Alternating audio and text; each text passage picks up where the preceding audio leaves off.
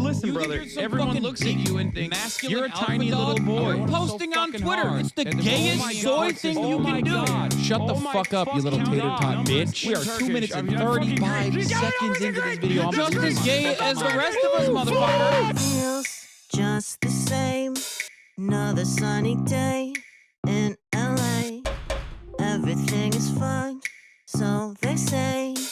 Wonder what the news is today. Cause I know that every day I'm at this fucking job. Hasan is streaming. Watch him on the cloud.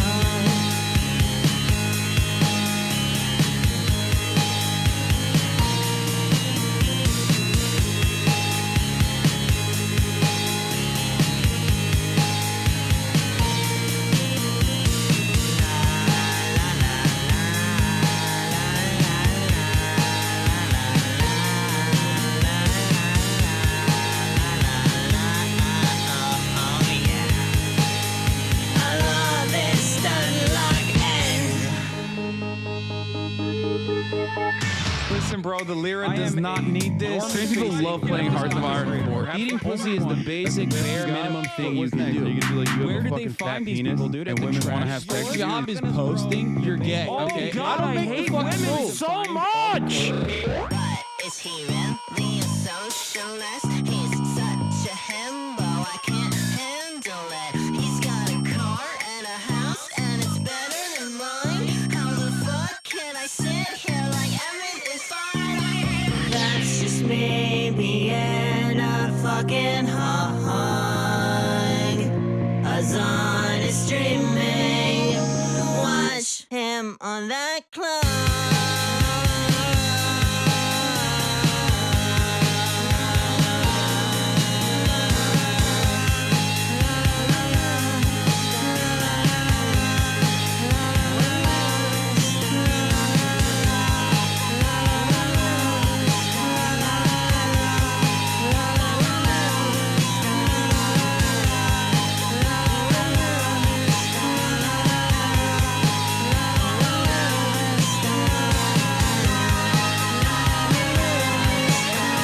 What's going on, everybody? I hope everyone's having a fantastic evening, afternoon, pre-noon, no matter where you are in the world. I'm Hassan Piker, and this house on our broadcast coming to you live from sunny California, Los Angeles. Folks, we're live and alive, and I hope all the boys, all the girls, and all the enemies are having a fantastic one. Because today's a beautiful day. Today's a wonderful day. Today is Sunday special SNL News Day. Just kidding. It's not News Day. It's Sunday Fun Day. You already know, ladies and gentlemen. We're back. We're live. We are alive. We fucking did in a video game. Whatever, all right. Hypothetically, politically. We fucking did. That's right. We're doing a lot of community stuff today because it's Sunday, baby. It's 10. It's 11:10.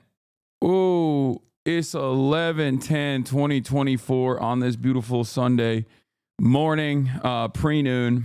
I'm Hassan Piker, and I hope everyone's having a fantastic one.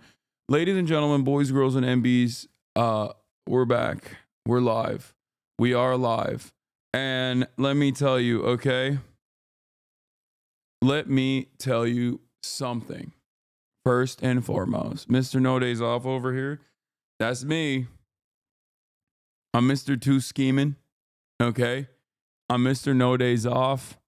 I'm Mr. Losing his voice a little bit. And also, I am Mr. Violator on the court. Like, that's what they call me. You know?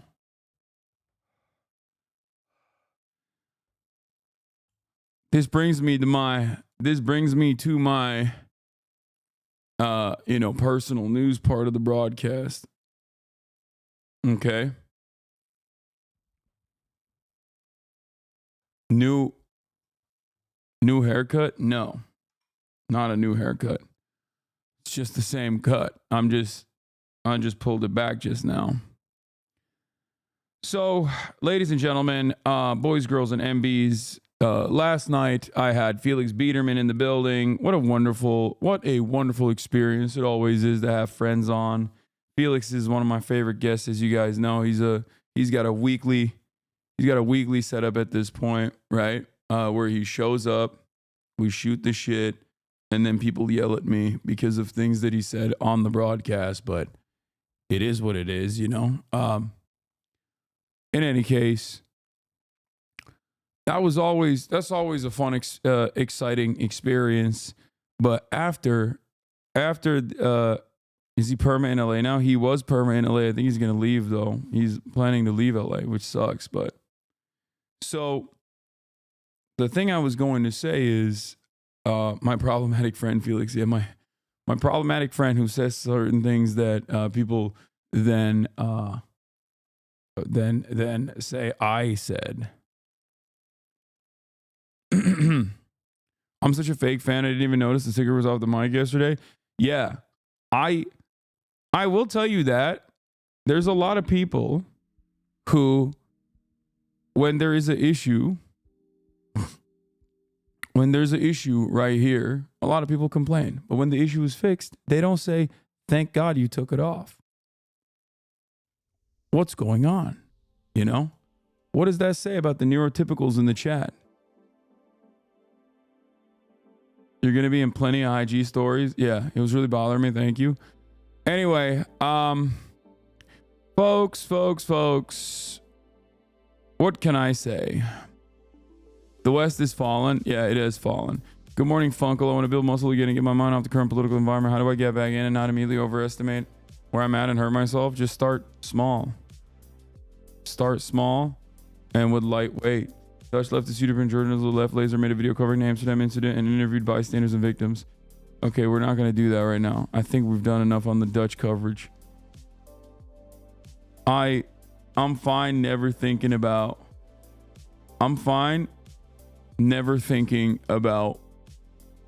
Amsterdam ever again. Yeah, I'm featured in Newsweek. I'm featured in WAPO. You already fucking know, baby.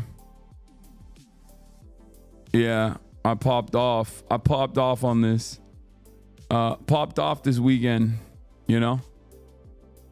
I'm all over the goddamn map. Newsweek one is a direct article too. Hasan Piker and Kamala Harris lost. You can't podcast your way out of this. We'll cover all of those. So, hey, come on. The Netherlands is worth thinking about sometimes. Okay. First of all, the Netherlands are amazing. And I love the Netherlands. Amsterdam is one of my favorite European cities.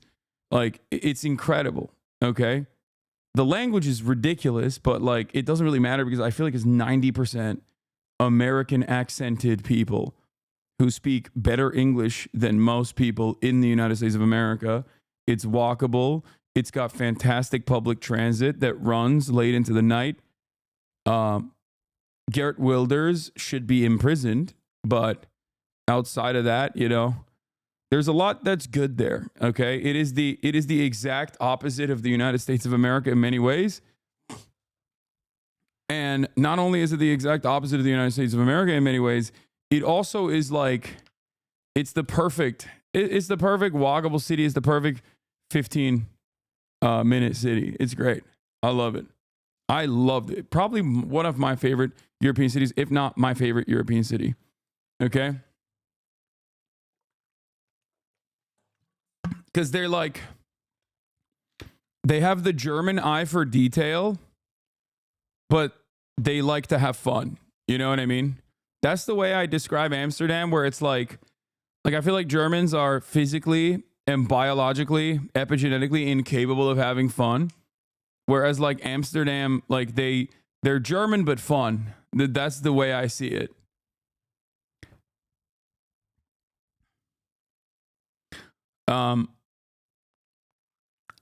Anyway, where was I? So personal news wise, last night I ended the broadcast after Felix and I did like 9 hours together.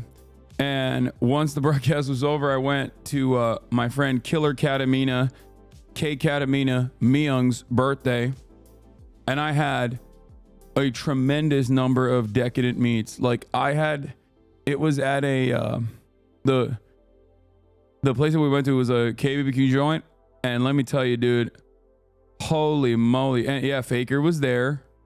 That's right. Shouts out to Faker. Don't really know much about him. He's definitely a quiet guy. That was interesting. Like, he was a real quiet guy. But not only was he a quiet guy, he also was like telling everyone else to be quiet as well while he was at dinner, which I thought was strange. Like, I didn't fully understand why he was doing that. Like, it is interesting. Like, I mean, he's a cool dude. Definitely like slimmer than I expected.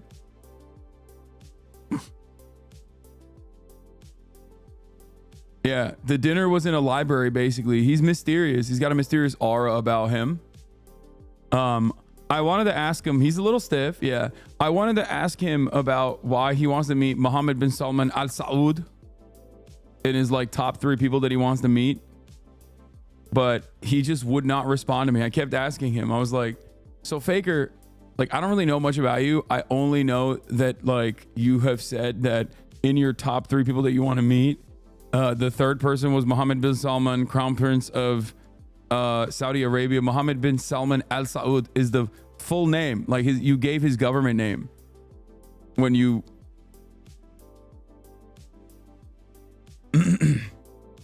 I think it was Mogany, bro.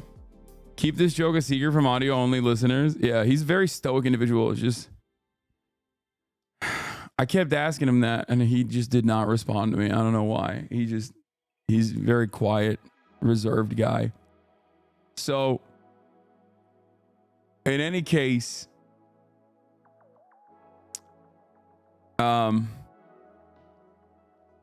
he just kept holding frame. So yeah, I had a shit ton of meats last night. It was awesome. It was incredible. And then I passed the fuck out, woke up early, took this little lady who was passed the fuck out behind me. Look at her. Look at how passed out she is right now. Took little lady out to the park and I played some ball. With a bunch of HasanAbi heads at this point. Sunday balls like turned into HasanAbi heads. It's like there's a Pinoy league, Pinoy gang, Swagger Pinoy league. I played full court. First time ever, for the first time in my life in a game of pickup basketball. Okay, the Swagapinos don't fuck around. Okay, let me tell you something. They play zone. They play zone defense. But it's funny because they refuse to communicate with me in English. So they're telling like areas of coverage. They're shouting like in zone. You have to communicate, right? So they're saying it in Tagalog and I'm just trying to pick up on what they're saying. Okay. And it's just like, it was pretty funny. Like, I'm just like, what do you, where am I going? Like you got to tell me, where, like, tell me where my area of coverage needs to be. But, they play hardcore, dude. They go crazy. They don't fuck around. Like, they are super serious. Like, even the old guys, right? Even the old guys in the Filipino league, like, there's a couple like old big guys. Okay. And like, they're always in the right spot. They have an economy of movement where they know how to like move their body in the appropriate way. Like, they take this shit seriously. Filipinos can ball though. We just lack height. Yeah.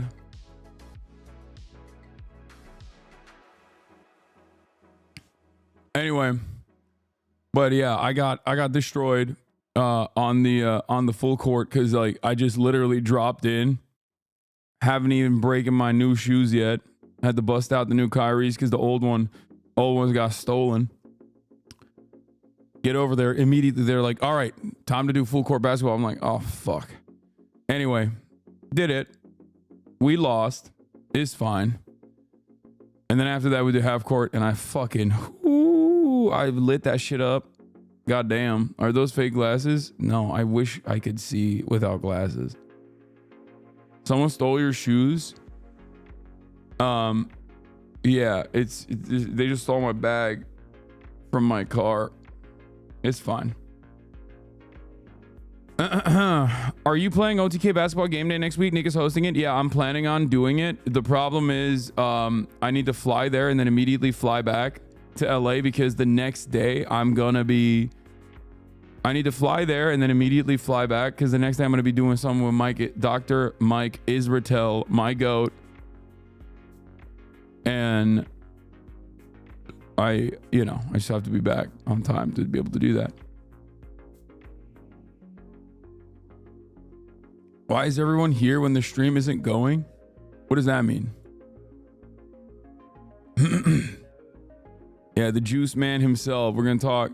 Dr. Mike Israel and I. Here's another titty pic.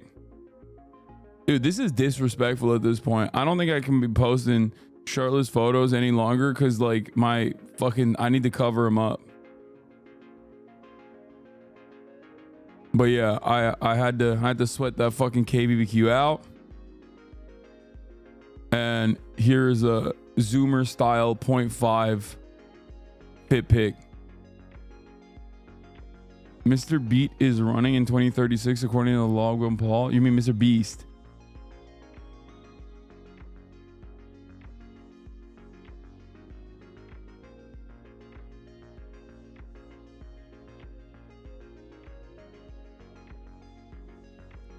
Fitness question. Do you do cardio every day, even on lift days? No, I don't do cardio on lift days. Do Zoomers take mirror selfies? I thought that was a boomer thing. Maybe they don't. I don't know. Silent Gen style photo. I think you need to see this. Hasan won't post or talk about any of my many totally not imagined criticisms I found on Reddit. He's too busy posting pictures on his online looking yummy and not even showing total hog. Total socialist tanky behavior. When will Twitch ban? Part 37. Okay, you had me on the first half. I'm not gonna lie. I was like, there, what did he do now? Like what did I do now? Rather, not he. What did I do now?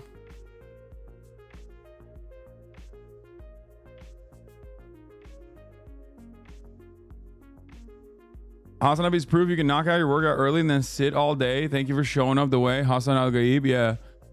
Yeah, I mean, you can do it. For real, show hog. I'm not showing hog, man.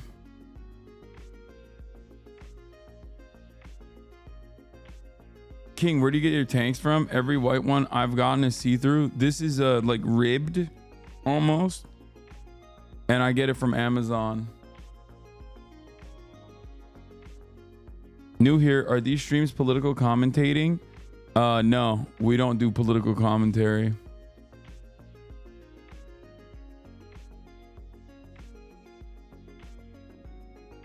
$5 a.m. cardio enjoyers? Okay, chill out. I'm not one of those guys, okay? And I don't think I will be one of those guys ever. I don't think I'll ever be one of those guys because honestly, those guys freak me the fuck out, okay? I'm not like a 5 a.m. runner type guy, all right? That's not happening.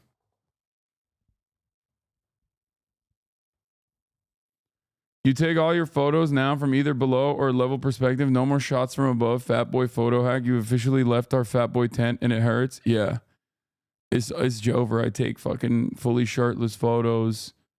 Will you address what happened to your TAPS episode? Brother, why are you asking me that?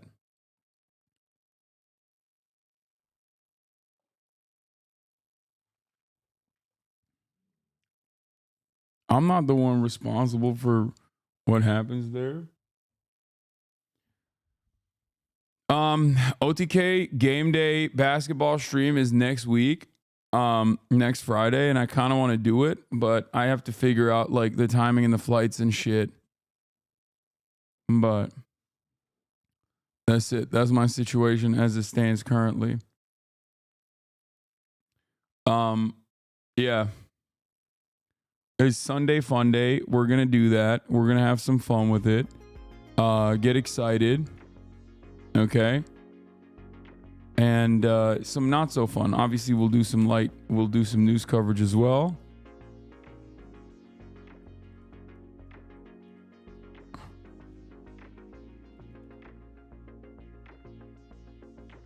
Trump wins Arizona. SNL Sunday with Bill Burr.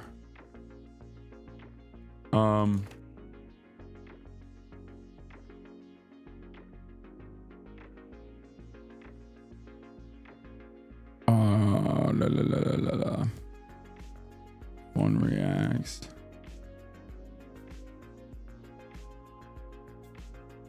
Okay. Waking up to the death of neo-liberalism. Light coverage equals 5 hours. Yeah, well, I've been doing 10 hours of full straight coverage. Bill Burr was a letdown. That's what I've heard.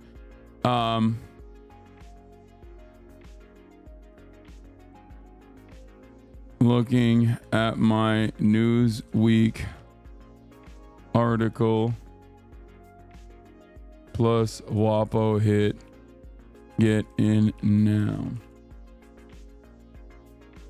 Black Ops campaign when? Dude, you know I used to always play the Black Ops campaign, but like lately I feel like it's been kind of ass, no? Like it didn't even, I didn't even hear about what the campaign looked like. Hasan, people are still doing Hasan. No, don't ban them. I'm unbanning them. Anyway, does anyone have a blast off meme or what?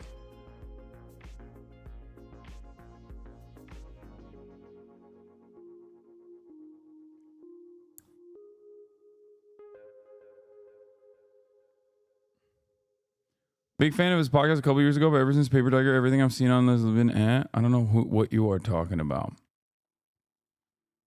What is this? Bro sent me a Blue Sky link. That's crazy. I didn't even know it was like that. I didn't know we've officially hit that. Like, are we ready for that?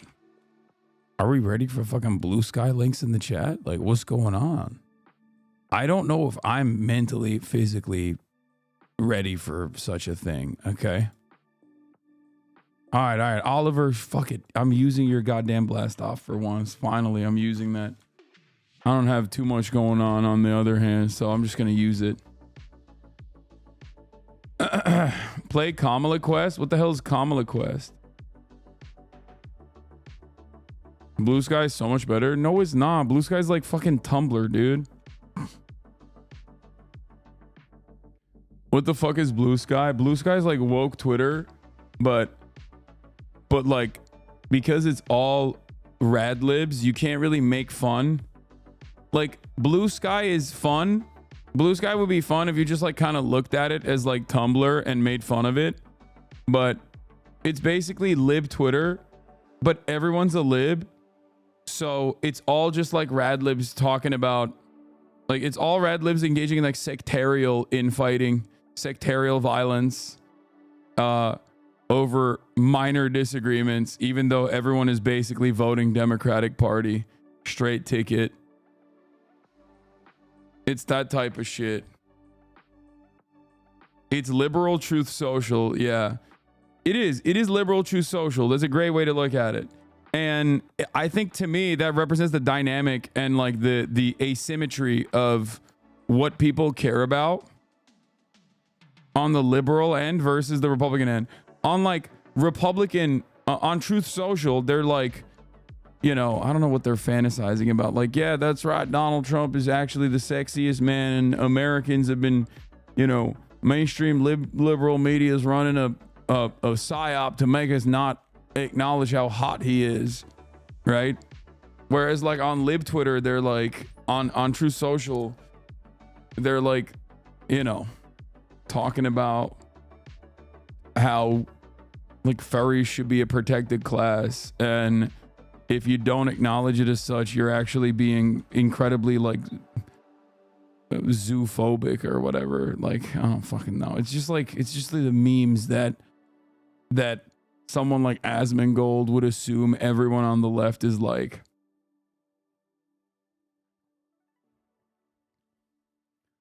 Literally, no one has said that. I'm just making shit up. I don't know. Hasan loves sitting on a dead site. What the fuck are you actually talking about, Lamau? No, this site is dead. It is. But I'm fighting till the last moment, you know? How Elon Musk broke Twitter and helped elect Donald Trump. Yeah, I will be watching this. I heard this. I heard this is kind of a banger.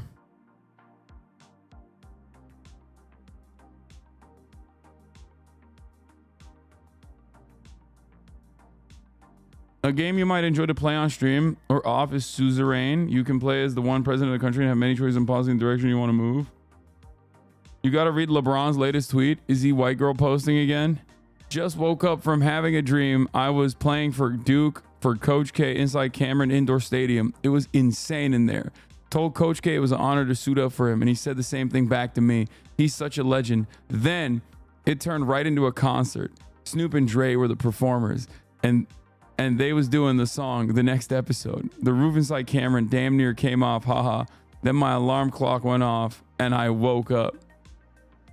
Bro's lying? No, he's not.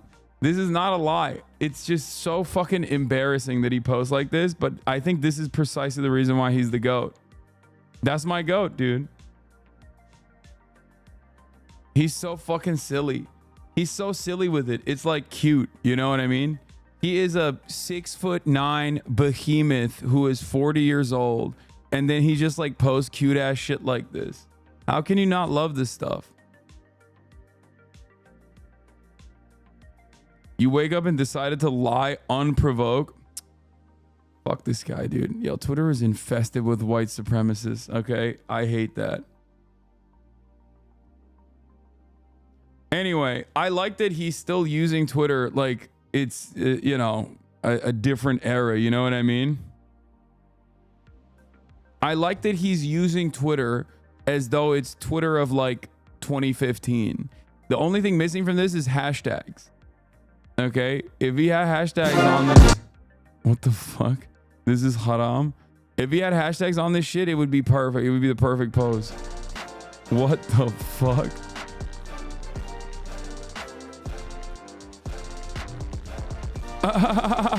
What is this? This is the craziest post I've ever seen, dude. What the fuck? Trauma response. Yo, y'all are wilding out. Oh, I gotta repost that. That one is fire.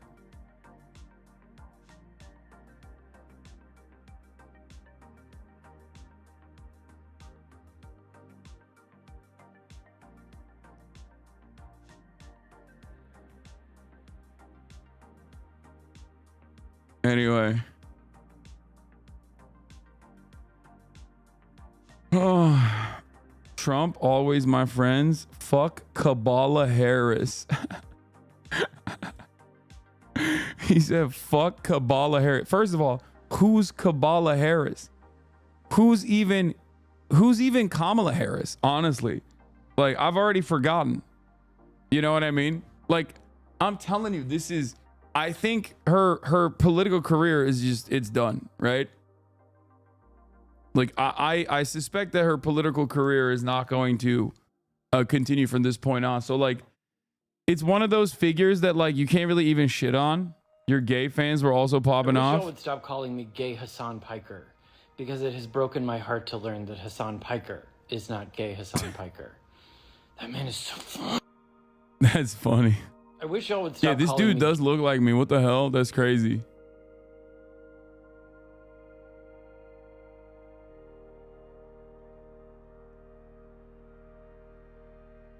We said that about Killary. Yeah, ATL agrees with me, dude. This is like, it's over. Factually true, but needs context. According to the original artist, this spot on the wall is always used for temporary commissions and it would have been removed no matter the results. The murals are meant to be only temporary advertisement, not last a lifetime.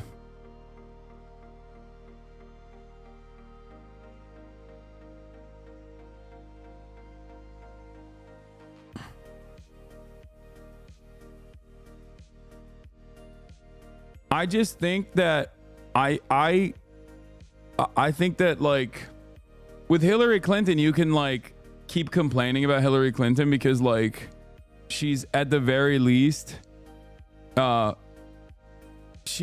Clinton is at least like, you know, a very famous political figure that had a massive impact in the Democratic Party. Like the Clinton family had a ginormous impact, an outsized impact, dare I say, in the Democratic Party. Like there are coalitions, like she has fedayeen within the Democratic Party, like Debbie Wasserman Schultz and people like that. Whereas like the party I would even break down as like the Obama party, like there's an Obama coalition, the Pod Johns and the like, and then there is the Clinton heads, right? Whereas, and then there's like some Pelosi heads as well.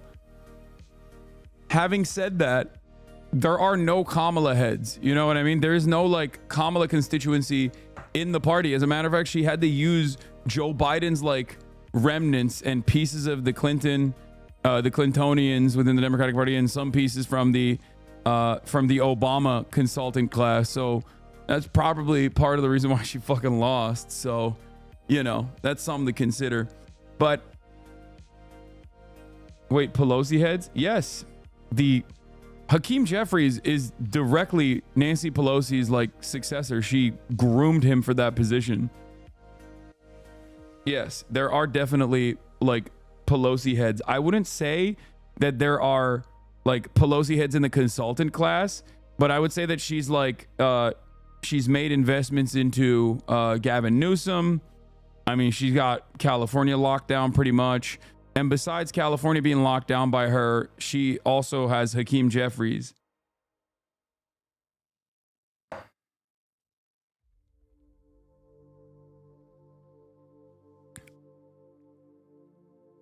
Ohio voters reject issue 1, leaving politicians in control over map making process.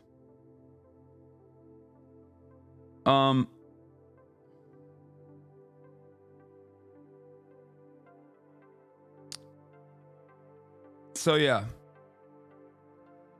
Kamala is a Pelosi disciple, to be honest? No. No, she's not.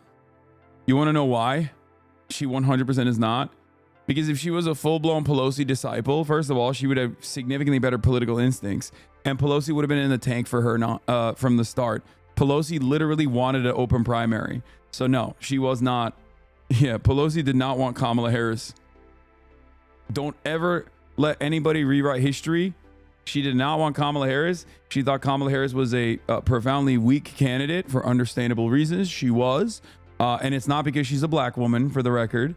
That is not the reason at all. Before we, you know, let's just fucking shut that shit down instantly, because I think that's like unnecessarily a like weird thing to say over and over again, which then creates that the idea that the only way that you can win elections is if you run a white man, and I don't agree with that. Okay. Any chance Sotomayor resigns and lets Biden replace before the end of his term? I just saw a fucking post about this. She's not retiring. Justice Sonia Sotomayor has no plans to retire, resisting liberal calls to quit ahead of the Trump presidency. She's not. But the problem with Sotomayor retiring now would be that like the Republicans would probably not let it happen anyway. The Economist agreed with you about this in their article today. What?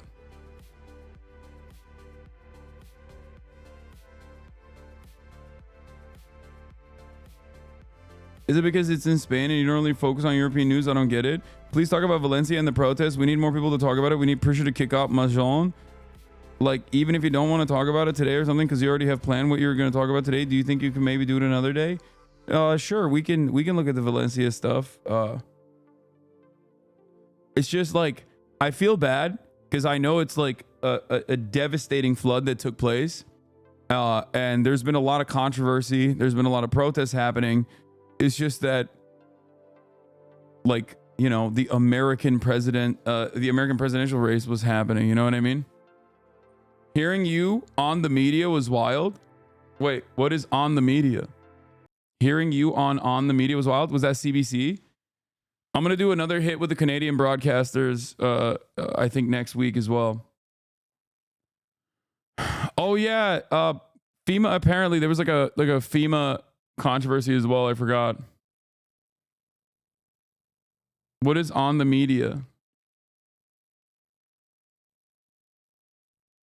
I was on the media. I did not see that. Send it to me. But yeah, let's get started with this. Hasan Piker on Kamala Harris's loss. You can't podcast your way out of this. A lot of these guys are right adjacent, maybe. They organically found themselves in this space. And I think the Republican Party took advantage of that very well. That same ecosystem doesn't exist on the left. It's not necessarily flooding the market with like a bunch of liberals. Like, oh, if we had like 8 more Pod Save Americas that kind of look like me, for example, like more bro-y, right? Then that would be fine. It's like, no, you can't podcast your way out of this problem. There was a list that looked at who had the top like election night coverage, who had the most views. And that list was populated exclusively by right-wingers except for me. So I'm out there. I'm here. But obviously, I'm not directly aligned with the top of the ticket or with many of the establishment Democrats and their attitude towards consistently and stubbornly defending third-way neoliberalism. There is a divide here that does not exist within the Republican base of support that will develop a relatively conservative audience. So I think this is an issue that has to be solved top-down. I think first, it's not about like 10 more podcasters or 20 more liberal podcasters. I think it's more so about the Democratic Party looking within and doing the correct autopsy after this 2016 style defeat. I think not addressing the economic hardships that people were experiencing with direct policy prescriptions in a way that separated yourself from Joe Biden was probably the #1 problem. The Aiden Ross. Democrats have been doing some deep soul searching and plenty of finger pointing in the wake of Vice President Kamala Harris's decisive election loss. Some liberals suggested that the key takeaway from the 2024 election is to build the left's version of Joe Rogan. There were several things that contributed to Donald Trump's massive victory among young men, but none were discussed with as much fury and fervor as the appearance on the podcast live streams hosted by Rogan, Theo Von, Aiden Ross, and the Nelk Boys. On the left,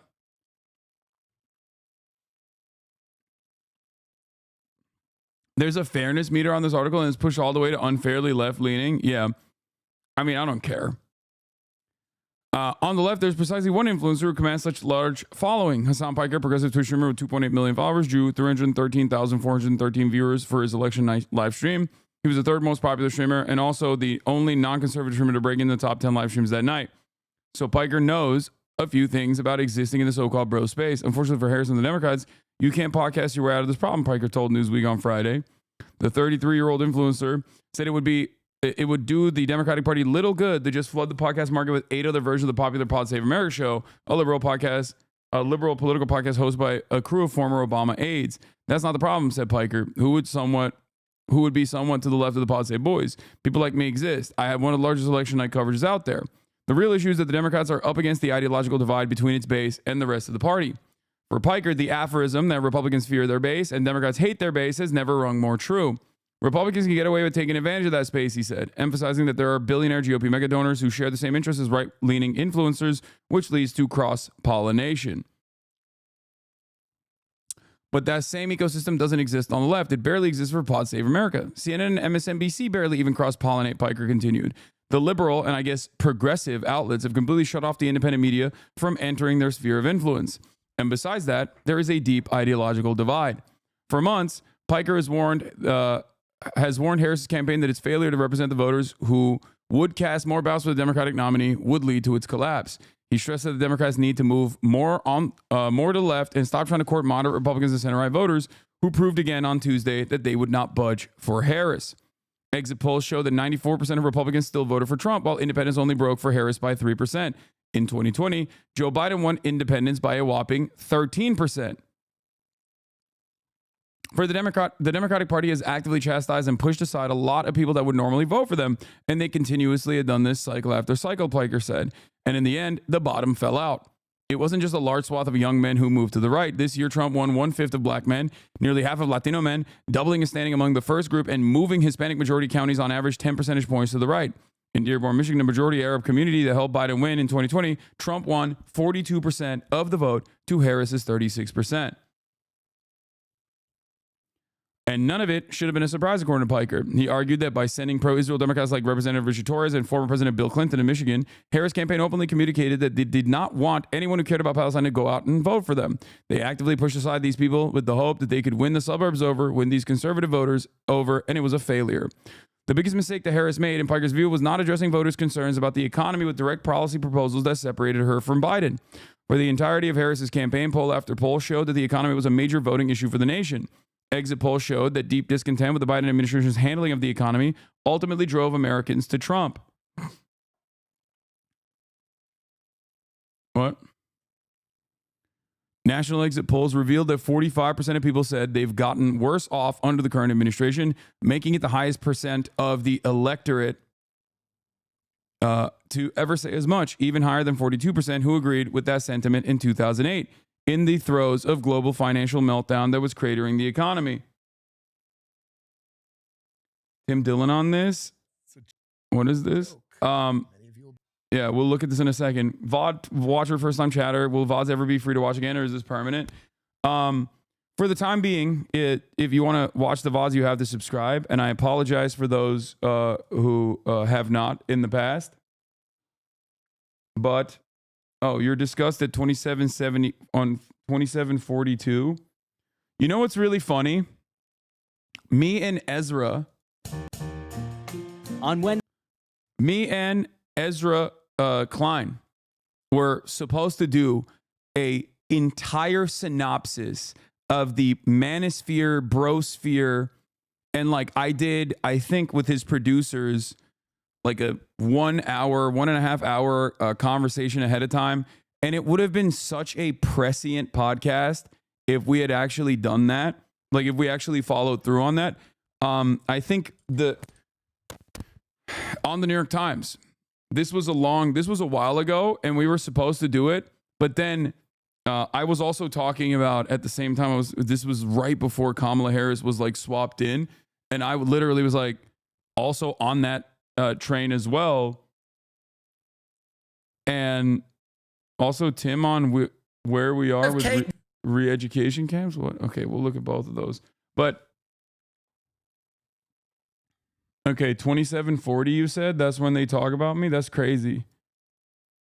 Well, I'll play this in a little bit. I wish we had done that. I wish we had done that convo because I think that would have been really good for both of us, like overall, like a really good assessment way ahead of time. Maybe it could have even reached out to some people that would have benefited from hearing this ahead of time, you know?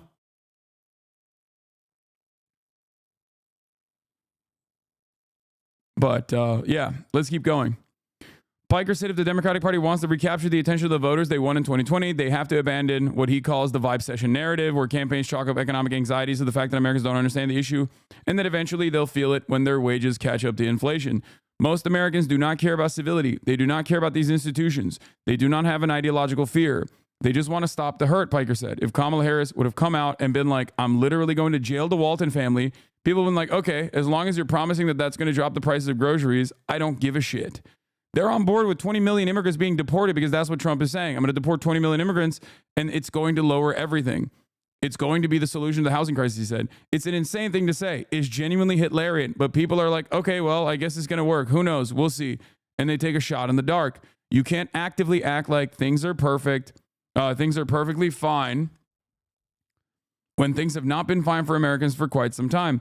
Asked about early data that shows more than 90% of counties shifting for Donald Trump, suggesting that Democrats' late pivot towards moderation may not have been the problem, Piker isn't convinced that it's because Americans love Republican policies. He believes a Democratic candidate who can deliver Senator Bernie Sanders' economic populist message earnestly could yield enormous results in a general election. He argues that there are many low and mid-propensity voters who don't always show up in the primaries, but could catapult the Democratic Party to major success if activated, much as the GOP has experienced its version on the right. Piker used Missouri as an example. A deep red state, Missouri went to Trump with over 58% support and reelected Senator Josh Hawley, a populist Republican, with more than 55% support. And yet, the state voted in favor of 2 progressive ballot measures. On Tuesday, Missouri voted not only to create a constitutional right to abortion, but also to raise minimum wage and require paid sick leave. And again, Piker said it was Harris's loyalty to Biden that prevented her from tapping into the politics at play. Liberal polities that are not attached to a Democratic politician are fantastic. They're so popular all around the Rust Belt, all around the Midwest, in the Sun Belt, everywhere. People like progressive politics and progressive policies. They don't like the Democratic Party, and they especially did not like Biden. They rejected Biden tremendously, and they also rejected Kamala Harris partially because she had a very short window of opportunity, and she used that short window of opportunity to rush towards Biden. This is off the fucking... I like that... I'm going to say fair.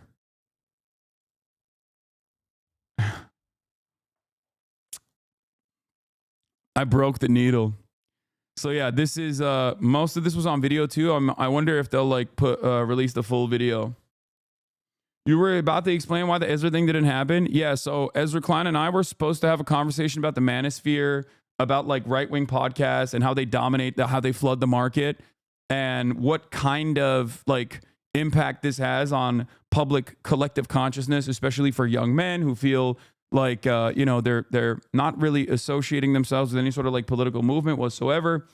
And the reason why we never actually did it was because even after I did like a whole thing with his producers, gave him information on background, just to like point them in certain directions of research, we never ended up doing the podcast because Kamala Harris became the candidate.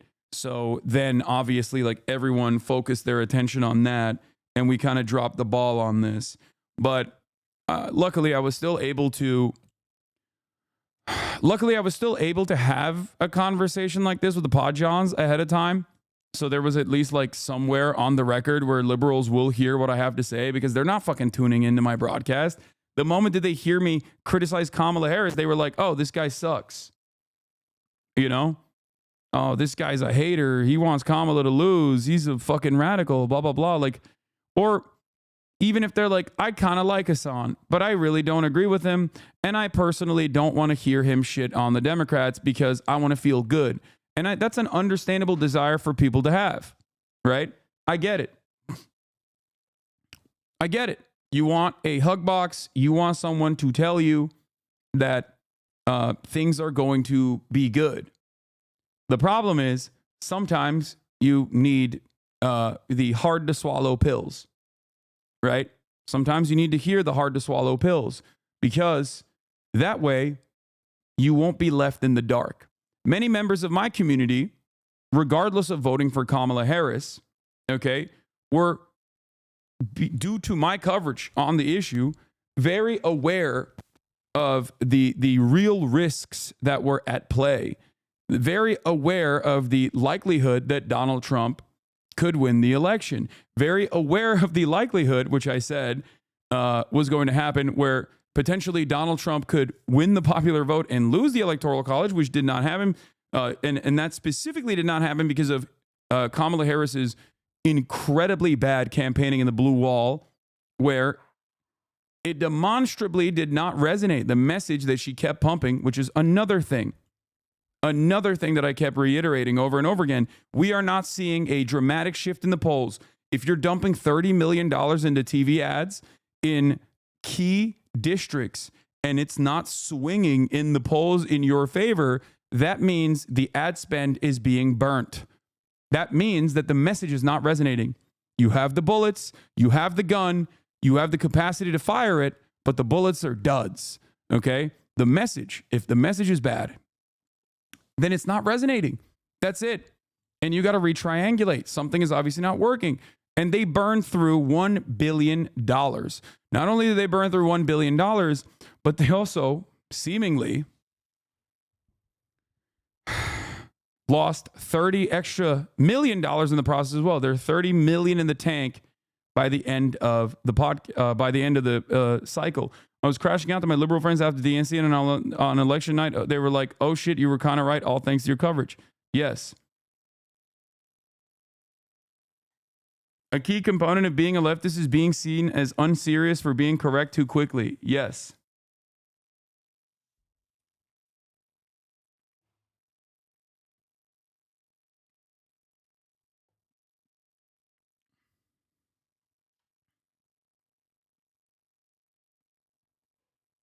It is very interesting to see.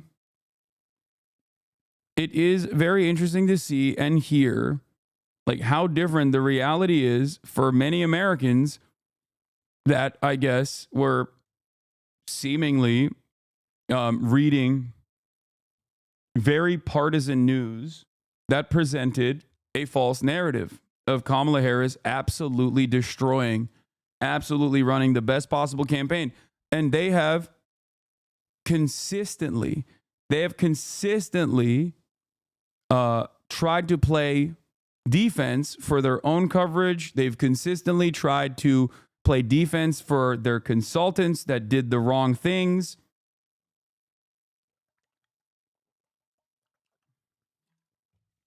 Do you have any different opinions about the polls after this election since it seems 98.9 were wrong? Wait, what?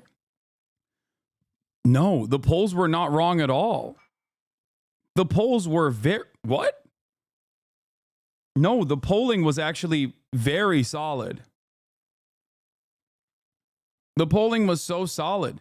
If anything, I was wrong for thinking that the pollsters' readjustment, the Trump bump, which even the likes of Nate Cohn talked about, was not even there. It was just correct. If anything, they still underestimated Donald Trump to a certain degree. But yeah, no, the polls were incredibly correct. It was within the margin of error, or completely correct in many instances. The polls were correct. It was more so the assessment of the polls that was incorrect. With the exception of the Seltzer poll that was like dramatically bad, right? Which gave people a lot of hopium in the direction of the Harris party, in the direction of the Democratic Party. Most polls were right on the fucking money.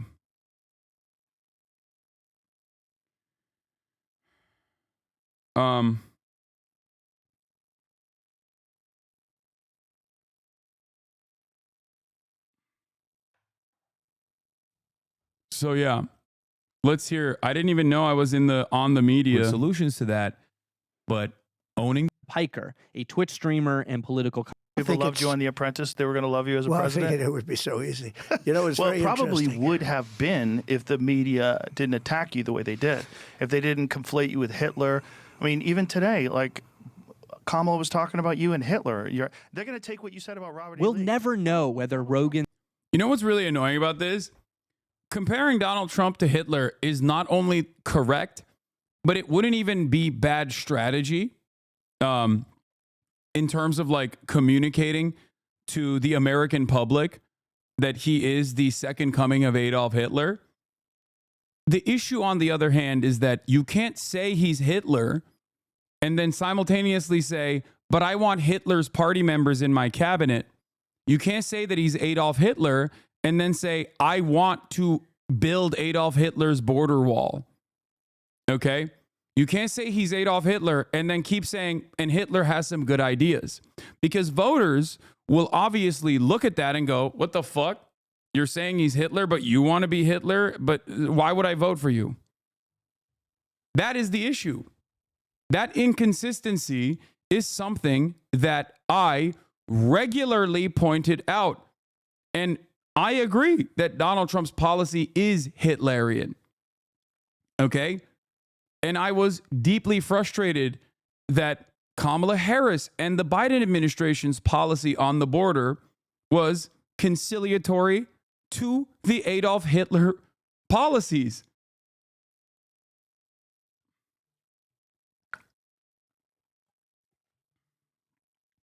And not only that, but one other aspect of the Hitlerian comparisons is that if the out-of-touch Democrats, right, because that's the way people see the Democrats. They see them as like liberal elites. They're out of touch. They only care about like gay stuff or whatever, right? it's not correct, but that's just the way people see the Democrats, because the Democrats don't run on left economic populism, right? If the out of touch liberal elites that are only seemingly caring about gay shit in the eyes of the public, which is not correct at all. The Democrats definitely don't care about gay shit either. Okay. Trust me. And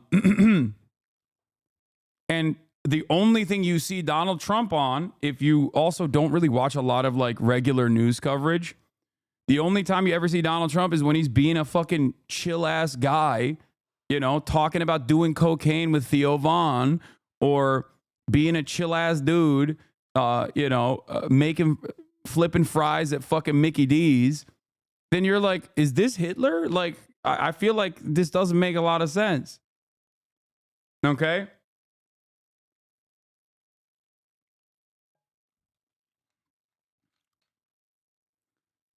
That Theo Vaughn appearance broke me, dude. That's when I was like, because the Aiden Ross one sucked, and it didn't do a lot for him in terms of positive media coverage, in my opinion. But when I saw the Theo Vaughn interview, I was like, oh no. You remember, like, we literally watched it together on stream, and I was like, oh my God, he is so personable in this. He is so human in this. He is so chill in this. This is not good. And it wasn't just Theo Vaughn. I think, like, Impulsive, Theo Vaughn, the Andrew Schultz podcast, all these fucking podcasts back to back, Nelk Boys, all this shit, like, it fucking humanized him and made him look like a chill ass dude. Sometimes that seemingly chill ass dude is Adolf Hitler. Okay? The second coming. This is one of those times.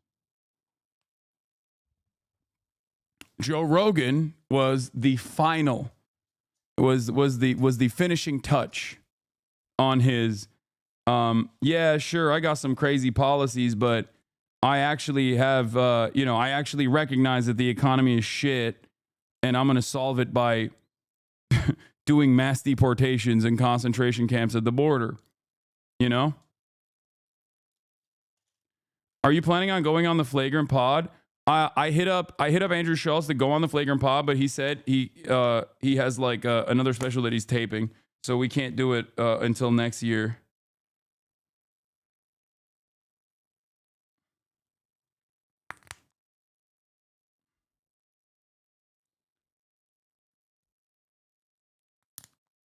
Weren't you on it already once? Yeah, I was. Why would you work with Schultz? Why wouldn't I? Why the fuck would you go on there? Because I'm a right-winger, baby. Because I'm a right-winger, baby. That's right. Oh, yeah, because I'm doing a fucking right-wing pivot, dog. That's what it is. And certainly not good that I would, be reaching out to a broad audience of somewhat apolitical right-wing people in a normal manner. Hey, guys, I love that many of you talk about how, where is our Joe Rogan? Where is our Joe Rogan of the left? Where is our Joe Rogan of the left? And then your fucking worst, annoying leftist instincts kick in like that. You literally will be like, we need a Joe Rogan of the left. And then he has to straight up never talk to a person that has even remotely triggered me, okay? And I am triggered by everything. So trust me, you cannot go on a single other podcast. You have to literally sit here and only do this stream. You can only talk to Maoists. We get it. You're going on his podcast for money. Classic LA socialist move. Hell yeah, baby. I don't think the podcast made the difference, though. Relax. You really think the podcast made the difference, though? I mean, Biden really fucked up her chances of her campaign as well. Yes, no, Biden is like the top priority here for sure. I think Biden fucked his own chances up. Like, aside from being like old as shit, like, one of the things that I said, even if I put my Democratic Party consultant hat on, one of the major L's, in my opinion, for the Democratic Party consistently has always been that they don't even fucking like openly communicate what they've done for the people. It's pathetic. It's stupid, right? It's so dumb. It's so fucking dumb. Why are you not consistently talking about all the fucking money that you're bringing to these different areas, okay? Opening up new manufacturing facilities, shit like that is so stupid. Don't be afraid. Don't be afraid to say like, no, the government does work sometimes, okay?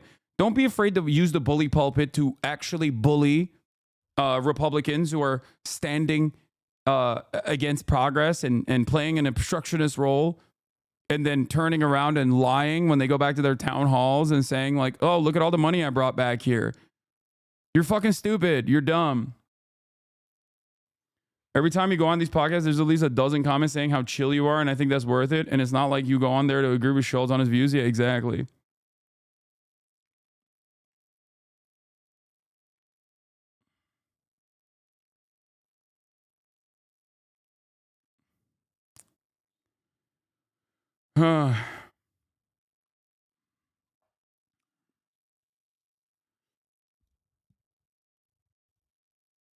Yeah. A lot of people have.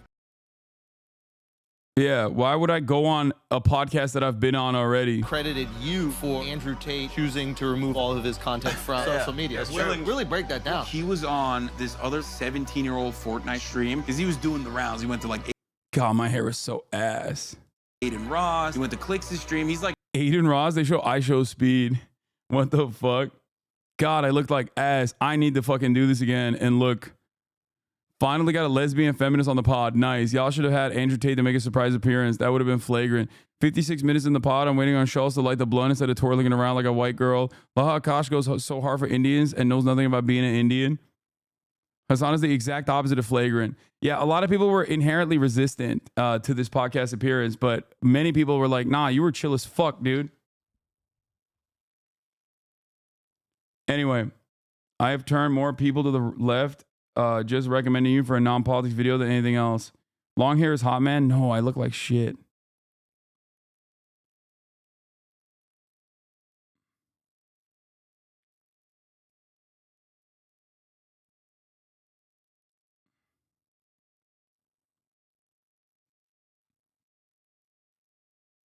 The left needs more pockets of influence to combat the Joe Rogans and the Andrew Tates of the world. This is why that won't work. Drop It is a very left-leaning company in both actions and policy. They supported the writer's strike and their crew is still masking on set. And they previously donated to help Palestinians. Recently had a guest star show, previously posted about the October 7th attack. And many years ago talked about his great-grandfather's involvement in Israeli colonialism. That's clearly not good. It was a bad judgment call, but was arguably blown out of proportion by a loud minority of fans on Twitter and Tumblr. Yeah, there's also this issue too. I don't know what Dropout is, but like, there's also the issue of like, people very clearly on like the left does have a tendency to fucking eat itself, even though we have no fucking power whatsoever, which is why I never let that shit happen. You know, that's why I think that's one thing that a lot of people present me as like a humorless scold, but it's ironic that like I spend a good deal of time culling this fucking community when they behave like humorless scolds, right? Like, there's a reason. It's just gross. It's not a good way to put your best foot forward. Like, if you're trying to present a fun narrative, a fun message, if you're trying to get people on board, if you're trying to build like a coalition and you know, say a whole bunch of like annoying things, you're like, well, this, like, I'm not going to examine where this person is coming from, what their worldview is, and how they arrived at this conclusion. And I'm going to assume that every single person with a different perspective than myself is like intrinsically evil, ontologically evil even. Then, yeah, you're not a serious person. You're never going to be able to fucking reach a broad audience. It's just not going to happen, which is hilarious because like I literally don't do that. And yet all my fucking naysayers constantly say I do that all the time.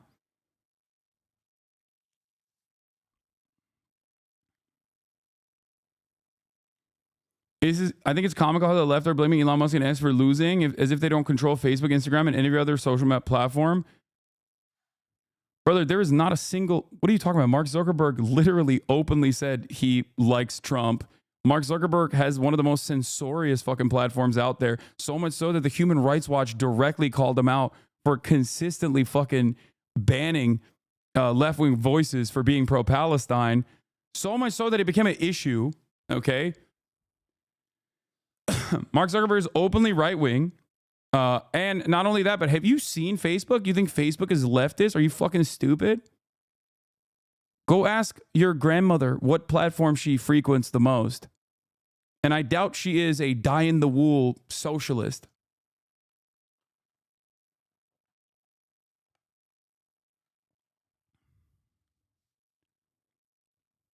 Oh, you're saying that the right controls Facebook, Instagram, and every other social media platform. Is that what you're saying? Like, are we in agreement? Because Facebook, Instagram, like Meta is entirely captured and has always been very right wing. They straight up cry-bullied. They straight up cry-bullied themselves. I remember this because this was a big deal. This was a big ordeal. This was a big debate. Okay.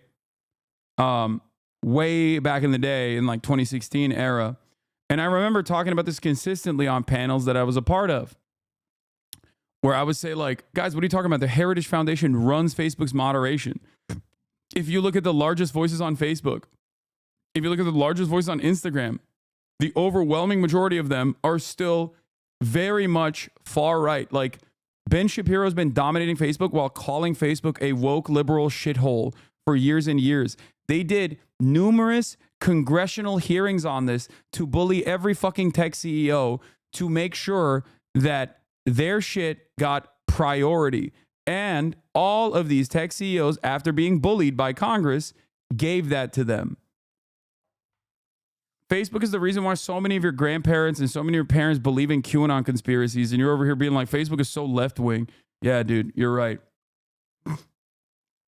Damn, Bongino does LeBron numbers on Facebook. Yeah. Yeah, billionaire-owned social media platforms are left. This is a hilarious fucking take. Maybe you could say that for TikTok, but TikTok has right-wing radicalization. It has left-wing radicalization. They just have no moderation whatsoever. It's crazy. I don't think I've seen more out in the open racism than Facebook. Yeah. Here. My mom's boyfriend is liberal and he watches Ben Shapiro on Facebook. It's insane, lol. That's hilarious. All right, let's hear what the on the media had to say about me. His endorsement moved the needle on Tuesday. Whether Kamala Harris's appearance would have made any difference. But all the spilled ink about it this week says a lot about where it feels like political influence is headed. I hope that this is the last Democratic nominee who says no to Joe Rogan. Like, even if you have to go to the studio. I would go further than that, Ryan. Yeah. You need your own Joe Rogan is the bigger point. That's the bigger problem. One of the closest analogs to a left-wing Joe Rogan is 33-year-old Hasan Piker, a Twitch streamer and political commentator. He's big and burly, fluent in memes and gaming culture. He gets the internet. But as a socialist, he's likely seen as too radical to be embraced by mainstream Democrats in the way that Republicans have harnessed their right-wing influencers. Yeah, the difference is their right-wing influencers, some of which are radical, are directly inside of the party, right? Because the Republican Party is not at odds with like Matt Walsh, right? They will go on his show, regardless of how insane he might be. I mean, Donald Trump went on Alex Jones in 2016, guys. Never forget that, okay? I certainly didn't. He went on Alex Jones. If there is an opportunity where he will draw turnout, if there is a vein he can tap, he will tap it, okay? I watched Hasan Piker deliver the results on election night with some 200,000 concurrent viewers.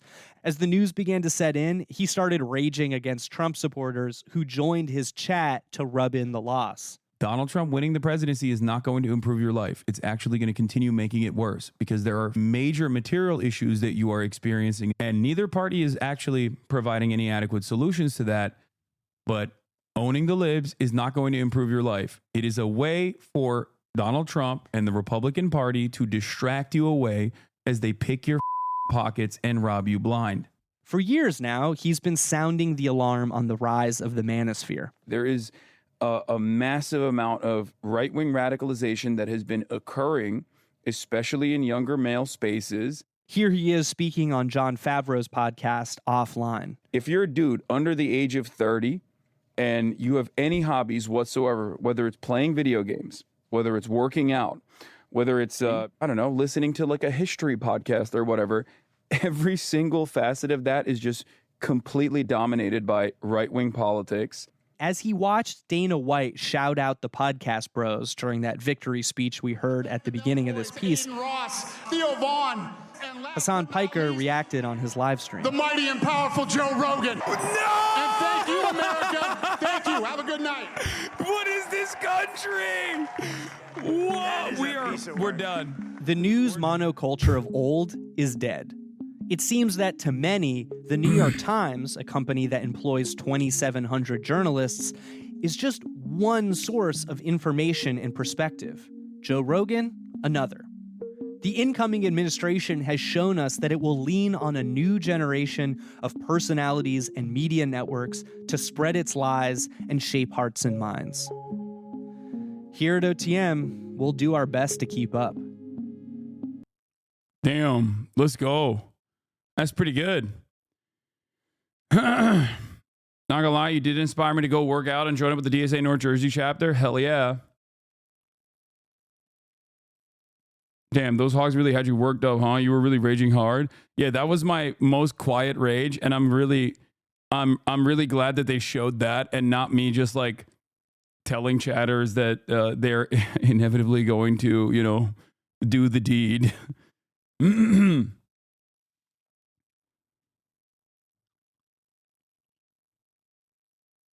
I have a crazy right wing shut-in uncle who has his guys he listens to daily, like Alex Jones. When I try to explain what you do, she's a hyper lib, just assumes you're a guy on the extreme other side without giving it a chance. Crossing that bridge is going to be hard. I mean, yeah.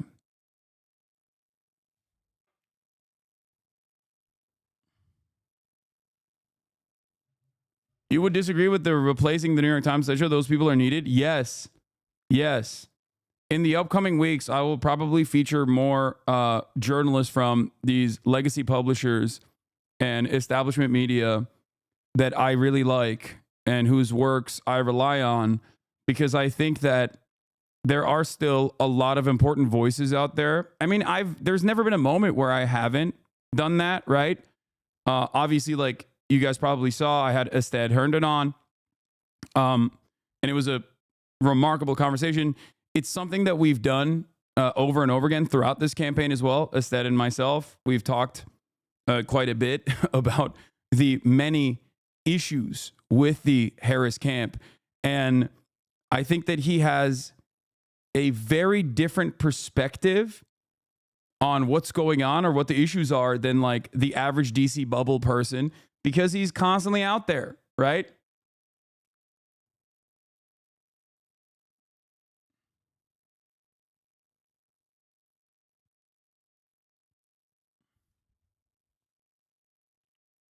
Can you get Jamel Bowie? I have had Jamel Bowie on this stream before. Way back in the day. You should do a concert in which you lip sync AI covers to yourself. Yeah, okay.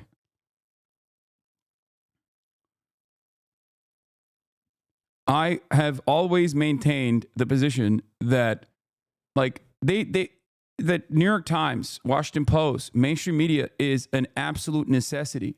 Okay? I trust, while still upholding a high standard for their coverage, I still trust mainstream sources. Okay?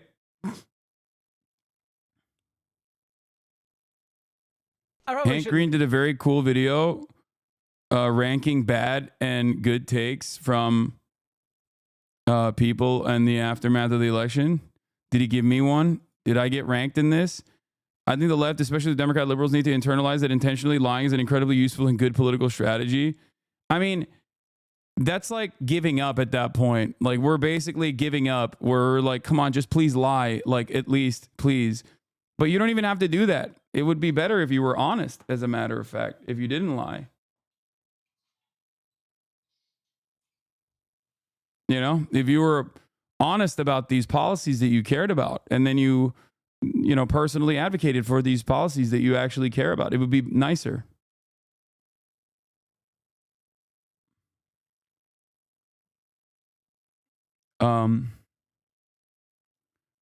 Anyway. Too bad the left is held to an infinitely higher standard than their right. It wouldn't work. Yes, it would. You just have to have charisma and be a little bit shameless. It would work. The problem is you have to be a populist, okay? And you have to also have that dog in you, okay? Bernie clearly did not have that dog in him. It was one of my major criticisms of Bernie Sanders, that he was far too conciliatory to power, and he would not fight back. He would not bite back, right? It was frustrating. He had good policies. He was, people loved him. People saw him as earnest, and he still, and they still read him as honest, right?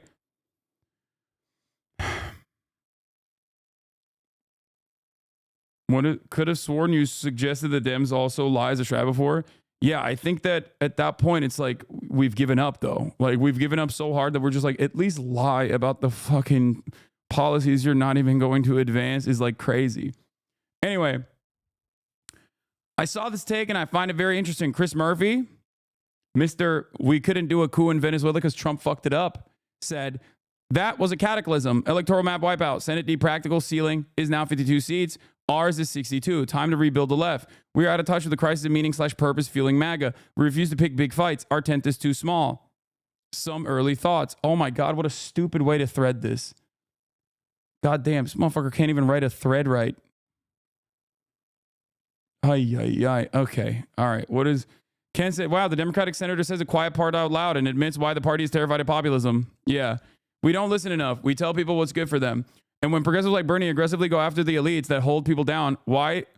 They are shunned as dangerous populists. Why? Because true economic populism is bad for our high income base. There you go. He admitted it. I am beginning to respect Chris Murphy again for being outwardly honest for some reason. He is always so honest. I don't know why. Like when he said, we wanted to do a coup and Donald Trump fucked it up. Chris Murphy, we tried to do a soft coup in Venezuela and Donald Trump wouldn't let us do it. Remember when he fucking openly tweeted that out? And I was like, why would you say that out loud? What is wrong with you? Strange guy. Yeah, you get back there. Please.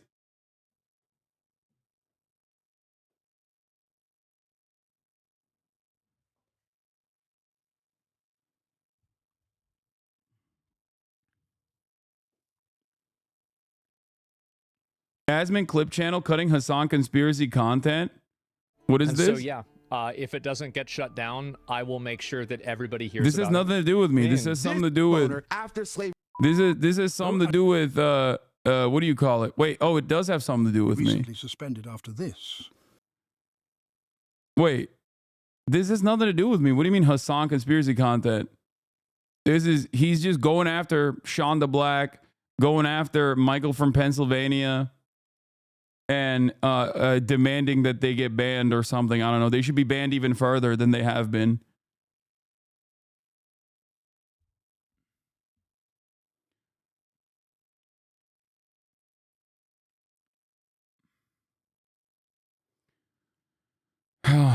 Anyway, let's read the freaking yeah, this is the tweet.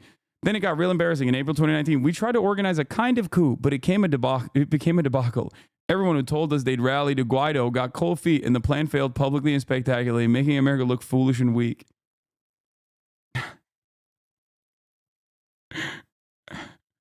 Why would you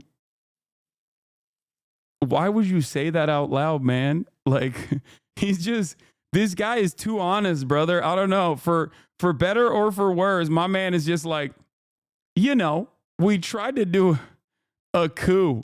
That's crazy. There's going to be courses in the camps, in the re-education camp. Roseanne will be teaching a course. It will be exciting for many of you. Many of you, I understand, are upset, and I understand that. But imagine waking up in a camp and being taught a course by Roseanne or RFK or the Nelk Boys or Bryce Hall. You're going to be taught. You're going to learn. You're going to learn whether you like it or not. You will learn. You're going to learn. The milk that we have is poison. There's poison milk. And what we're going to do about the milk, we're going to have raw milk for the babies. I don't understand people resisting this. I do think... Obviously, I'm kidding, kind of.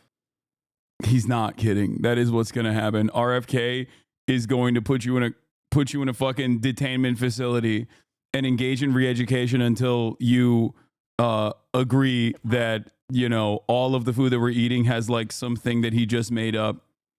What did I call it? Like microthalophaciolites or whatever. He's just going to come up with like new shit over and over again. He's going to be like, the eggs that you get from the local grocery store has microphallocytes. Everyone knows that the only egg you can have is going to be,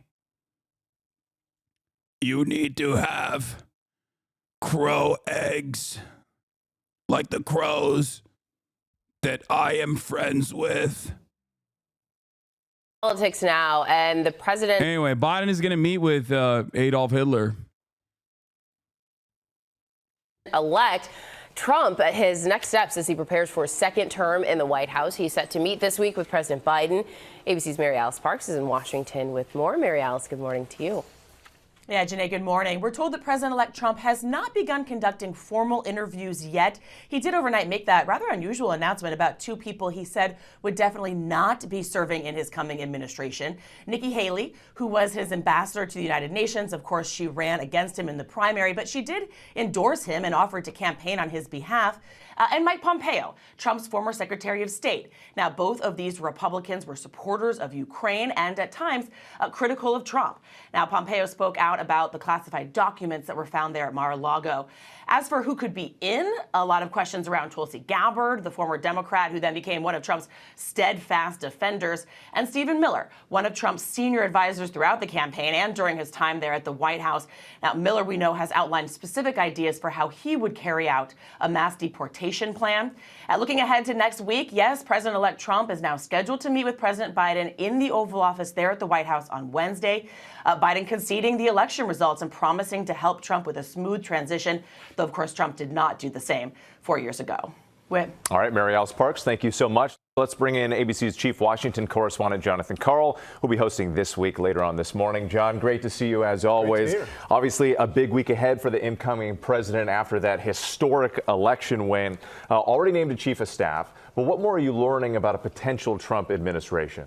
Look, first of all, Susie Wiles is one of those rare figures in Trump world that is pretty much respected by all sides. There's a lot of there's hope for some order with Susie Wiles, both taking the role as chief of staff, but also taking a key role in this transition. As for who is going to come in, there's a lot of push and pull from the various factions. Have you seen the new Onion Wiz? They watching your stream, I think. Yeah, I'm tapped in with Onion Boys. I already gave him props directly. They have a great team, man. They're great. Within Trump's kind of the MAGA universe, you've got those that want to go in a direction like Tucker Carlson, kind of a far right full remaking of the federal government, and those that want to make sure that Trump has a successful and maybe not as radical approach. There's big questions about whether or not this is going to be the unity that Trump has talked about, or that retribution campaign he talked about during the campaign. What about Elon Musk, the world's richest man, poured more than $100 million of his own money into the super PAC, into the campaign. What could we see his role turning out to be in an administration? Hey, look, I don't know if Elon Musk is literally going to be on the federal payroll. I mean, he doesn't need the money, first of all. But he is going to play a major role in this administration, whether it's on the outside or actually on the inside. You know, the talk during the campaign was he would run this Department of Government Efficiency and find a way to. He talked about he can get $2 trillion out of the federal budget. By the way, I don't know how you do that without touching things like Social Security. And he said it could be Medicare. painful before some of the benefits. Painful before things go out well. But it was so notable to me this week that he was actually on the phone call with President Zelensky. So that's not government efficiency. That's also taking a really critical foreign policy, national security direction. By the way, I heard that call from the Ukrainian side actually went very well. There's a lot of concerns about how much support Donald Trump will have for Ukraine, but people close to Zelensky's office have told me that call, from their perspective, went very well. So let's talk about the Democrats now. Obviously, a devastating result for them. What do we expect to see in terms? I can't begin to explain to you how unimaginably stupid it is to actually try and wipe out all income tax and then tune up or I guess tune up the economy in a way where the taxable revenue comes from tariffs, which is like a broad sales tax, like almost like a flat tax. It is going to be some nutty.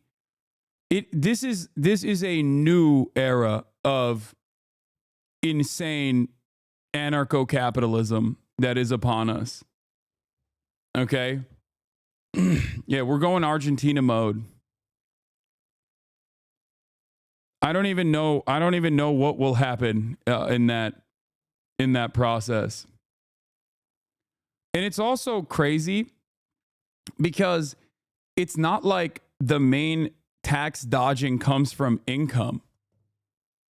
Like, most of the wealthy people already shelter themselves through many different loopholes where the income taxes aren't actually harming the top earners anyway. The top earners already, like, their effective tax rate is so minuscule in comparison to you, the average American, right?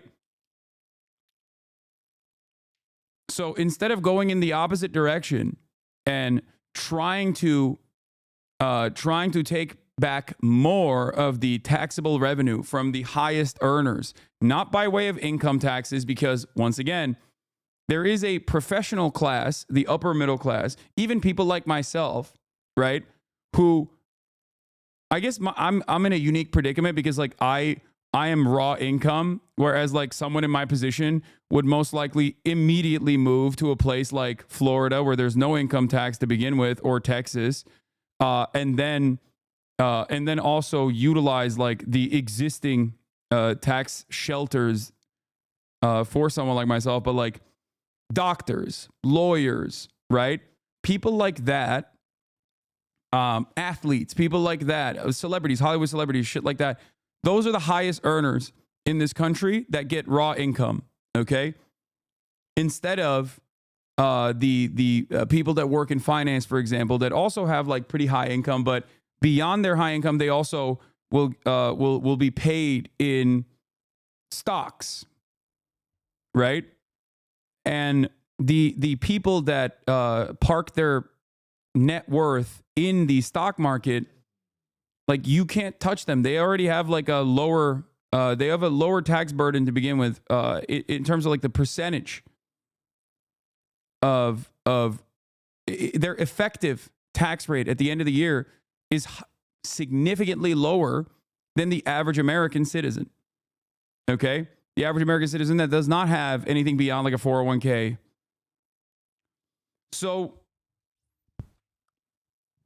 there are many different ways. There are many different ways where you could try and take, I guess, like, fill the coffers with the highest earners, like go after the highest earners, but that would require a tremendous amount of money from the IRS, like, because it's much harder. That would require some legislative changes, which will never happen. So turning around and basically wiping out all income tax across the board will be very helpful for a lot of the highest earners, right? In the short term. And it will make people in every tax bracket feel as though they are taking home more pay, right? Having said that, however, I don't know what kind of inflationary effect this will have. Okay? Son, can you please check your donation message and give me a response? Dude, just fucking write it in the chat. Just type it in the fucking chat. Ahmad literally said, just type your message in the chat. Yeah, like he's going to see it in the chat that fast. Just stop being annoying. I already saw it like fucking 10 minutes ago when you started chirping about it. Hi, Hasan. Are you going to cover the UAP hearings on the 13th? Please speak to that briefly. No. Okay? No. I'm not going to be covering the fucking UAP briefing. I read everything in the chat. Okay?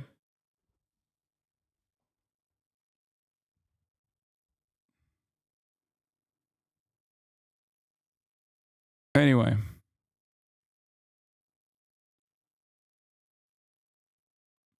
Baja blast my brains out. Thank you for the 10 gifted subs.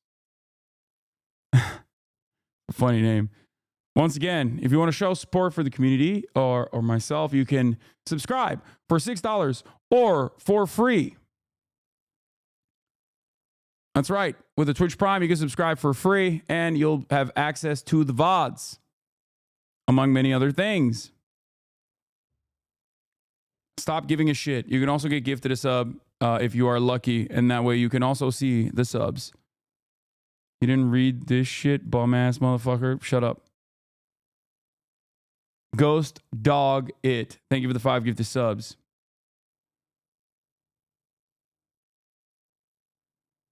I bet you won't read this appreciation post for all you do adverting a white cishet guy from falling into the red pill pipeline. Yeah. Was he seriously asking about fucking aliens? Yes, he was. Anyway.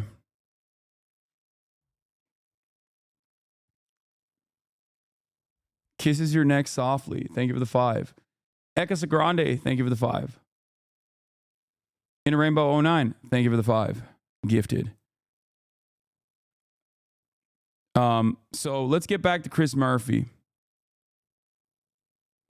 Today's Senate. Oh, no, this is the Venezuela one. This is a cataclysm. It was a wipeout. The left has never fully grappled with the wreckage of 50 years of neoliberalism, which has left legions of Americans adrift as local places are hollowed out, rapacious profit seeking cannibalizes the common good, and unchecked new technology separates and isolates us. The things that mattered are disappearing. We spent half as much time with friends as a generation ago. Hard work no longer guarantees economic mobility. Institutions like churches are delegitimized. What? Institutions like churches? Place-based identity evaporates as we all become global citizens. The left skips past the way people are feeling. Alone, impotent, overwhelmed, and straight into uninspiring solutions. More roads, bulk drug purchasing that do little to actually upset the status quo, who has power and who doesn't. The left. What? The left skips past the way people are feeling. Isolation and alienation is a key component of leftist messaging. It's one that I talk about quite frequently, so I don't know what he means by the left here. I think he just means liberals. Does racism explain part of the attraction of the right's nativism? Of course, but mass deportation is a terrible response to Americans' real sense that they're helpless in the face of global forces like increased migration. The left largely ignores this pain. We don't listen enough. We tell people what's good for them. And when progressives like Bernie aggressively go after the elites that hold people down, they are shunned as dangerous populists. Why? Maybe because true economic populism is bad for our high income base. That's exactly what it is. That's the admission. Okay? That right there is the admission, folks. He's fucking saying it. Oh my God, he admitted. That's it. They have a wealthy base that they care about more than they care about winning elections. They have a wealthy base.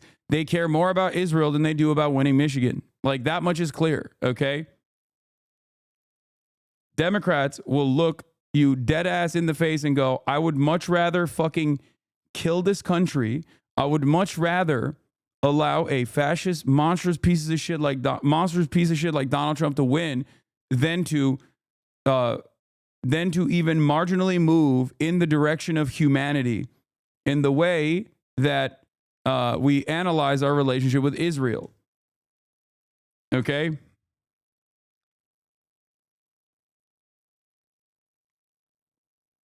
What?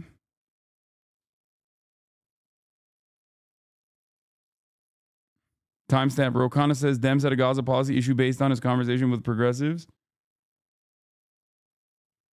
Yeah, we'll do that in a second. You did create space. Yeah, he's talking about me. The conversation that he had with me, where I straight up told him to his face at the DNC that Israel was doing a genocide.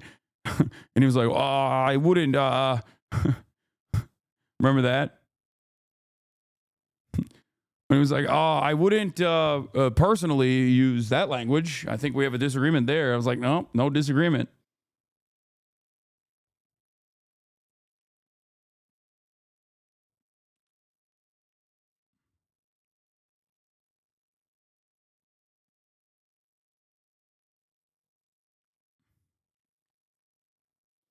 I wonder if anyone has talked about this alienation thing from capitalism. Maybe like a German Jewish political economist. I wonder, yeah, if there was a guy with some formative work, like very important work in this field. Yeah, probably not. Don't worry about it. Terms of soul searching. Oh, sorry. Before we get to the key figures, like let's finish off this Chris Murphy thing. Meanwhile, men tumble into different kinds of identity crises. The patriarchy, society's primary organizing paradigm for centuries, rightly crashes. The right pursues an alluring dial back. The left says, get over it. Again, a refusal to listen / offer responsible solutions. No. The response to this from the left cannot simply be, like, there's two different things here, okay? If you're just shooting the shit on the timeline and you say men are trash, that's one thing. But if you're running a fucking campaign, you can't say that, okay? Obviously. But one thing that you can do, you must do, in an effort to ensure that men are not primed for radicalization, is to try to solve some of these underlying material problems, this economic instability that they feel, so that they are not finding themselves in the throes of right-wing radicalization. If one party is not addressing the issues that everyone is experiencing, including but not limited to men, and the other party is looking at the anger and saying, you should channel your anger towards those who are weaker than you, those who have no defense, those who are defenseless overall, those that society has cast aside as undesirables, yeah, people are going to find that alluring. Men especially so. We cannot be afraid of fights, especially with the economic elites who have profited off of neoliberalism. The right regularly picks fights with the elites, Hollywood, higher ed. Democrats, e.g. the Harris campaign, are tepid in our face with billionaires and corporations. Real economic populism should be our tent pole. But here's the thing. Then you need to let people into the tent who are 100% on board with those on social, cultural issue or issues like guns or climate. Those things are hard for the left. A firm break with neoliberalism. Listen to poor and rural people, men in crisis. Don't decide for them. Pick fights. Embrace populism. Build a big tent. Be less judgmental. But we are beyond small fixes. I don't necessarily disagree with like the broader point here. But here's Adam Johnson, who I do hold to high status here. I think his commentary is very sharp. And I do find myself agreeing with him quite frequently. I will say he has some skepticisms about Chris Murphy's take here. He says, yes, but we must be skeptical of what type of populism emerges from the ashes. If Chris, GOP, Border Bill Murphy, and the glowing New York Times Glusenkamp Perez profile are any guide expected to be corporate-friendly, anti-migrant demagoguery, anti-trans, and shallow cultural head nodding. Yes. Be very aware of this type of pseudo-populism. It's what the consulting class and elite media jammed down our throats post-2010 and post-2016. It pays lip service to the poor while focusing on superficial cultural prostrations, migrant scapegoating, and LGBTQ abandonment. Ken, on the other hand, says he was very careful to say economic populism, to which Adam responds, lots of friends of the show. Lots of friends of the show is talking to one another. He had been the most foaming right-winger on cracking down on migrants, literally adopted the Republican plan and mocking Republicans from the right on the topic. I wouldn't trust him with any type of populism. Agreed.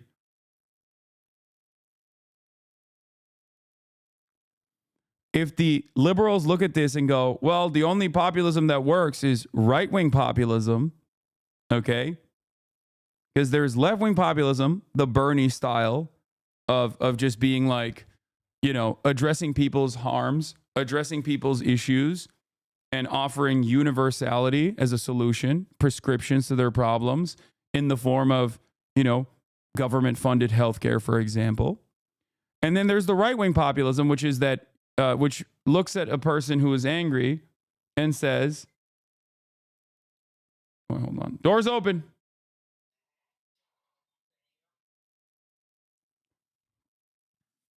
Then there's the right-wing populism that looks at people's anger and frustration and then channels it into those who are weaker, those who are defenseless, those who are underserved.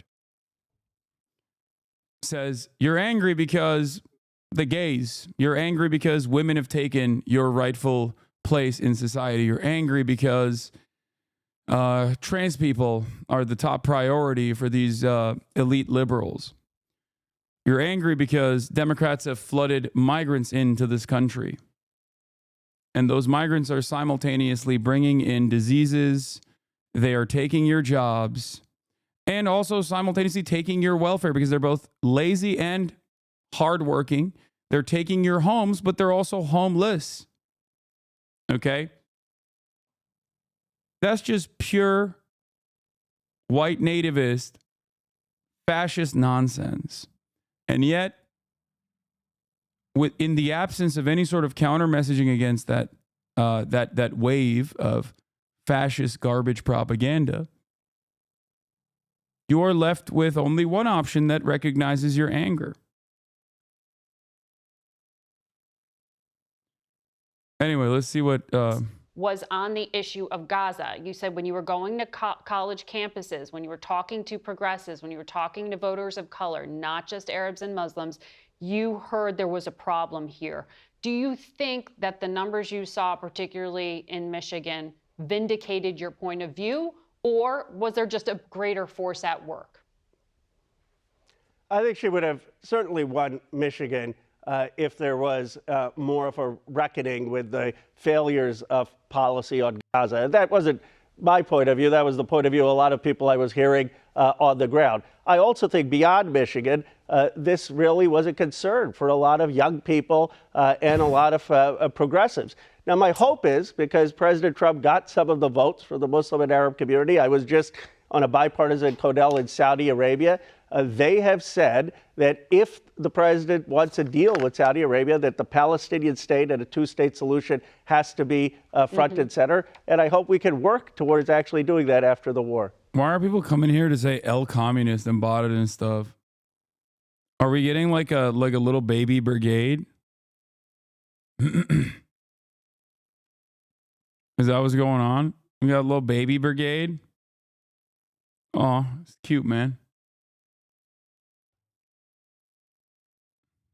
It's interesting in this Monday morning quarterbacking that's happening to hear from so many Democrats now who are saying that they think that economic message should have been front and center, but that they felt constrained somehow by this focus on identity politics. Tom Suozzi of New York. People should accept that the fact that the heart of the country is racist, that is a silly, self-defeating thing to say. Okay? What's the solution then? Sorry, the country is simply racist, so we have to be racist? Okay. That's the mainstream Democrat position. That's a stupid position. It's not the correct position. Okay? Stop saying this shit. While there is truth to the matter that America is a very racist country, okay, you have to actively push back against that. He's not saying it. It has to be that way, just the way it is. No.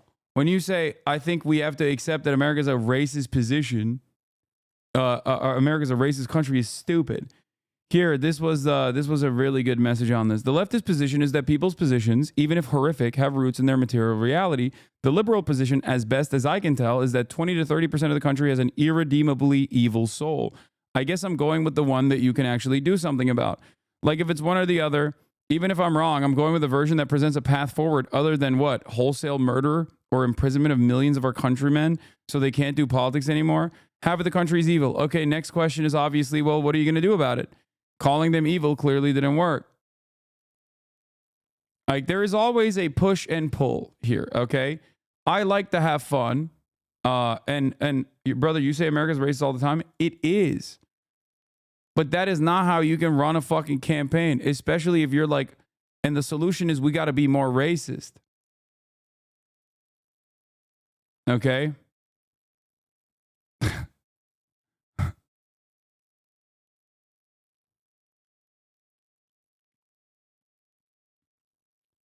The solution is to try and see where people are hurting and then actively bring them into the coalition by making an earnest effort, by showing them that you're honest about wanting to improve their material conditions.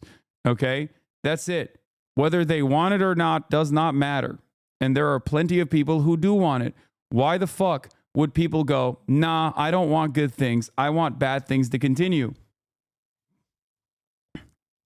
That's it.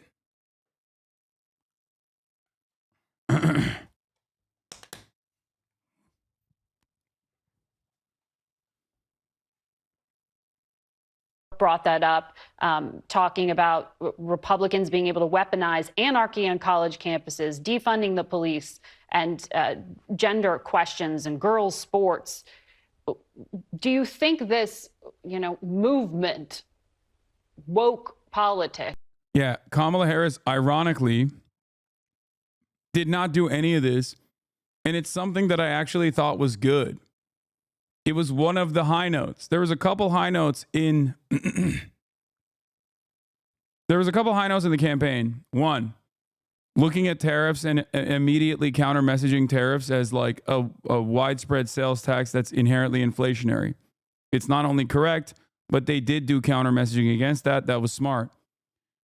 In the start, when they said they are going to go after price gougers by using pre-existing law. Okay, that was good. They should have kept that up. They did not make that the signature policy of the campaign. That would have been fantastic if they did do that, but they didn't. Oh, well. Okay. And last but not least, Kamala Harris's active refusal of using regular Democratic Party identity markers was a smart move.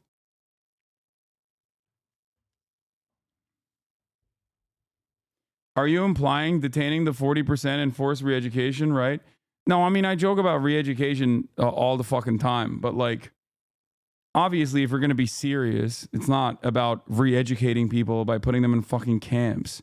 It's just about educating people. Like, just educating people at all, okay? Improve the literacy in this goddamn country. Really was incredibly damaging to the left because a large part of that came from the progressive wing on which you are a member. Well, I have always said that we need to be emphasizing the economic issues, but I don't think we should run away for standing up for trans rights, for standing up for equal rights for people, for teaching American history responsibly. You can be true to your values with two things, Margaret. One, if someone disagrees with you, we need to respect that disagreement, not cancel or shame them.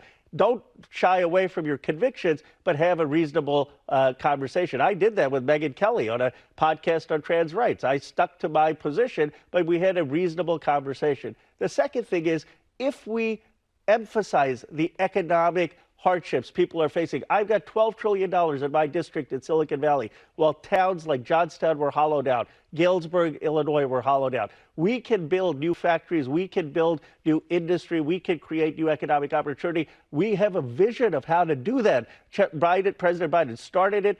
I think we can win over people, even if they may not agree with us on a particular social issue.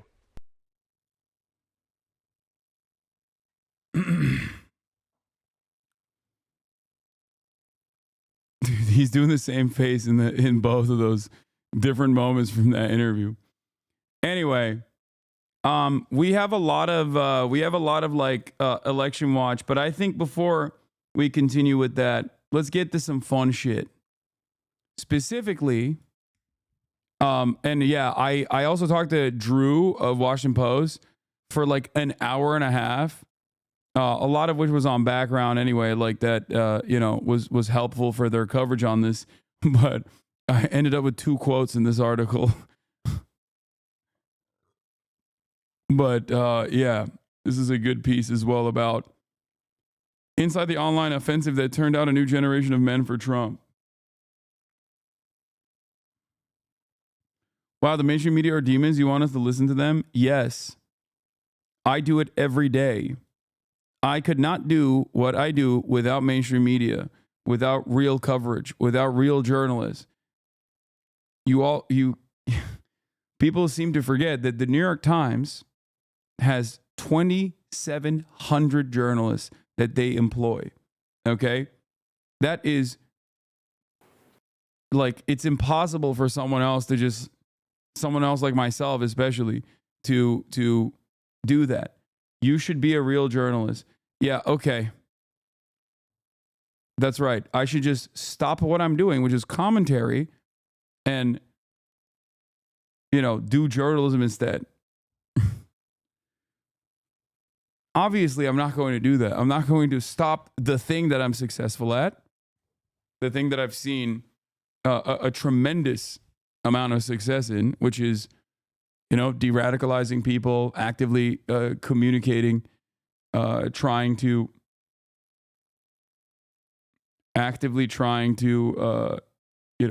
pull people off the ledge of radicalization.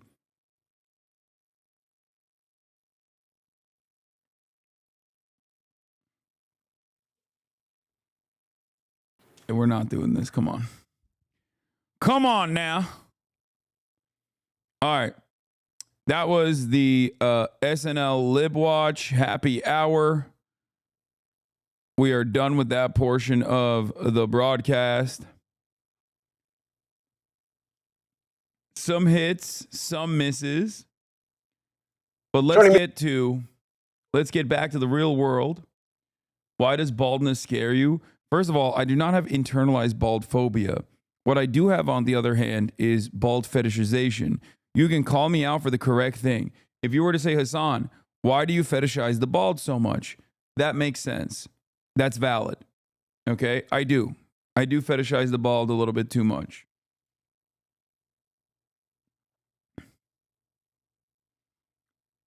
But if you were to say, yeah, we're going to watch the By Donkeys, don't worry, led by donkeys.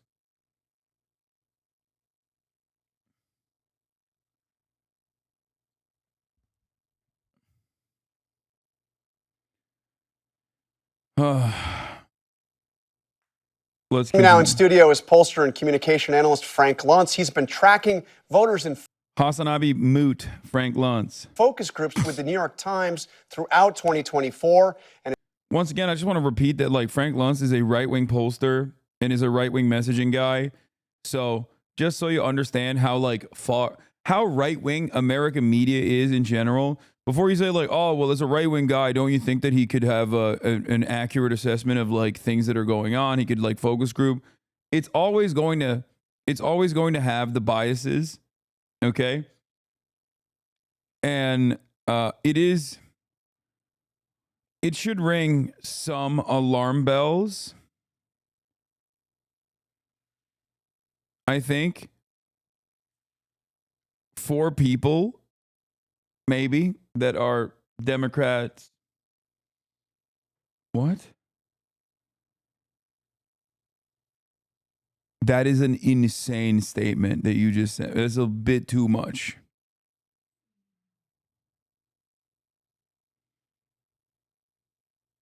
That tweet that you sent me was a bit much. Okay. I clicked on it, I read it, and I was like, okay, I can't read that out loud. And is here with some insights on what unfolded in this historic election. So, Frank, before we get to your focus groups, you admitted quite candidly that you were wrong about something major after the election. You thought this election, if I have you right, was over after the debate between Kamala Harris and Donald Trump. What happened? It simply wasn't. And in the end, the debate did not matter. The public is used to what Trump says. They did not hold it against him. The dogs and cats, which people made fun of, memes were created. It did not impact people because, and one of the things we have to acknowledge is the importance of the truth. We have to tell it. Well, that was not the truth when he said that. No, and I thought that would kill him, but it didn't. And one of the things that really matters in elections going forward is we have the responsibility to tell them the truth, and they have the right to get the truth. And quite frankly, we are a different country today than we were even 8 years ago. What we judge people by, sometimes it's ignoring the information becomes more important than what you say. And that was the challenge with Harris. I'm going to keep repeating the same point over and over again. As material conditions worsen, as people feel more and more anxious and more upset about their circumstances, and as no one seemingly responds to those issues, if the other side is at least like acknowledging and addressing their anger and then channeling it towards whatever avenue they see fit, okay, they're not going to give a fuck about the virulent racism. And sometimes they're going to actually lean into that racism. They're going to believe the racism. Okay? A lot of people will turn around and say, no, you don't understand. America's just like irredeemably racist. There's nothing we can do about it. And it's very frustrating to leave it at that. Harris, she didn't say enough. All right. So let's get to your focus groups. You did a series of focus groups with the young voters who were persuadable, undecided late in the summer, and then you went back right before the election after they had voted. It's so sad that the American left constantly capitulates and supports libs to defeat the far right, and now libs are like, no, fuck leftists, we don't want them. No, I think every leftist understands that liberals are inherently antagonistic towards them. What are you talking about? What leftist is like saying, oh man, we love liberals, like there's nothing we can do? I think that the sobering examination of American politics requires you to come to terms with the reality that we have a duopoly. We have two capitalist parties that represent bourgeois interests, that represents the interests of capital, right? Represents corporate interests only above all else. And that regardless of that, your goal should be to try and force at least one of the two parties into adopting certain frameworks that you have been advocating for. If you can't get the party, the establishment of the party, to recognize that, is this not the same as economic anxiety excuse? No. The reason why it's not the same as the economic anxiety excuse is because I'm not excusing the racism. I'm very correctly calling it out every single day. My problem is when we talk about the solutions to this, okay, when we talk about the solutions to this, I always tell you one thing. You should be uncompromising in defending marginalized communities, but you should also understand where people become more vulnerable, okay? If you don't recognize that economic volatility, economic instability, and people feeling like they have a worse future presented for them than the previous generation, they are going to be infinitely more susceptible to reactionary framing on issues. Okay? That's why I am a firm and committed advocate for Medicare for all, for example. And I always say Medicare for all means all, including Nazis, right? There is no like Medicare except the people I hate. Because the goal there is to, at the very least, improve people's material conditions unconditionally so that they are less susceptible to reactionary framing. This does not mean that this will magically cause racism to perish. Okay? It doesn't. Doesn't mean that at all. And there will be people who fight tooth and nail every step of the way. But one, it is the right thing to do regardless, okay? Because everyone deserves a life of dignity.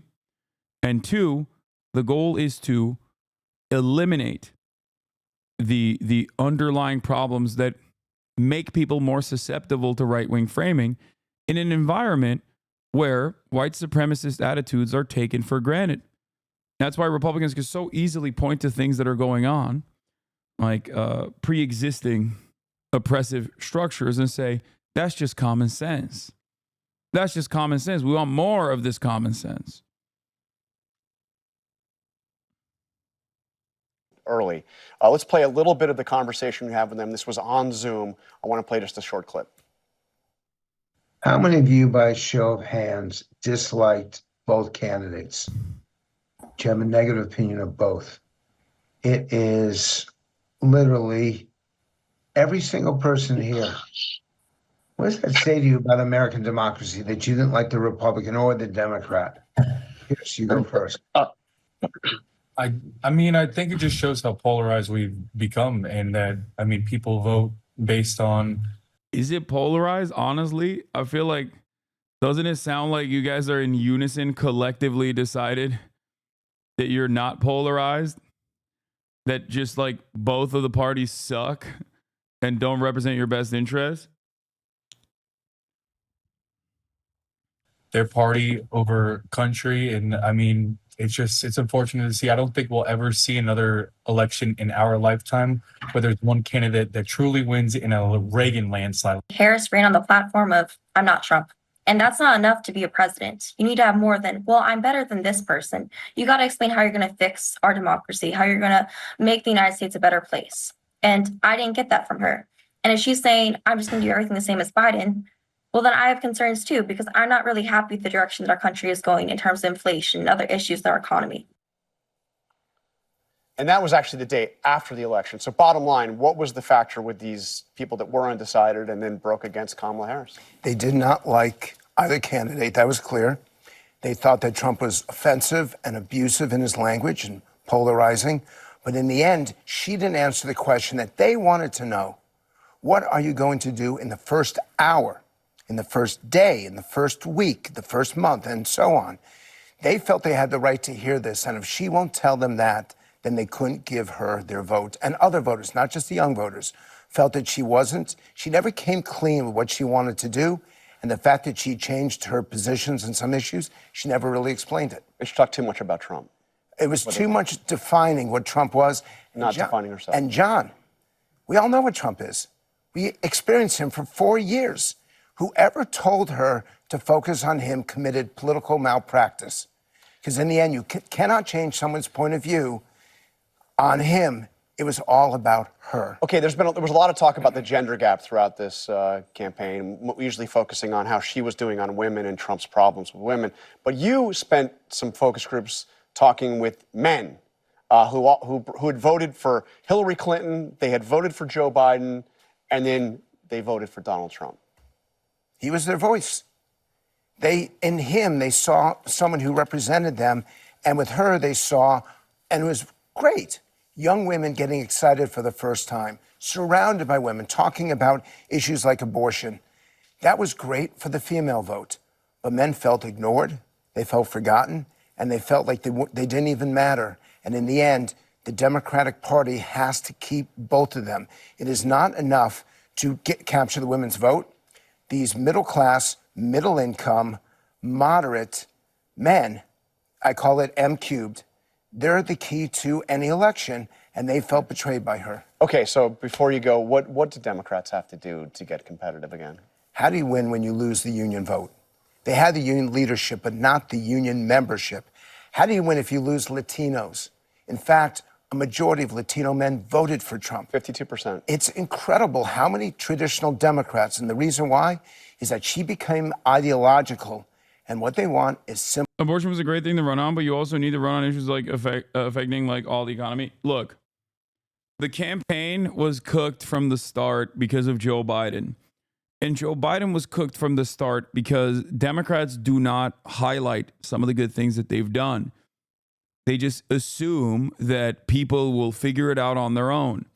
That's why it was very frustrating for someone like myself, even, who is very antagonistic to the administration for a multitude of different fuck-ups that they engaged in, that like myself and maybe Majority Report were some of the few places where you actually heard about Biden administration's accomplishments.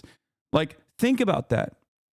MSNBC was far too predisposed throughout the duration of this administration with like a whole bunch of weird nonsense, I suspect, instead of genuinely highlighting some of the accomplishments of the administration. Because, yeah, secular talk as well. Like, pre-October 2023, there was a lot that you could point to with respect to the accomplishments of the administration. And I certainly did in moments where they did deserve praise. Okay? But throughout the year, you're supposed to do that all the time. It can't be like the Biden's wins account, which also featured a litany of ridiculous nonsense as well. Like, the Biden administration was running, at least up until a certain point, I would say maybe even before the midterms, on a anti-corporate billionaire populist strategy. They were directly antagonistic to a lot of big businesses. And yet they were too afraid of describing that. They were too afraid of showcasing that. They were too afraid of even like beefing up the vibes on that front. But ultimately, there was also a lot of stuff that they did that was really bad, really wrong. Okay? And why do they rest on their laurels? I don't know. But that's besides the point anyway, because even someone like myself who is pro-labor union is still not going to overlook the fact that they ran with an incredibly right-wing anti-immigrant strategy that I am completely against, okay? That I think was both parts bad politics and bad policy. And I said it over and over and over again from the moment that they unveiled their right-wing immigration package. Besides that point, though, there was a necessity for expanding the existing welfare state that they simply let expire in many instances, right? SNAP benefits, child tax credits, like profoundly popular expansions of the welfare state were left behind. And they never chose to punish the Republicans for it. And as a matter of fact, if you recall my early assessment, my early analysis, even during the IRA Build Back Better struggle that was happening within Congress, if you go back and watch some of my old videos from that time frame, I was so consistently yelling at the Democratic leadership for not punishing the spoilers from within. Okay? There were a lot of moments where it seemed like the Democrats were in a state of panic and in a state of disorder because Joe Manchin was fucking up the strategy. And instead of whipping those votes, instead of coming down with the strength of the state to ensure that Joe Manchin played ball, okay? What is this? Here's you getting mad in June before the infamous debate. Biden. I hate Biden. Biden is a genocidal freak. Why am I talking about his fucking dubs and he's not? Think about that. What the fuck are they doing?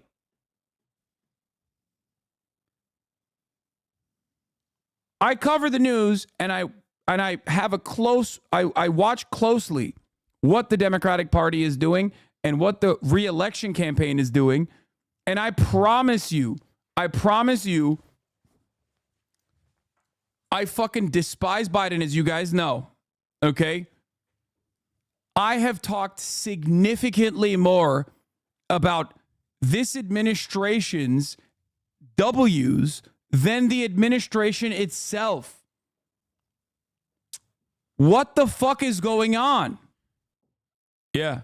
If you go back even further in time, during the Build Back Better conversations that were taking place, I also regularly yelled about the fact that like Democrats were not whipping these votes internally. And that was making it seem like it was actually the Democrats' fault that there was gridlock, when it was always the Republicans that were universally against all of these policy accomplishments that would be helpful for every American.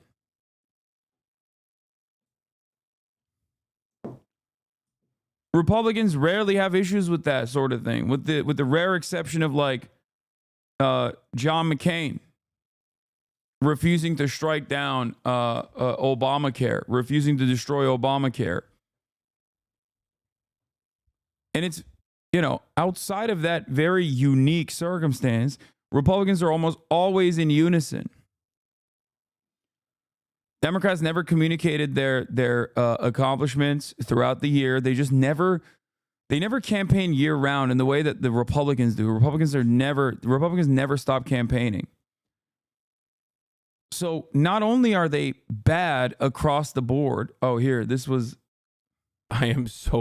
I'm like, I hate her so much. Not only did she vote against increasing the $15 minimum wage because the working. I'm talking about Kirsten Sinema. But she did it in like the worst way possible. Like she did it in the quirky, ooh, look at me, I'm a bisexual Gemini way. People are going to like that's going to trigger the fuck out of so many people. Like obviously some of them are not going to go and like join the Republican Party because like someone decided to do a very conservative thing in the Democratic Party. But my God, dude, like, I mean, I'll just show you. Senator Sinema voting no on the minimum wage amendment. So disrespectful, dude. Like, this is some real boss girl shit.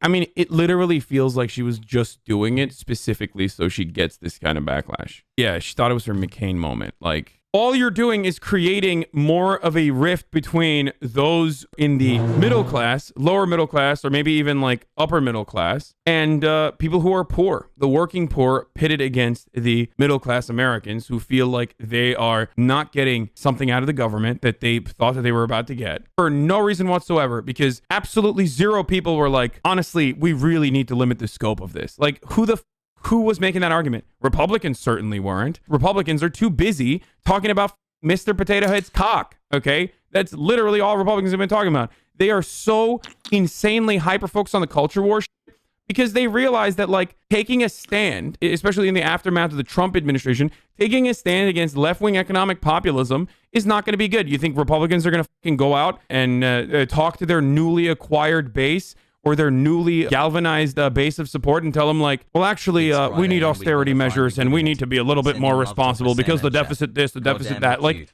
no, that's not. Republicans know that they can't do that. So they talk about Mr. Potato Head's cock and they talk about Dr. Seuss. That's why they've been doing this while there's an ongoing conversation. So let me ask you all this, okay? If you love the Democratic Party, if you literally jerk off the photos of Nancy Pelosi because you have a shrine dedicated to her because you think the Democrats are the best thing that's ever happened, even if you feel that way, even if you're the #1 Democratic Party supporter, okay, explain to me how it is acceptable for Democrats to just take L's over and over again because of a couple psychopaths in their own ranks that literally want to spoil a very popular policy that was the center of the Democratic National Campaign. Like, this is what Joe Biden ran on. Joe Biden ran on increasing the minimum wage to $15 an hour, okay? Joe Biden and Georgia directly tied to $2,000 stimmies. What are you doing? Why are you trying to show people like, well, okay, we're actually so bad that even when we claw our way into power,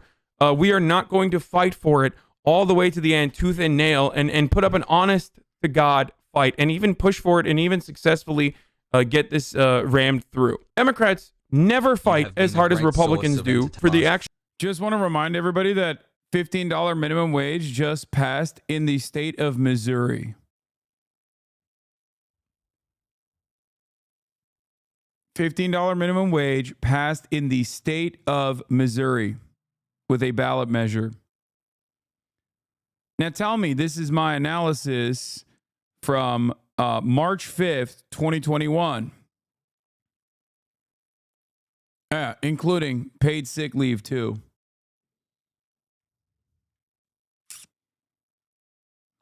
Think about that. Oh. Missouri, on the other hand, did not vote blue. What's that about? Actual policy goals that they run on. Republicans run on cutting taxes. They cut it. It doesn't matter. They will kill motherfuckers if they have to, but they're going to cut those taxes. Democrats don't do that. And I'm not seeing a lot of spoiler talks from the National Democratic Party currently in regards to Kyrsten Sinema, Joe Manchin, Hasan, and all these other fucking senators and congresspersons that are operating as spoilers on a very popular policy that 60% of the country wants, even 60% of the constituents in West Virginia want, for example. So what's up? Whenever the left is playing the spoiler because they want to secure more benefits for the working class, they are lambasted. You bring out every... You could have played this on election night. Yeah. I mean, I can just play you all my old videos. That's it. I should just do a rerun channel where I just play all my old fucking takes on every single issue so that people understand that I've been consistent on this stuff for the longest time. And you can tell this from a while ago because one, I'm in my old apartment, and two, I'm fat as fuck. Kaya down.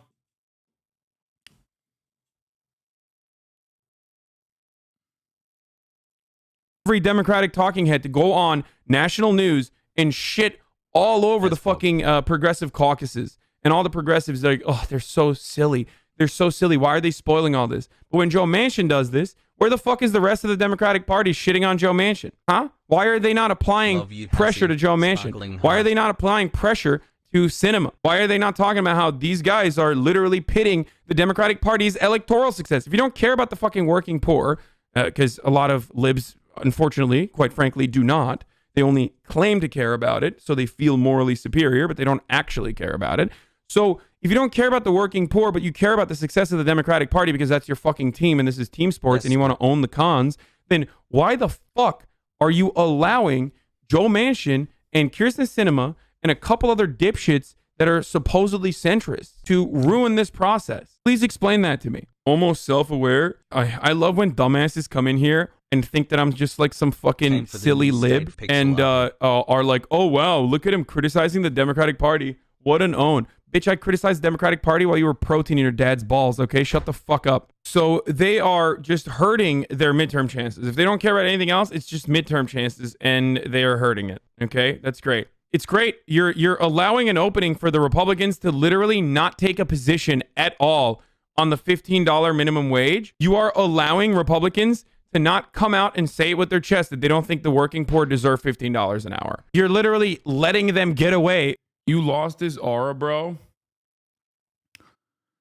This is why I always laugh when people say, Hasan, I used to like him quite a bit, but over the years I realized what a radical he is. Or I used to like him quite a bit, but his positions changed quite dramatically. It's like, no, dumbass, you changed. Okay? No, you changed. You started watching fucking drama perverts and you started filtering all of the opinions that I have through an inherently negative lens, and then you became this fucking massive hater. That's it. I have direct evidence that these positions have remained the fucking same throughout the years throughout when you first started watching me. That's the problem. That's the issue. The issue is I was right back then. I'm still fucking right now. I've been saying this exact same stuff for the past decade at this point. The only thing that changed is you got algorithm duped into watching like one drama video, and then your entire YouTube feed turned into a Hasan fuckfest, a fuck Hasan fuckfest, and you now do not actually have the capacity to listen to what I'm saying or even acknowledge the things that I was saying that you used to agree with, and your worldview slowly but surely changed on top of that. It's laughable. It is laughable when people say this stuff. Just like it's laughable when they're like, oh, dude, you're a grifter. You're a grifter. It's like, yeah, dude, I decided to grift in the worst way possible by putting myself in front of a community that is oftentimes directly in support of the things that I'm advocating for, but will still find like minor disagreements to yell at me over. Okay? Yeah. If I was a grifter, I would just grift right wing. It's the easiest thing to do. You don't have to be charismatic. You don't have to be smart. You can just say the things, right? Or if I wanted a national media presence, I could just be a liberal. Okay?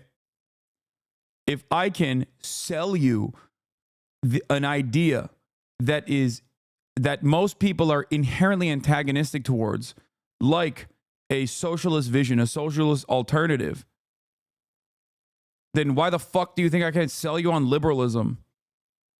It's already something that half the country takes for granted. It's all they read. It's all they see in mainstream media. Or conservatism, which is, again, all people on the other side of the political spectrum see and hear in mainstream media.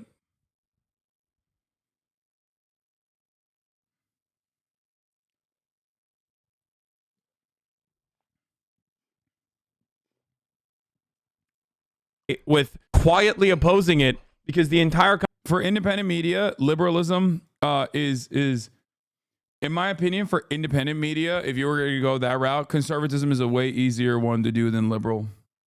Because at the end of the day, liberal perspectives are so common.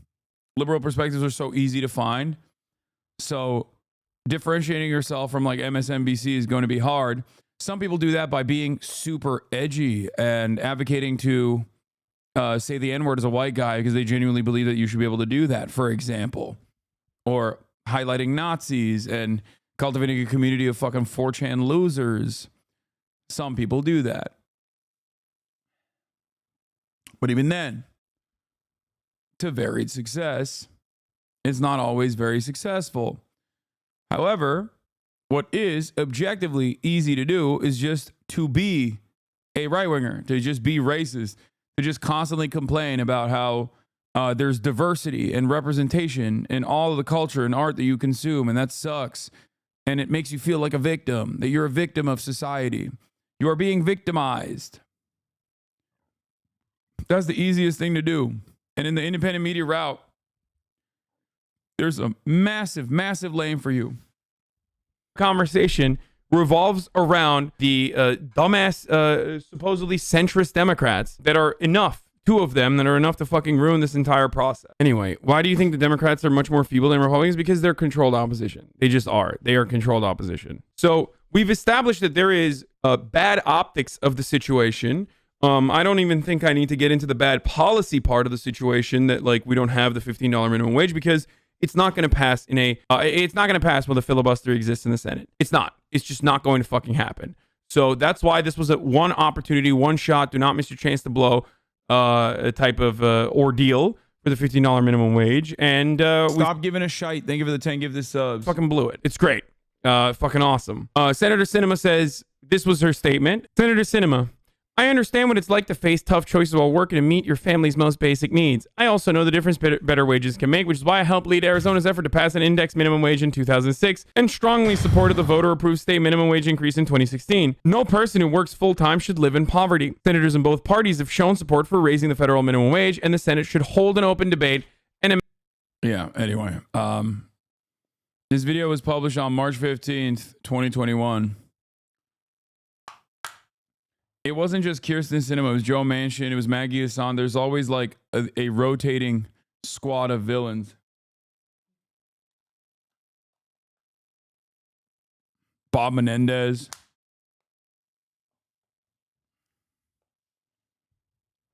And the Democratic Party doesn't do anything to secure their votes. The Republican Party would never allow such a thing, okay? They don't. Yeah, and under the Obama administration, you had Joe Lieberman. But, like, my point is, Democrats also personally advance the interests of these people. Okay?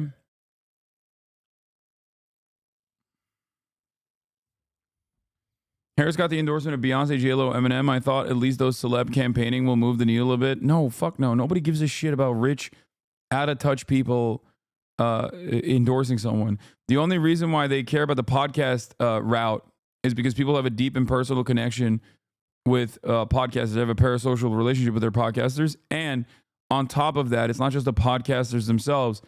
They get to see a humanized version of this politician that they might vote for, Donald Trump, in this circumstance. Celebrity endorsements don't have juice. They don't have motion. It don't mean shit. Simple common sense. What they want is a meaningful, measurable change from the past. And she's talking about having no difference in her policies versus Joe Biden. The Democrats have to do this examination. And it's not about getting angry with Donald Trump. It's figuring out exactly the words, the phrase. I'll also take it one step further. This is a quote that I saw earlier on my timeline. During the Vietnam War, every respectable artist in this country was against the war. It was like a laser beam. We were all aimed in the same direction. The power of this weapon turns out to be that of a custard pie dropped from a step ladder 6 feet high. In a sea. Weren't you very dismissive about the whole Trump's going on podcast thing? No, originally when he did the Aiden Ross thing, I was, because that didn't track as like positive media overall. But the Theo Vaughn podcast was what changed my perception of everything. Because he very quickly after the Aiden Ross thing went on Theo Vaughn. And I was like, oh my God, this is getting him in front of a lot of people. And it's making him look like a human being and not like a monster. That's when I realized like this is going to be dangerous. Outside of that, however, there's two different ways of looking at the podcast route, podcast bro route. There's a manosphere out there that has tremendous weight. Okay. There's like, these people are not directly in the tank for Trump in many instances, but it doesn't matter. Like the politics that they represent and the communities that they foster are inherently antagonistic towards, you know, women and a variety of different, like other marginalized communities. They don't have to openly come out and be in the tank for Donald Trump to present to present an outward right-wing community and cultivate said community. And they exist in this ecosystem where they do sometimes end up cross-pollinating audiences between like people who are directly in the tank for Donald Trump, people who are directly podcasters and independent media figures that are Republican Party operatives, such as like the Daily Wire. Okay? That's also the reason why I said it would be great if Kamala Harris went on Joe Rogan, despite the fact that I don't think she would be able to present herself in the same human way that Donald Trump was able to, just, you know, even though he rambles a lot. You give charitable takes on both sides, which is why I love it here. You don't deserve the hate you get. Most people who hate on you haven't ever been in for a while on stream. It's crazy how much they watch a little clip and assume. Love you. Yeah, I also speak for 8 to 10 hours every single day on politics, polarizing issues. And because of that, it's very easy to clip something completely out of context. Like, this was a major problem with Joe Rogan originally. Early on, he would complain about this all the time, where he's like, I'm talking free flow for 3 hours, okay? you can, in that process, always misunderstand me. It is what it is. There's not much I can do. And there are still people who are, very much invested in making $1 here and there to do this kind of shitty smear job. And there's definitely always, as my community has grown, as my career has become more successful, my haters and the and the communities that they've cultivated have also gotten larger. To expand on that Vonnegut quote, my dissertation is completely about how art would currently is catered to the liberal safety net of critique. When any farther left critique occurs, it's celebrated, yes, but then is co-opted by capital and inherently neutered by collector tax racket space. Fair.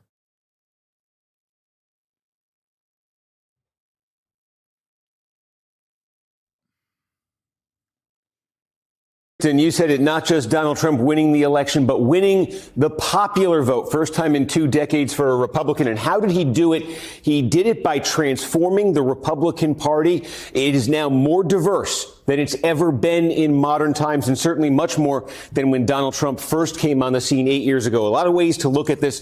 How about this here? When it says pre-Trump, that's the last presidential election. Someone called you a scumbag, and it literally made me laugh out loud because you're just one of the most consistently passionate, and I assume you meant not terrible creators. It makes me curious to even see your hate videos because I can't imagine. No, if you don't watch me at all, if you don't understand what my worldview is at all, 100%, if you only watch hate videos, you would think I'm a scumbag. Yeah, it makes sense. 400,000. Blame everyone except the politician running the campaign, Lamont. I don't understand why people are so obsessed with not hurting a politician's feelings. I mean, she did only have 100 days to campaign against the guy who's been campaigning for almost a decade. Like, we didn't even get a little slogan. It doesn't seem like there's liberals crying in the chat, in the replies.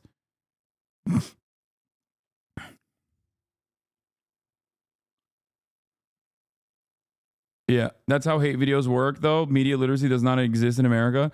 Also, if you're busy all the fucking time and you watch like a short little 20-minute video of like, brief snippets that are framed in a very specific direction, yeah, of course you're going to fucking despise me. I get that. I do. 20 minutes is short. Yeah, 20 minutes is short in comparison to an 8-hour stream, Chad. That's what I'm saying.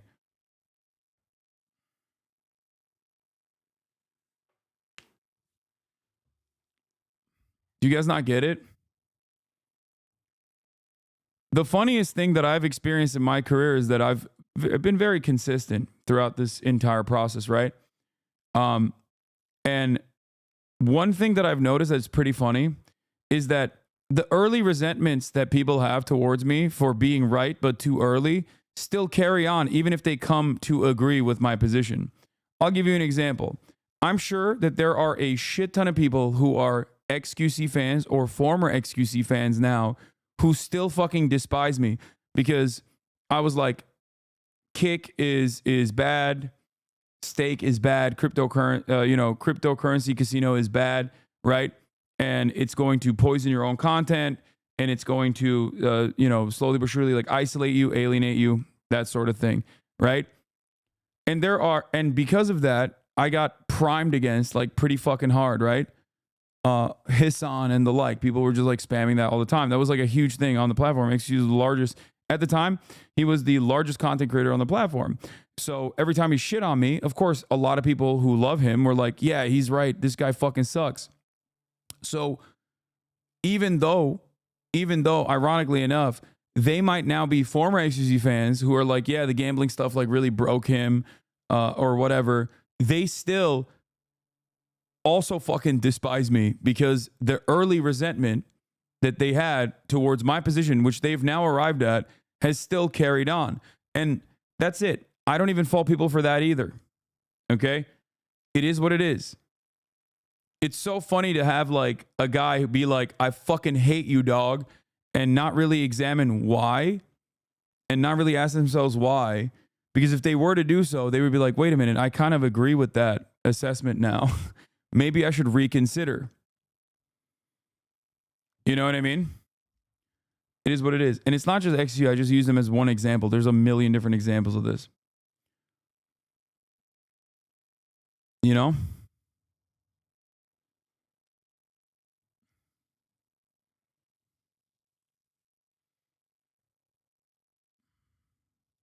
before Donald Trump started running. You got to go back to 2012 for that. Remember, 3 straight elections, Trump's been the Republican candidate. So pre-Trump, voters under 30 were. They will say you were so right about Kamala being a turd and thought you were wrong, but now they know you were right. But I think you made those 20 million stay at home and should have shut up till the election. Yeah. Yeah. People don't understand that at the time when I was making, people don't understand that at the time when I was making those criticisms, I was making them because I wanted Kamala Harris to present a stronger candidacy against Donald Trump. I wanted the Democratic Party not to be like right wing on immigration regardless, because I think it's fucking bad politics and bad policy. But, you know, it is what it is. We're going for the Democrats by 23 points. Folks with incomes under 50,000, 22 points for the Democrats. Folks without college degrees, 4 points for the Democrats. That's pre-Trump. What comes out of this election? Look at some of these shifts. The youth vote, that Democratic margin cut more than in half. Voters under 50,000, now a Republican constituency. Voters without a college degree, look at that shift. Now a core Republican constituency. And then we can talk about race, ethnicity. This gets into that diversity I mentioned a minute ago. Check this out. Again, pre-Trump versus now. The black vote still overwhelmingly Democratic, but that's a 15-point shift. It used to be 87 points for the Democrats, down to 72. How about this? You've heard a lot about it this week. This is what the numbers look like. Hispanic voters were 44 points Democratic before Donald Trump. Now, basically a toss-up constituency. And Asian Americans, a 32-point shift there as well. That's one thing to also consider in these conversations is not necessarily that like people who are Asian or Hispanic went from like voting for Joe Biden to then voting for Donald Trump. And there are still plenty of people that did that for sure. But the reason why the percentages look like that is because the Democrats Trump has never said Latinx. Neither has the Democrats. Shut the fuck up. Okay. Kamala Harris not once said fucking Latinx. Maybe at most like back in like 2019 or some shit. But she has not said that.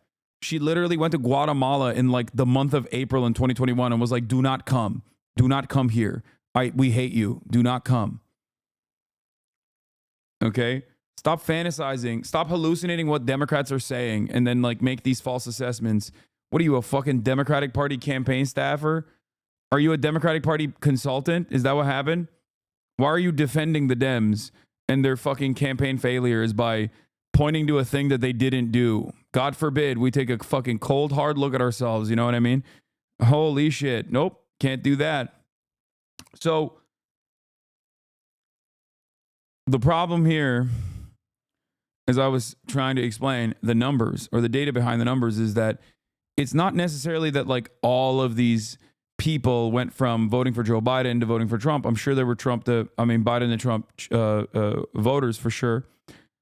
The problem is the base overall that the Democratic Party would activate regularly within the Hispanic Latino population, within the Asian population, within the black population, they just didn't fucking vote. Okay? They didn't. They did not vote. And when they do not vote, then yeah, and the Republicans still turn out the same base, or maybe even turn some people from the Democratic Party's base.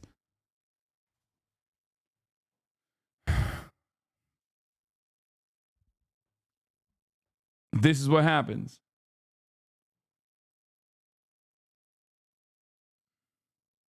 What's happened to the Republican Party since Donald Trump became its standard bearer 8 years ago. This has been the movement. It's so funny also is like, have you seen the accusations of hacking? Yes, I've seen a lot of liberals trying to cope. And in that sea of cope, they have decided to do the Republican thing and just like make stuff up. Stable Ronaldo, let's debate. Bro, you'll cook me. I'm fearful.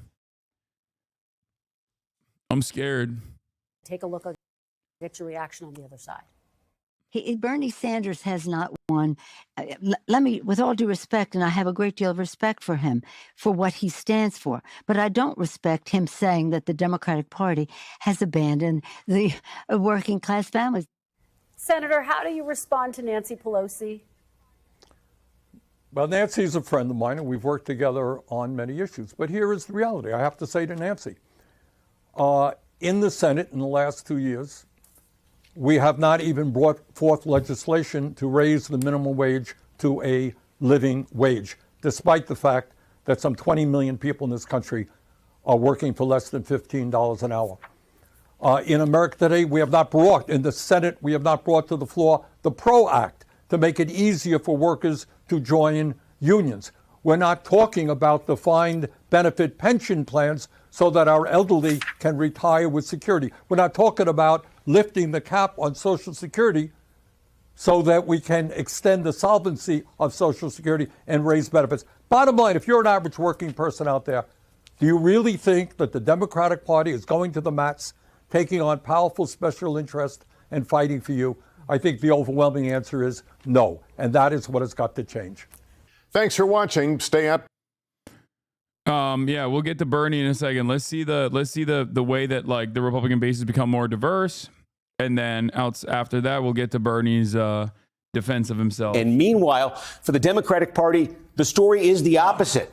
Pre-Trump versus now. Check out some of these movements. Among white voters, this was a 20-point Republican constituency before Trump. Still a Republican constituency, but a little bit less so. And white voters are such a massive share of the electorate. That 4-point shift, very meaningful. Again, college-educated voters now, a core Democratic constituency. Folks earning more than $100,000 used to be a Republican constituency, now a Democratic constituency. And this gets to, we talk all about the battlegrounds. Trump swept the battlegrounds. But the other big story this week has to do with the popular vote and how Trump pulled that off. Here's one answer.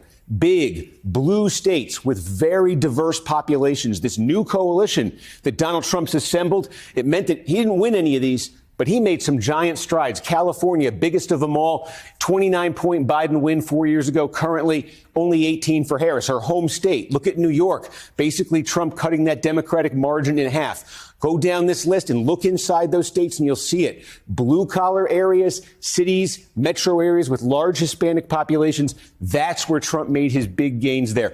We'll land on this one map, one battleground state that I think tells the story of these two coalitions here visually. Let's call up Wisconsin. We know in this election, Wisconsin went to Donald Trump. You're looking at a pre-Trump election because I just want to show you this is what a battleground state like Wisconsin looked like not that long ago.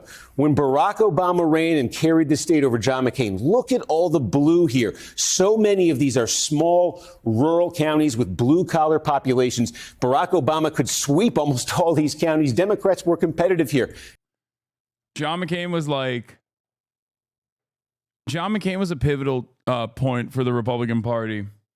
Under the Obama administration, the Republicans actively did the Tea Party caucus, which was, again, led by the Koch brothers at the time, now Koch brother, because the other one died. But John McCain was the old school, I would say, country club Republican, more moderate in a lot of positions, whereas they wanted to basically hyper focus on a base that was growing and they wanted to prime them. So what did they do? McCain was the last Bush Republican. Yeah, you mean George H.W. Bush, though, not George W. Bush. Because I would go so far as to say that George W. Bush was like an in-between, a country club Republican and the Tea Party Republican, the Tea Party style Republican. If we were to bracket the Republican Party, there's like two different aspects to it. Back in the day, you had the William F. Buckley style elitist Republicans who would talk about melting the poor very openly, and they were the party of the elite. Okay. Then Ronald Reagan Ronald Reagan was the first shot of swapping that out for like a yokel, a salt of the earth type person. He was an actor, so I think he was able to basically fit that role, but he still had that country club attitude, okay, despite being a massive populist. George H.W. Bush, on the other hand, was very much so the boring, lame-ass nerd country club Republican. And then George W. Bush was somewhere in between again, okay? H.W. came after Reagan. No, I'm explaining to you how over the years they leaned more and more into the populist Tea Party, outwardly racist, dare I say, stupid version of the party. Okay? George W. Bush was somewhere in between because he was, also presenting himself as a salt of the earth type person. Kind of goofy, kind of silly, kind of telegenic, kind of charismatic. And I think that after that, the Republican Party tried to get back to the old method with John McCain. And then to even less success, they thought John McCain lost because of Sarah Palin. So they brought forward an even more country club style Republican with Mitt Romney. Okay? Obama won both times. And then the rest is history, obviously. You know the rest. You were there for it.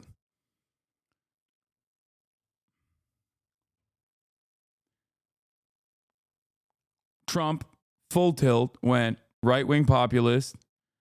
Full tilt, no more country club Republican bullshit. And seemingly, all of the people that left the party at that time frame, the Lincoln Project people, the former Obama administration consultants, went and found themselves comfortably in the confines of the Democratic Party and have actively tried to change the Democratic Party and successfully have changed the Democratic Party into the image of the country club Republican Party.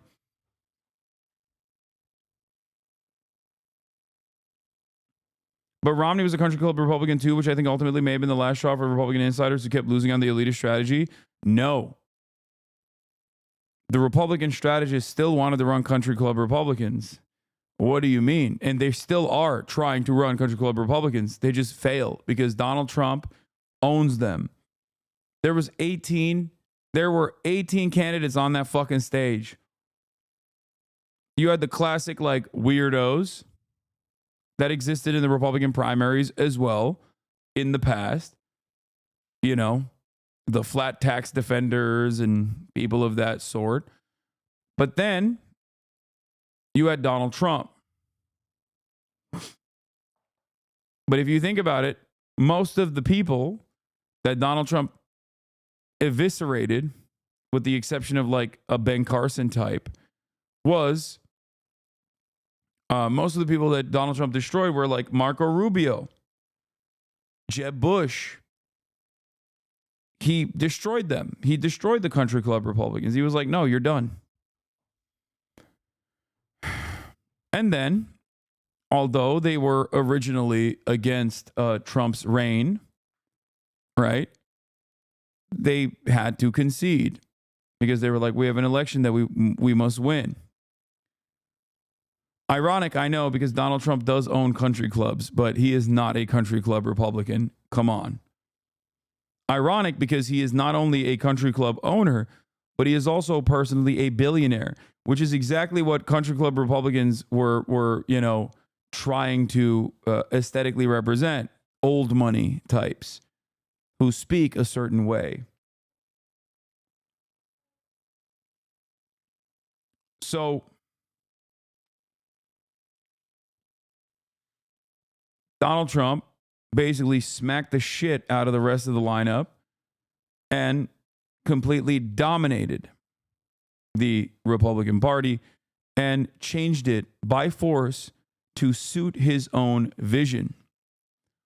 That did not stop the Republicans from trying to actively moderate him and bring the party back to their own vision, their own desires.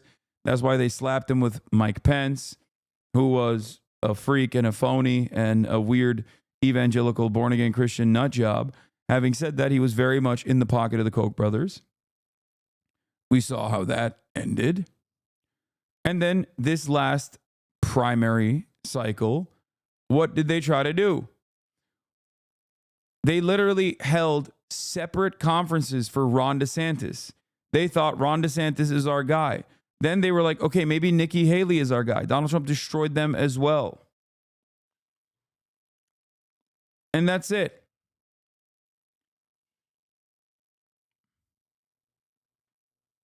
he forced them to submit.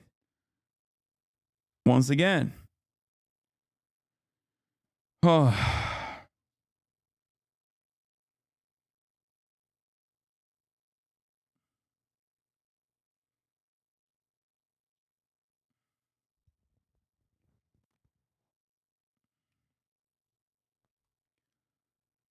The Democrats in the process, I know it sounds insane to say, but I believe the Democrats would have beat Trump if they selected a man.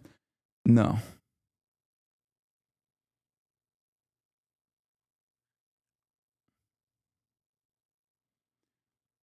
I still can't believe someone as saucy as Nikki Haley tried to run. If Nikki Haley was on the ticket, I think she would have done as good as a job as Donald Trump, if not maybe even a better job, honestly. Because why go for the diet version when you have the real thing still comes to mind. Especially when Kamala Harris saw Nikki Haley and literally changed, like tried to emulate Nikki Haley. She was making it seem like this general election was going to be the Republican primary 2.0. And in some respects it was. That's exactly what happened. Take a look at this map, and I'm going to call up what just happened this week. All that blue has become, look at all that red. All of those blue-collar areas with Donald Trump as the Republican leader for the last 8 years have moved this dramatically to the Republicans, and it's left the Democrats relying more than ever on areas like Madison, Wisconsin, Milwaukee County, areas that have large populations of voters with college degrees, of higher income voters, of progressive voters. And in this election, Kristen, it just wasn't enough for the Democrats to lean on that when they've lost so much ground with blue-collar voters elsewhere. Steve, it is just striking to look at that map of Wisconsin and, frankly, all the results that you laid out. Now, look, the results are in. They're not going to change. It is worth noting there is still counting going on. Yeah, I mean, if you remember from 2020, it took about a month till we got all the national popular vote. And let me just show you, nationally here, one thing we're waiting on big. We know California is a Harris state, but as I said, still some votes to come. 75% is in. That means there are millions more votes just from California. And there are other states like this. A lot of it has to do with vote by mail, those ballots taking a long time for some of these states. So when you look at where the current popular vote stands, you've got there probably another 10 million or so, when all is said and done, are going to be added to this. This has been the story for a while in states like California. They take a very long time. All right, let's hear what Bernard had to do. He went through the fucking Sunday circuit. Bernie Sanders issued a scathing statement after the vice president's loss in what Chomsky consistently started saying after 2016 that we live in a post-fact world. Would you agree, or do you think the misinformation crisis is more complicated? No, he's 100% on the money. He's so right. And every fucking major institution is participating in that. Dude, if you look no further than the way that every single media outlet covered the story in Amsterdam. Because, like, we know how right-wingers hallucinate an alternative reality and prime their base into believing it, and their entire media ecosystem gets everyone on board with this shit, right? We already know that. But the liberal media space also does that.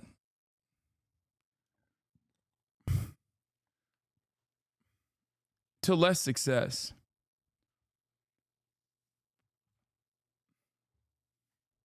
what he called a disastrous campaign, saying, quote, "It should come as no great surprise that a Democratic Party which has abandoned working class people would find that the working class has abandoned them."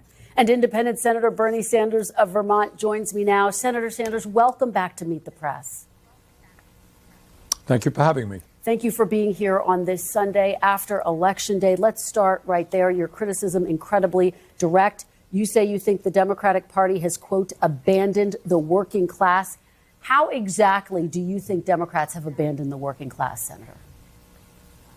Look, the working people of this country are extremely angry. They have a right to be angry.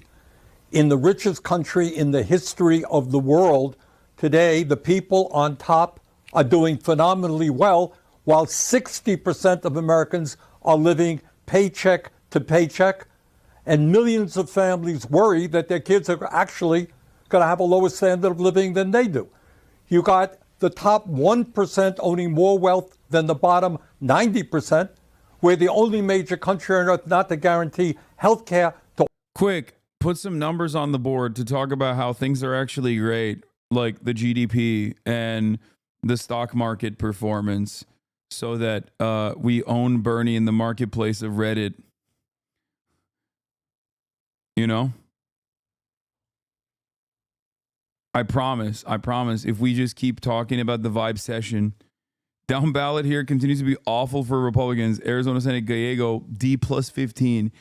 Nevada, Rosen plus 14. North Carolina Governor Stein plus D11. That's the governor, though. It's different.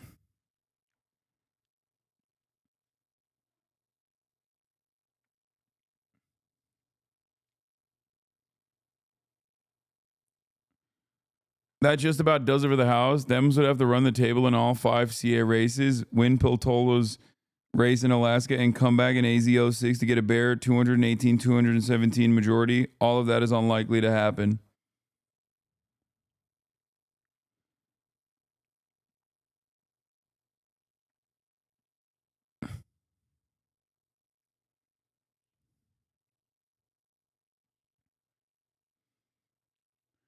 I think North Carolina is a bit unique, as the Republican candidate had a huge scandal break in October.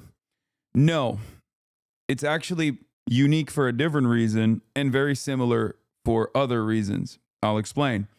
It's unique because it's a gubernatorial race, and split ticket voting on governor's races is super common. It's the most common thing. People have a significantly closer investment to who their governor is because they recognize that their governor changes, their immediate conditions pretty dramatically. That's why you see a lot of blue states with red governors and a lot of red states with blue governors. Kentucky comes to mind. Okay? But it's also the same because both Gallego, Rosen, and Stein's opponents were insane. They were green, they were untested, or they were failures. Like they were multiple time failures. Okay? They were very Trumpian. Mark Robinson saying he's, Black Hitler. Or Carrie Lake, the only person who wasn't arrested for storming the Capitol on January 6th. Even though she wasn't there, she was there in spirit and carried on that resentment to her fucking dumbass campaign. Just a fucking psychopath. Or Gallego's opponent was, Gallego's opponent was Carrie Lake. The Rosen's opponent was a dude who lost his race in fucking, I believe, Texas beforehand. And who, okay, Kaya, come here. Kaya, place. Okay, bye.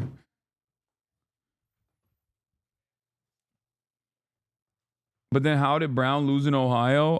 Not as close, and Brown still outperformed Kamala Harris by fucking 15 points or some shit. What are you talking about? That was the consequence that was the consequence, in my opinion, in Ohio of Kamala Harris's performance. Kaya, place.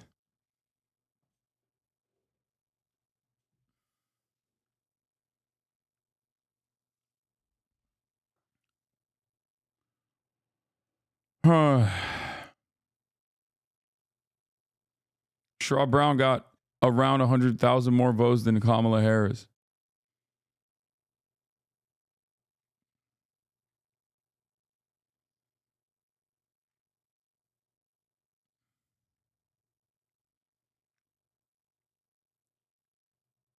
Anyway, let's get back to Bernard.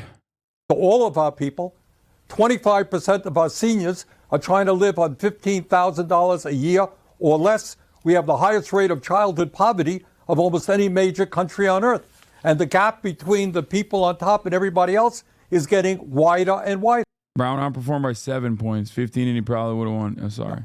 And then, Kristen, on top of all of that, we got a corrupt campaign finance system which allows billionaires to buy elections. So if you're an average worker out there, you're saying, hey, I'm working longer and longer hours, going nowhere in a hurry, worried about my kids, and yet the people on top have never had it so good. Where is the Democratic Party? Are they prepared to stand up to these powerful corporate interests, raise the minimum wage, fight for health care for all people, make sure that all of our kids get the quality education that they need, expand Social Security?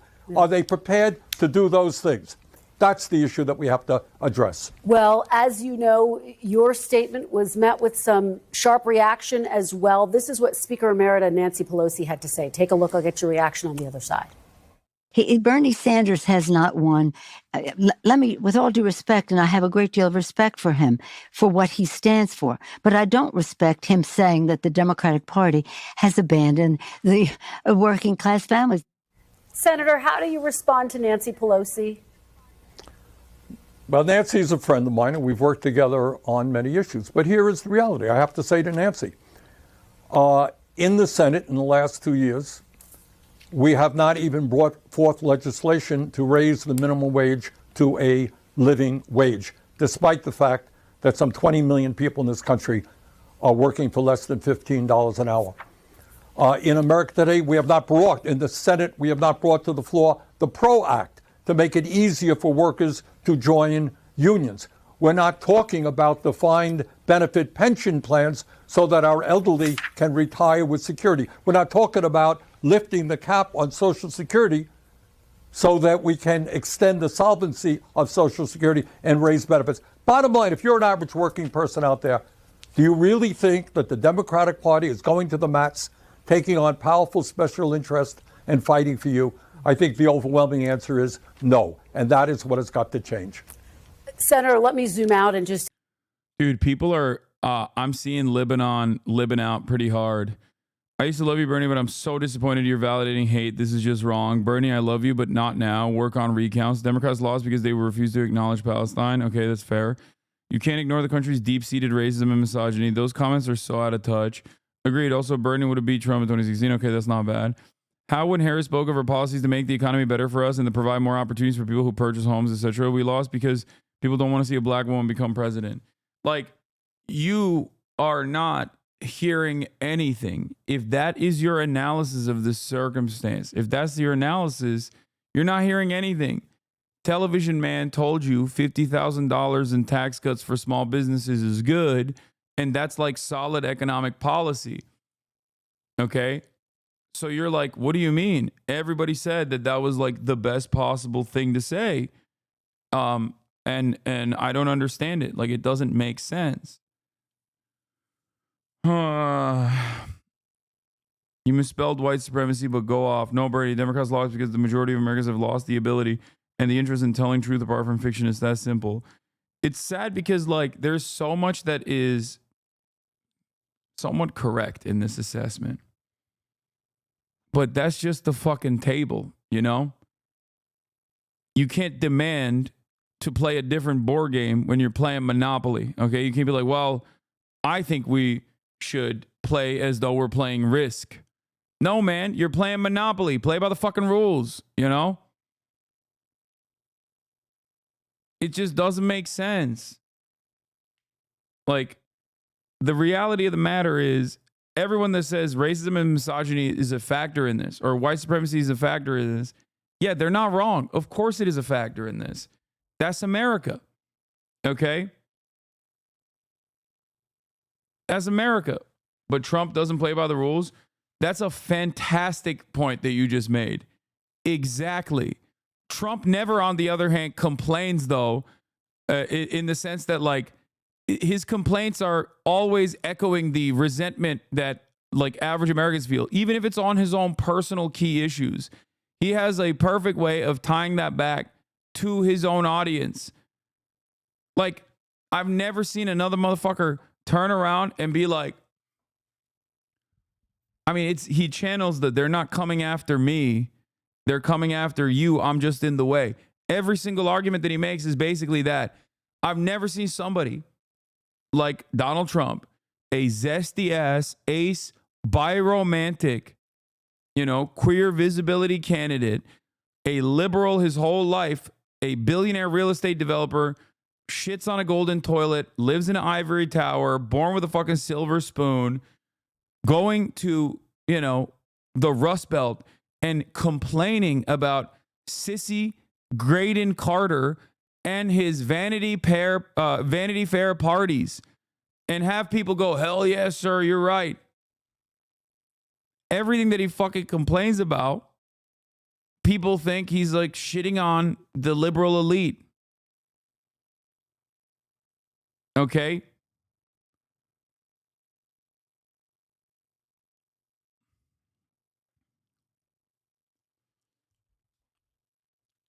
I feel like if Kamala Harris ran and was like consistently talking about how racist and white supremacist America was, that would be objectively depressing for her own turnout. Aren't also rich sitting on a golden toilet in your mansion? What?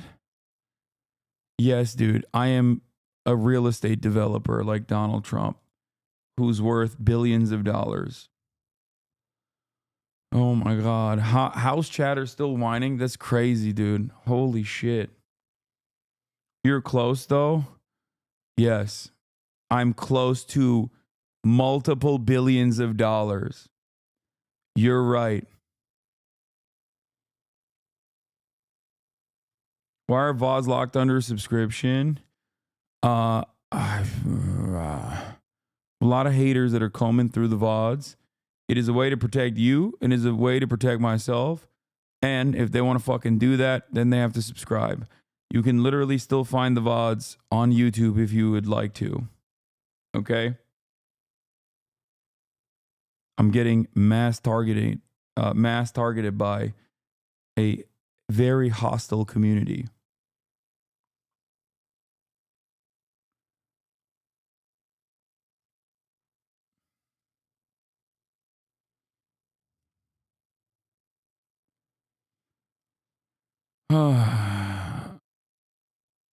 Ask you about these results. You've heard some of the reaction throughout the Democratic Party. My VODs are readily available on YouTube. How much do you personally blame President? Won't haters be able to clip from YouTube? Yes, but it's just like they go after the chat and stuff. Because if they can't find something on me, then they'll literally be like, well, the chat said this. Look at what his chat is saying. And on YouTube, it's like more difficult and more of a hassle. Biden for this loss. President Biden, when he came into office, said that he would be the most progressive president since FDR. And I think on domestic issues, not foreign policy, on domestic issues, he has kept his word. And I see on YouTube you blur chat now? No. On YouTube, I don't blur. I don't blur chat for that reason. I blur it because they just YouTube automatically strikes down your video if your chat shows in like the first couple of minutes. The agenda that he has pushed through has been an extraordinarily strong one. But that agenda... Why do they call you the Alex Jones of the left? People don't call me that. There's only one group of people that call me that. One very specific community. And that very specific community is consistently wrong on everything. They rode with Biden all the way to the fucking end because that was stupid. Okay? They greatly overemphasized Kamala Harris's chances of winning, and that was also stupid. They're consistently wrong. But you can be wrong yourself and get your information from that community. Or you can be in here and at least, present yourself as a little bit smarter to your friends. Has got to be placed within the overall context of American society today. And that American society today is one in which tens of millions of working families and elderly people are struggling, while the people on top have never had it so good. But Senator, should he have gotten out of the race more quickly, as some are arguing? I supported him because I think his agenda was a strong agenda, a working class agenda. I'm not going to look backwards. Kamala ran a strong campaign. She did everything that she could. She decisively won the debate. So to me, it's not just about the campaign. It's about what does the Democratic Party stand for? Do ordinary people say, yeah, that is a party that is fighting for my interest and prepared to take on the big money interest who control the economic and political life of the country? That's to me what the issue is. Yeah, we're talking a lot about the economics. You've talked about how the Democratic Party is out of touch when it comes to economic issues. Some Democrats are saying it's not just economic issues, it's cultural issues as well. Here's what Democratic strategist James Carville had to say. Take a look. What killed the Democrats and what killed Biden was a sense of disorder. And part of the sense of disorder was the unfortunate events of what I would refer to as the woke era. Has the Democratic Party's focus on identity politics gone too far, Senator?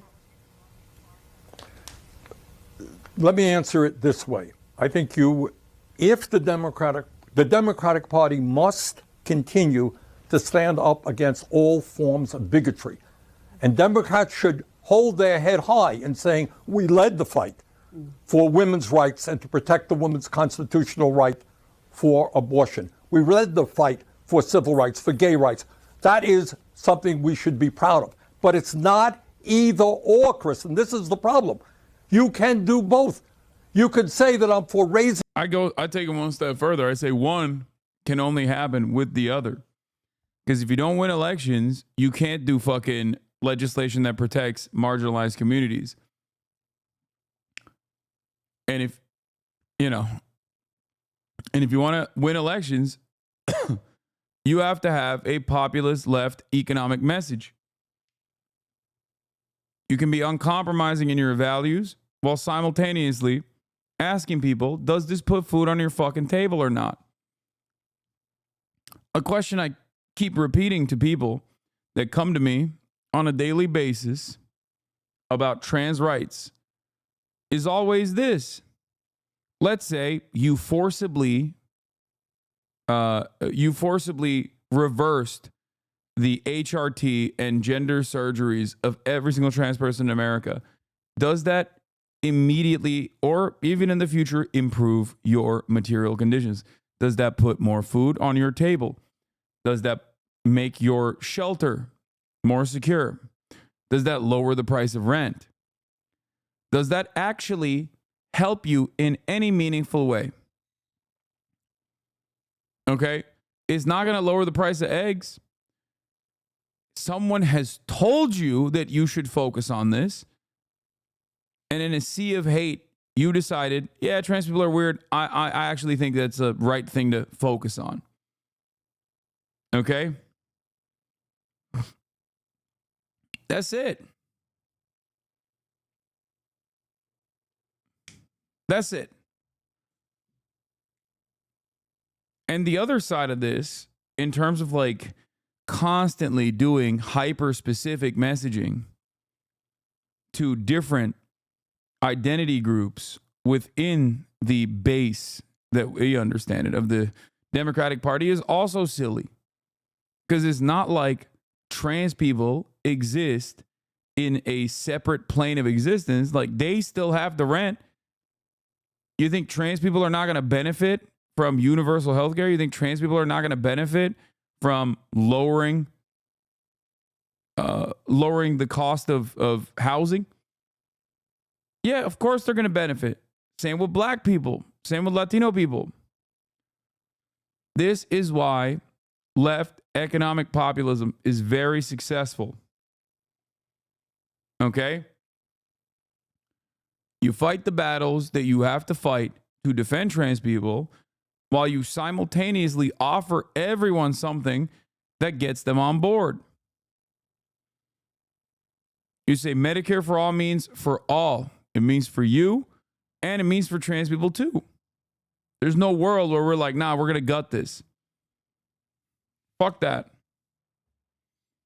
Raising the minimum wage to a living wage, guarantee health care for all people, expanding Social Security. And by the way, I also support a woman's right to control her own body, etc. It's not either or. It's going forward in both directions. You know, I've been speaking to some Democrats who are concerned because now President-elect Trump has beaten 2 women candidates, and their concern is that it will make it more difficult to nominate a woman candidate in the future. Do you share that concern, Senator?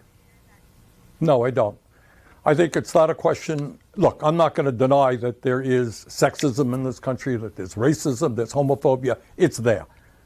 But on the other hand, I think what the American people want to support, whether it's a woman, a man, a black or a white, or Latino, whatever, is they want to support somebody who is standing up, Kristen, and fighting for them.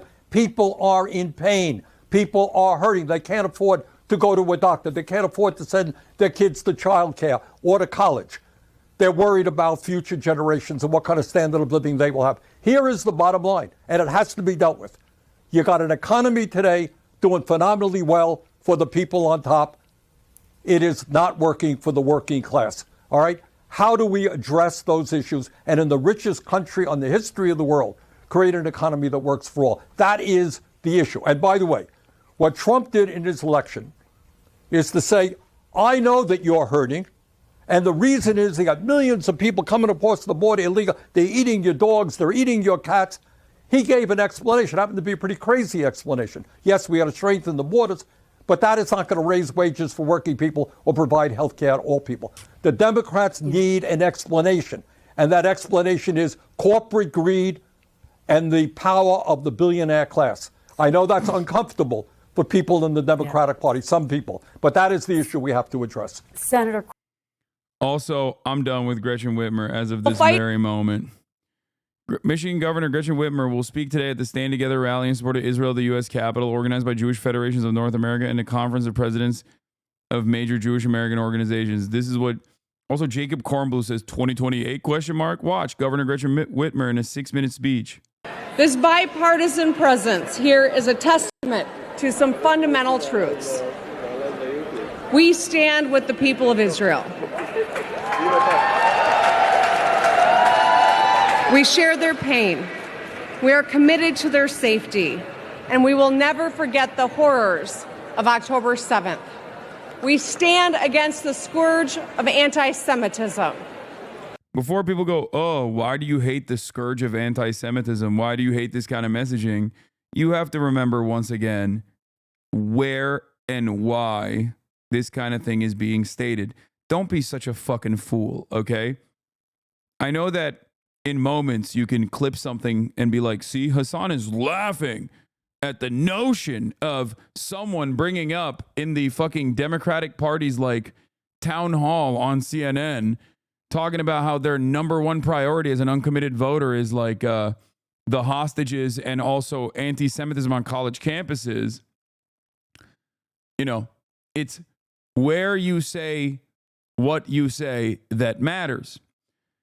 And just so you understand, Gretchen Whitmer popping off like this at the Stand Together rally is deliberate.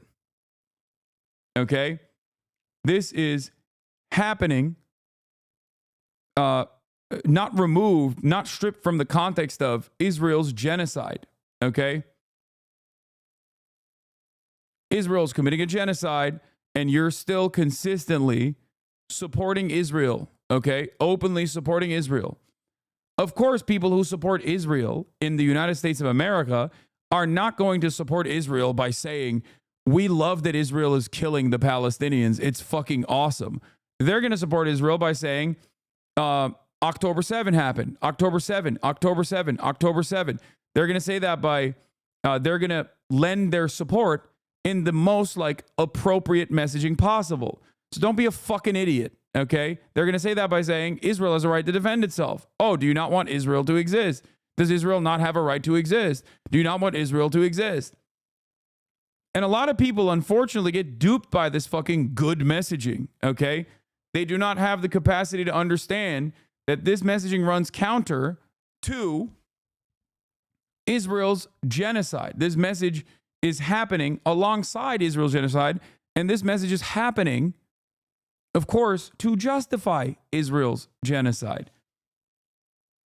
And we will fight back against this ancient force wherever it rears its ugly head. We must make sure all people feel safe on campus, at work, and in their communities.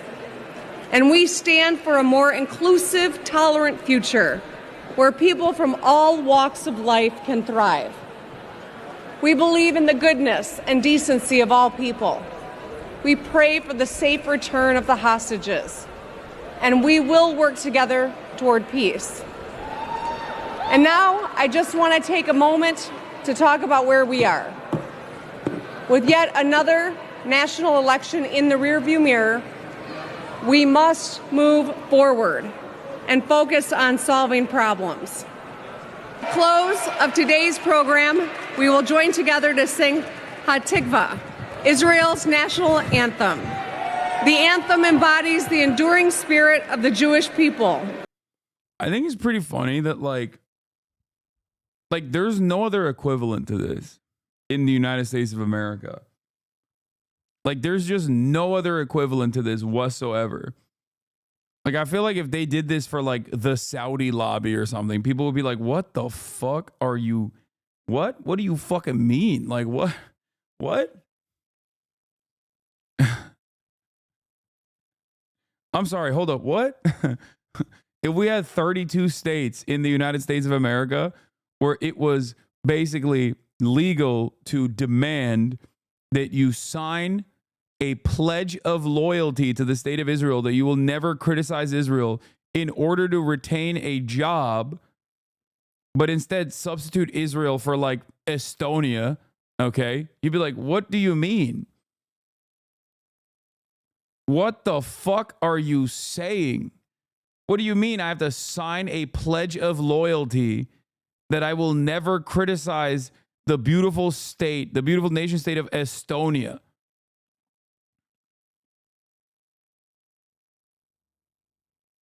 Like, what? What are you saying? Except that is the reality for the nation state of Israel.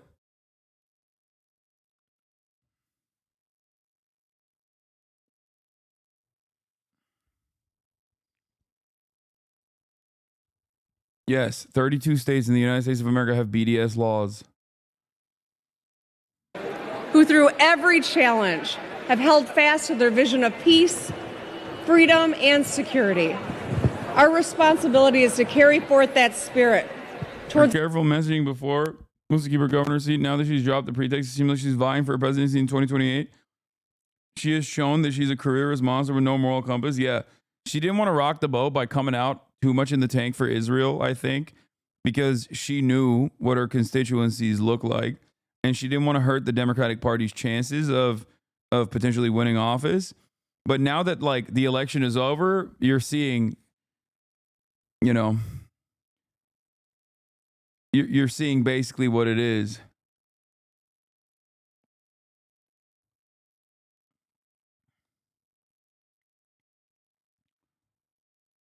a brighter future where peace prevails, freedom endures, and communities stand united. Do you believe that Israel has a right to exist? Israel does exist.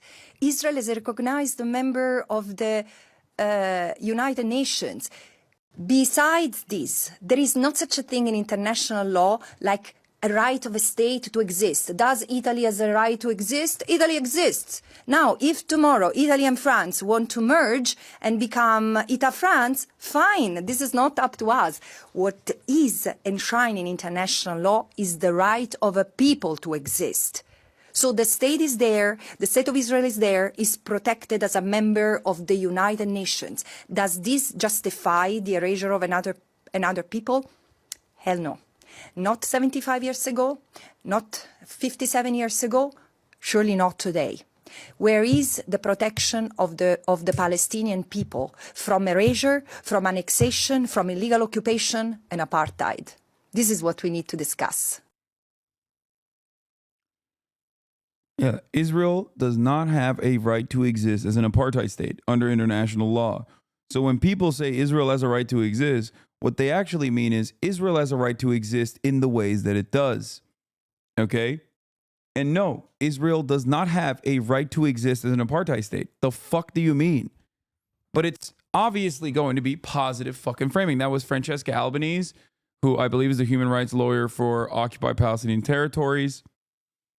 The human rights office of the rapporteur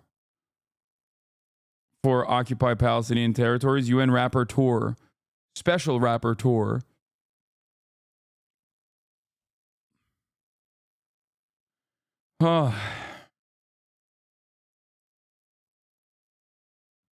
Do they consider the possibility by 2028 this will have aged quite poorly?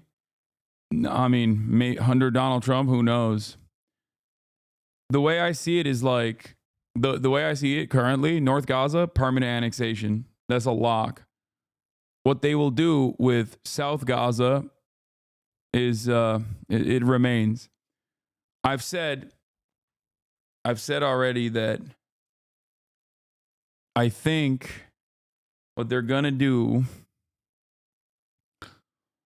is basically give Trump like a gimme in the short term. Give Trump like a gimme in the short term. Take a little bit of time off to re-up, rearm, and then permanently annex the West Bank.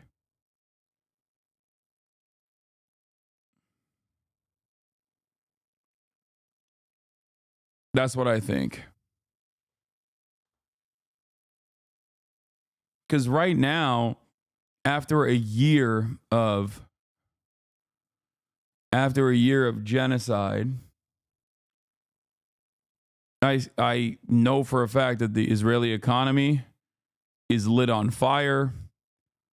I know that the Israeli military is taking a lot of defeats in Lebanon. Like, they don't have the smoke.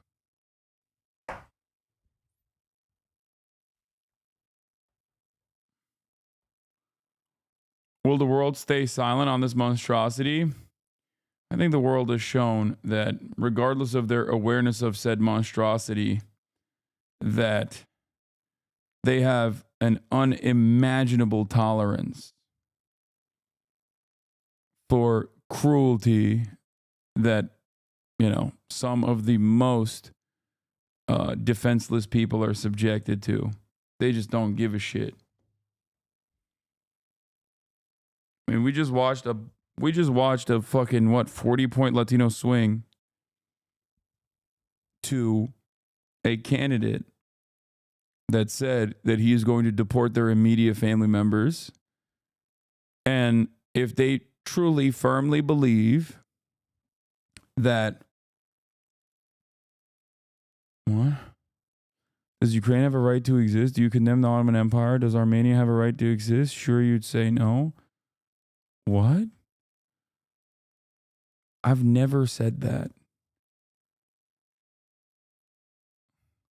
Dude, if my positions are in the words of Asmongold, if HasanAbi's positions are so bad, why do you consistently feel the need to lie about his positions? You know?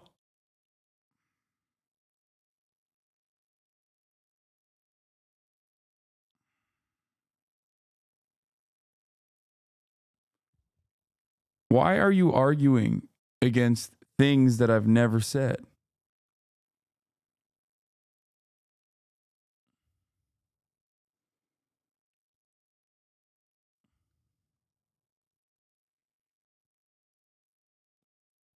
Yeah, I'm fucking quoting Asmongold. He did say that. Armenia right to exist? Yes, dumbass. Armenia already exists. Just like Francesca Albanese said. What the fuck are you talking about? Like, do you think I'm an Armenian genocide denier? I'm not.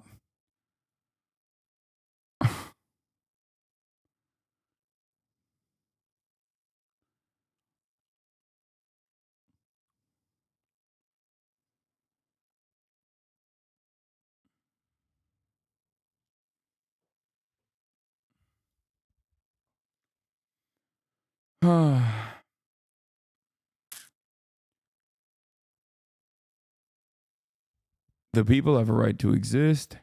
States, in the way that they exist, are left up to the standards of how they exist. Israel, as it currently stands, is an apartheid regime.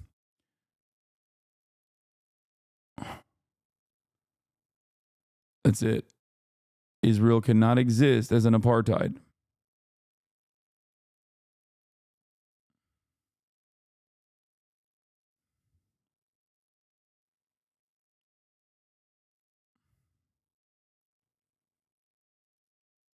Quickly, before I let you go, I do want to ask you about the Supreme Court. Some Democrats behind the scenes quietly talking about the possibility, should Justice Sotomayor step down, to allow President Biden to appoint someone who's younger. She's only 70 years old. Is that something that you would support? Do you think she should step down?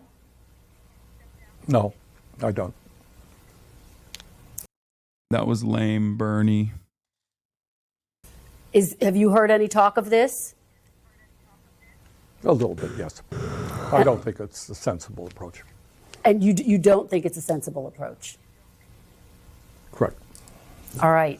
Senator Bernie Sanders. The only reason why I understand why there's like some level of resistance towards this is because the Democrats are not going to be able to fucking replace her.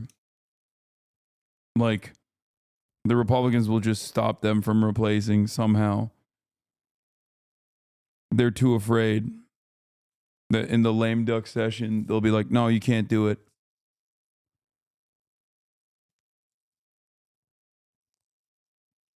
Sanders, thank you very much for your time this morning and your perspective. We really appreciate it. While the Democratic Party grapples with their repudiation at the ballot box, independent Senator Bernie Sanders issued a particularly blistering statement this week, accusing Democrats of abandoning the working class. What do you mean somehow there are only 49 senators right now that would vote yay? I'm willing to bet there's less.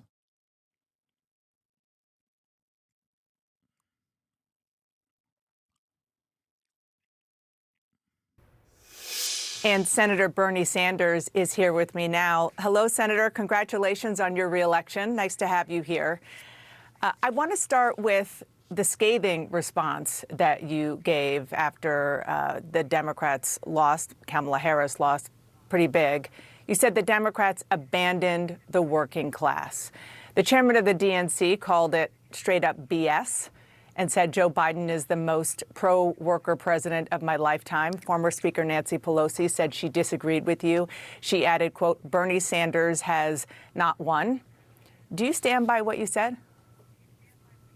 Oh, absolutely. Look, Joe Biden is a friend of mine. I've been proud to work with him on an agenda which has been very strongly in favor of the working class. Biden promised to be the most progressive president since FDR. In many ways, on domestic issues, I think he kept his word. But here is the reality. The working class of this country is angry, and they have a reason to be angry. We are living in an economy today, Donna, where the people on top are doing phenomenally well, while 60% of our people are living paycheck to paycheck. 25% of elderly people are trying to get by on $15,000 a year or less. We have the highest rate of childhood poverty of almost any major country on earth, and parents all over this country worry that their kids may have a lower standard of living than they do. That is the economic reality.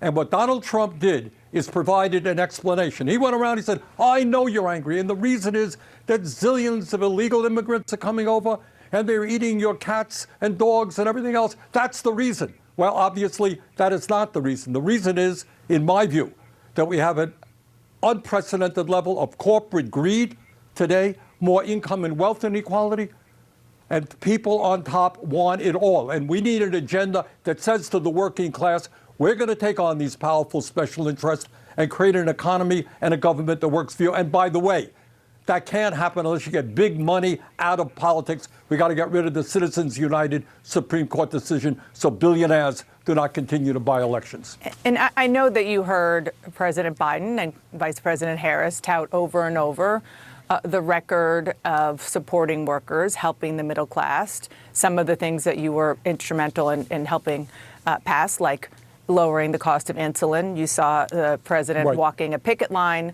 They forgave student loan debt as much as they could. You said yourself in July that he had a strong record, which you just repeated here. So it sounds like it's not maybe as much about policies and more about messaging and communication. It's not messaging, Donna. It's a fundamental understanding of saying, look, the Biden administration has done a lot of good things, period. I agree. We should all be proud of that. But it has to be put in the broad context of the reality of the American economy today. And that is when you have three people on top owning more wealth than the bottom half of American society.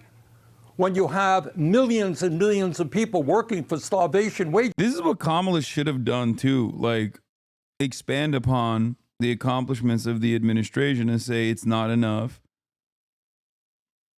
And we are going to go way beyond. You got to speak to that reality. So you could say, look, we're proud of what we have accomplished, but we have so much more to do to create the kind. I gave you a week off because you asked true or false is HasanAbi the Benny Johnson of the left.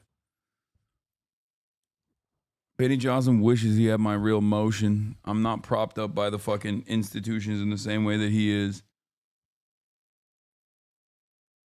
When you come back in the next week, if you have some fucking stupid ass opinions like that, you might get banned permanently.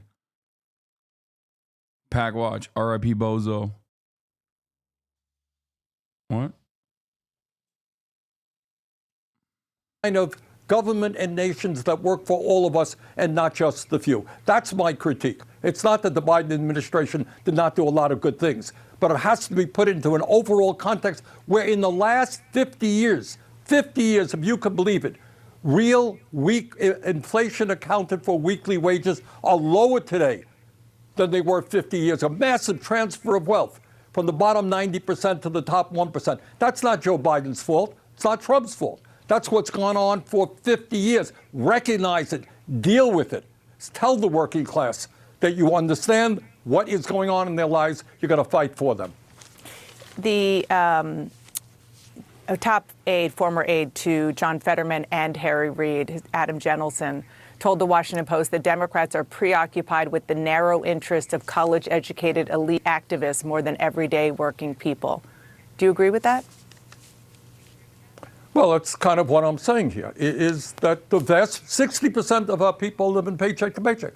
How do we not talk and fight for raising the minimum wage to a living wage? Dana, on Tuesday, in the election, in the state of Missouri, a conservative state, they became one of the many states that voted, I think, 58% to raise the minimum wage.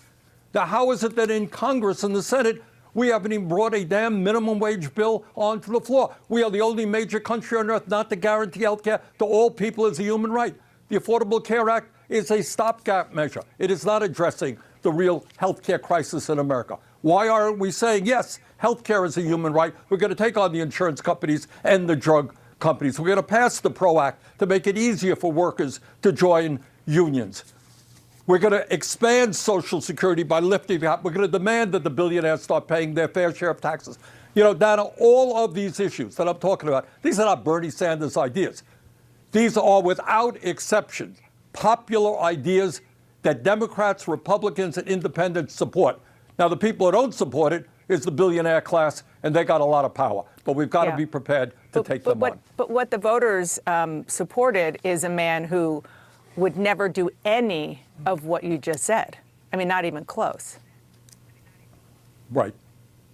But what that man named Donald Trump did do is he said, I feel your pain. I know that you're hurting, and I have an explanation. Well, his explanation was bogus. You know, millions of people coming across the borders. Why do people just refuse to understand this basic point?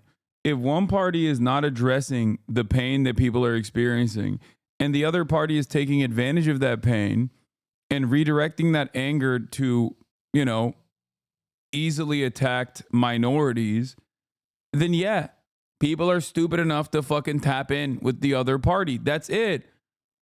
I don't know how much I can simplify it. I don't know how much Bernie can simplify it. You have to be, I guess, getting paid the big bucks like Dana is to refuse to reckon with that. That's the real problem here. You can't convince someone if they are professionally unconvincible. Legal, we have to strengthen the borders. That goes without saying, but that is not the cause of the problem. The cause of the problem right now is to have a small number of people on top who have enormous economic and political power. How, for example, can the Democrats not say, look, we got to get rid of the Citizens United? In this campaign, in the Republican Party, Democratic Party, billionaires exerted their power. Most Americans know that's wrong. So, I'm sorry, go ahead. No, I was just going to say, so we've talked about the economic issues, which, of course, that's number one. Then there's the social and cultural divide that seems to be happening between a lot of people in America who used to support the Democrats and what is now the Democratic Party, or what's perceived to be the Democratic Party. White voters largely propelled Trump to victory in the race, but there was a major shift. The exit polls showed that Latino voters, especially Latino men, shifted more towards Donald Trump. Biden won them by 23 points in 2020. This year, Trump won them by 12. I want you to listen to what a Latino voter told my colleague Ed Lavandera this week. We believe in, teaching our kids about God, our Christian values, family values, and the Democratic Party is. Hey, Bernie, I know you just described a lot of stuff, but what do you say to this insane person?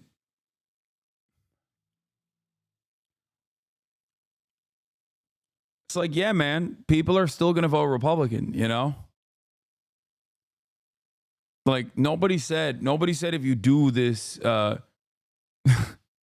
nobody is making the argument that if you run on improving people's material conditions, that there aren't going to be people that are still nah, fuck that. I hate that. Yeah, there will still be people who vote against their best interests. Especially after they hear, yo voy a votar por Donald Trump. It's embracing all the woke, left-leaning ideas that it doesn't go with our values. Do you think it's the Democrats pushing Latinos to Trump, or is it Trump bringing in Latinos? I think more Democrats are pushing Latinos to Trump. What do you think of that? Well, what I think is that Trump... dude who probably gets bullied by his immediate Latino coworkers who also voted for Donald Trump is not exactly the median Latino voter, okay? That dude in his workplace is getting bullied by other Latino dudes who also voted for Donald Trump. And you're over here being well, what about this insane guy? Look at him. Bernie should be look at this man. Do you think that he's got everything right? He's wearing Donald Trump's hairpiece in a visor. And he went and purchased a sticker to slap on the brim of the visor. There's always going to be insane people. It's like looking at, it's like people coming in here and being Hasan, you said there was not a single pro-NATO voter out there. Ryan Ruth destroyed that argument. What do you say to that? And it's yeah, okay, you got me. You know what I mean? He's in jail, so he was a little too crazy, don't you think? Free him. Free him so he can vote. Trump has done a good job in claiming that Democrats do nothing more than the woke agenda. in my view, what Democrats have got to focus on and tell that gentleman, do you want a minimum wage that's a living wage? Do you think health care is a human right? Do you think we should build the affordable housing that we need? Do you think we should take care of our seniors by expanding Social Security? So I think the emphasis has got to be, of course, on wiping out all forms of bigotry. And the Democrats should be proud of standing up for women's rights and abortion rights and gay rights and civil rights. But the emphasis got to be is to make it clear that we are prepared to stand with the vast majority of the people, many of whom are falling further and further behind, while the people on top do phenomenally well. That's a message that, in my view, will resonate with the Latino community and the entire working class community. Let me give one example, perhaps, of this kind of dynamic that we're hearing about. Joe Rogan, very popular podcaster, he endorsed Donald Trump in the final days of the election. 4 years ago, you went on his podcast. You got a lot of blowback for doing that and for touting that he endorsed. Yeah, Dems are fucking annoying. What else is new? They love weaponizing identity politics cynically to smear people. Dana knows all about that, by the way.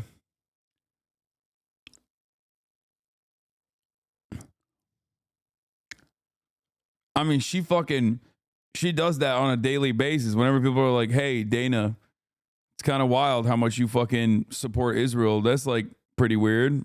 Seems like you're pro-genocide. They're like, wow, this is the most anti-Semitic thing I've ever heard. You.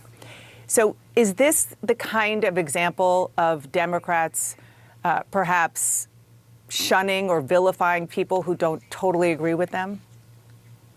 Yeah, I think that's fair enough. Look, you can have an argument with Rogan, agree with him, disagree with him, but what's the problem going on in those shows? It's hard for me to understand that. So I think we've got to get, and clearly you have an alternative media out there, a lot of podcasts that have millions and millions of viewers. Yeah, Joe Rogan endorsed Bernie Sanders. So, in the words of Ryan Grimm, Mehdi Hasan, myself, and many others, we did have a Joe Rogan on the left. His name was Joe Rogan. Get on the show. Disagree with you here. I agree with you there. I don't see a problem in doing that. And you're right. I got vilified by some of the Democratic establishment because I went on Rogan's show. Now a lot of other people are doing just that. Before I let you go, you were a steadfast supporter of Joe Biden. You were saying that he should not drop out. There's a lot of Monday morning quarterbacking going on, and a lot of it is that, in fact, he should have dropped out earlier or perhaps never run for a second term. I don't want to get involved in that. You know, we got to look forward and not in the back. Kamala did her very best. She came in, she won the debate with Trump. She worked her as hard as she possibly could. Let's look to the future and not go backwards. Senator Bernie Sanders, thank you so much. Congrats again. One of the most listened to voices on the airwaves, Charlemagne Tha God, was an outspoken Harris supporter after she replaced Joe Biden as the Democratic nominee. I've spoken with Ritchie Torres, who supports the genocide in Gaza and promotes Islamophobes and anti-Arab races, is now joining in the smear campaign against me. This is the guy who Dems sent to campaign in Michigan. They lost Michigan. He also represents one of the poorest districts, but tweets mostly in defense of Israel.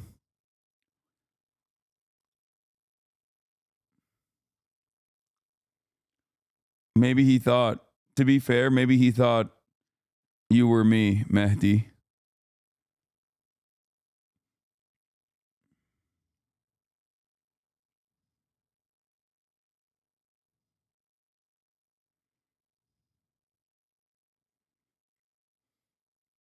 Mehdi HasanAbi. The problem with this Bernie is his party loyalty is like a communist in that regard. Wait.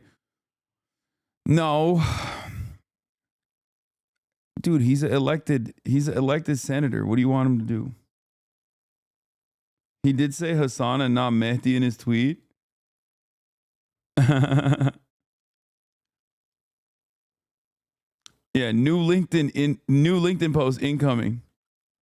him several times as this race unfolded, and after Election Day, I returned to his New York studio for his reaction to Trump's victory and what it means for the country. So look, this was obviously not the result you wanted, but I've heard you say you're optimistic today. Why? Because I have no choice but to be.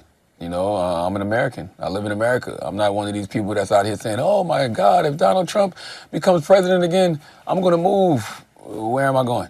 Yeah. I'm here. And, you know, I do believe in the future of this country because I have no choice but to. You know, I think what the vice president said in her concession speech was right on point when she said, you know, the light of America's promise still shines bright. I have no reason to feel otherwise. I'm gonna wake up, you know, and just be all doom and gloom and tell everybody the world is ending. It's like, no, you know, Americans went out there and it was a free and fair election and they made a choice. And now we all have to deal with, you know, the consequences of that choice. And whether we like it or not, you know, Donald Trump is the president of the United States of America. I know it feels like the divided states of America right. over the last, you know, several years. Dude, I love when people are like, you know, we got to suck it up. Donald Trump's our president. You know, we got to respect it. We got to respect him. It's so funny when people say that. It's like, so I guess he wasn't a fascist. Never mind. Like, oh, so that was a lie. Now, I don't think he's exactly saying that because Charlemagne is too much of a unk-pilled. He's too jank-pilled to be saying all of that. He loves, for the record, for those who don't know, he fucking loves jank.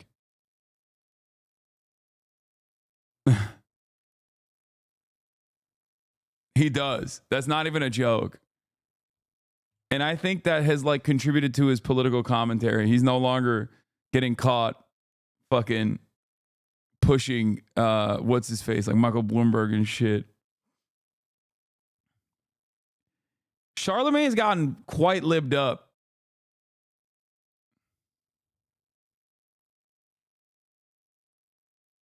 Bro, D apparently does too, which is insane. What do you mean? Jank-pilled? Destiny's jank-pilled? Oh, God. That spells trouble for whatever the fuck Cenk has been saying lately. I didn't even realize. Yes, but it is still the United States of America. So that's what I'm looking for us to do. We got to unify in some way, shape, or form. You were out there. I saw you at the convention in Chicago. You interviewed Kamala Harris a couple times. Were you surprised? That she lost? Yeah. I'm not going to say surprised. You know, surprised isn't the word that I would use because it's a toss-up. Like, you know, it was going into the election, you know, they were neck and neck. I think that she needs to get a lot more credit than she probably is going to get because the campaign was dead, you know, literally. With Biden? Oh, yeah, the campaign was dead with Biden. I know people make a lot of jokes about the whole weekend at Bernie's thing, and they would say things like, I would vote for Biden if he was a corpse. Well, he damn near was. And, you know, there was no life whatsoever. And I think that the vice president made a lot of people sit up on the couch and pay attention and at least be curious. With Biden, everybody was just knocked out, sleep, gone. Have you talked to her since the loss? No, I haven't, but I can't wait to. What are you going to tell her? I'm going to tell her I love her, I value her, I appreciate her, and, you know, whatever she plans to do moving forward, I'm going to always support her, and I'm going to say what I've, you know, been saying on the radio and on my podcast, that she has nothing to be ashamed about. You know, she ran a great campaign and only had 100 days to do it. Nobody thought she could even do, you know, what it is that she did. Like, you know, the first day getting all the delegates in line, you know, raising the money that she raised, you know, digging the campaign out of a hole to where they were neck and neck on election day. And she inspired a lot of people. Like I got 4 daughters, and my 9-year-old and my 6-year-old, when I'm watching, you know, This Week ABC on Sunday morning, or I'm watching CNN or Fox or MSNBC, they're coming in and they're asking me questions about Vice President Kamala Harris. And they were, are you going to vote for the Vice President, Daddy? Yes, I'm voting for the Vice President. And when she lost, they were upset that she was lost. So, you know, she did inspire a lot of people, and it was a historic campaign. What do you make of the demographics here? I mean, Trump got 1 out of every 3 voters of color. No. Yeah. 1 out of 33%. No. Really? Yeah. When you say color, you mean like black, brown, everything? Oh, well, I think that, you know, people have different issues that they care about, and I think that there's nobody out there that's a single issue voter. I think some of this is a backlash to race and gender and identity politics, but man, most people, they just care about keeping food on their table and keeping a roof over their head. And I think sometimes people forget about that. I think that they forget about, you know, the working class. And for whatever reason, Donald Trump speaks to the grievances of the working class in a real way. And I keep telling folks, people will forget what you did, they'll forget what you said, but they'll never forget how you made them feel. And when you go back to 2020, even though it was a pandemic and it was COVID, yeah, people don't care. All they know is they got stimulus checks with his name on it, and that's what they remember. And so people think about that. When you have conversations with folks, they be like, yo, I remember how 2020 felt. And they think that they're going to feel that, you know, in this next term. Yeah, I mean, how do you explain? I mean, he obviously swept the battleground states. He drove up, you know, turnout around the country in Republican areas, but he did much better than he had done before in places like Chicago, Brooklyn, Queens. Because of dinner table issues. It's literally that simple. Every day, people wake up and all they want to do is have more money in their pocket and they want to feel safe. I don't care if you're black, white, gay, straight, whatever religion you are. Those are the two things that you're thinking about every day. How can I keep some money in my pocket and how can I stay safe? And when you look at, you know, issues like the economy, when you look at the border, and that's what I was telling people. We had this conversation back in February. Yep. I was having conversations with folks and they was telling me, oh my God, these gangs are coming into our neighborhood and I know it's because of the border. We got to close the border. Like they were having these conversations and I told you. Like, it's a pure invention. What a spectacular defeat for the Democrats. It's just a pure invention.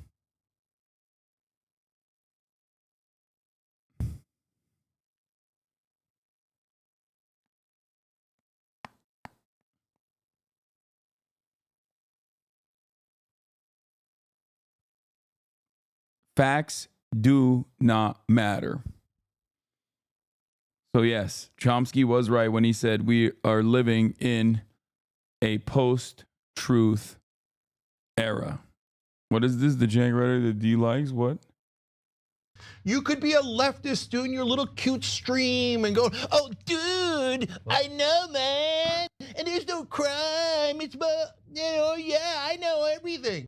Oh, my God. Is he talking shit about me? What the fuck? Well, yeah, then why did Prop 36 win easily? Why did George Gascon lose? Why did all the... Yeah, because everyone is fucking crime pill, dog. What do you mean? Wait, there's no way he's saying that, like, crime rates getting lower and lower in places like California is fake, right? Is that what he's saying? We're so cooked. Society as a whole, throw it in the fucking trash, dude. That's crazy. He's calling you out? Yeah, we got to do another Thanksgiving, dude. I got to get my facts ready. Oiled up, greased up, ready to fucking go. Thanksgiving is going to pop off this year. Nah, we're probably going to agree on a lot, as always. Crime, trans panic, immigration panic. Those are now the three factors where Unc and I are not entirely aligned. Progressives, so-called progressives in Portland lose, in Seattle lose, San Francisco lose, New York lose. Why did you lose every goddamn election? It's so funny. Like, what happened? So Larry Krasner is just fake now? He doesn't exist? Like, there are no progressive DAs around the country? Also, like, once again, are we just so devoid of doing a fact-based analysis on this stuff? Like, is that... Who's he talking about for real? No, he's talking about me when he said, oh, on your Twitch stream, you act like crime doesn't exist. Whoa, dude. I didn't know he had this level of smoke for me. Goddamn. Unc, that's messed up. I still love you, but I got to bring Murad in here. Hold on. He has to see this. 1 second. He's going to love this shit. One moment. Murad! Murad!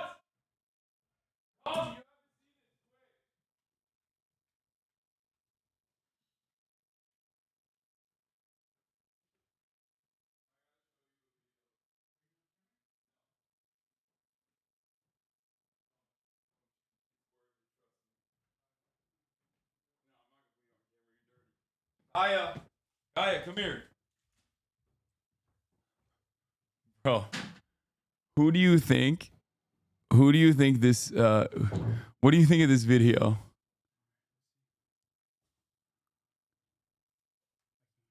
Hold on.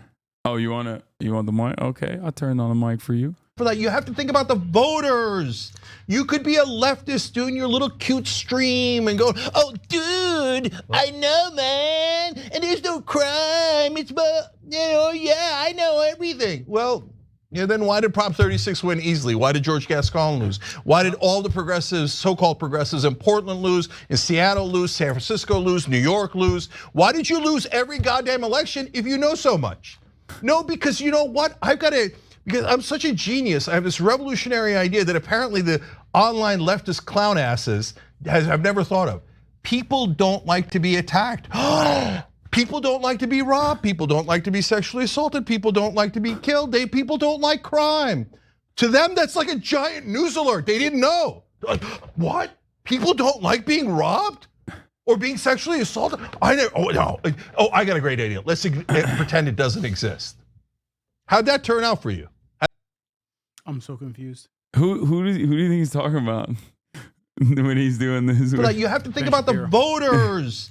You could be a leftist doing your little cute stream and go, oh, dude, I know, man, and there's no crime. It's, yeah, I know everything. Well, and then why did Prop? I'm so confused. Is he saying that the Democrat policy was anti-crime?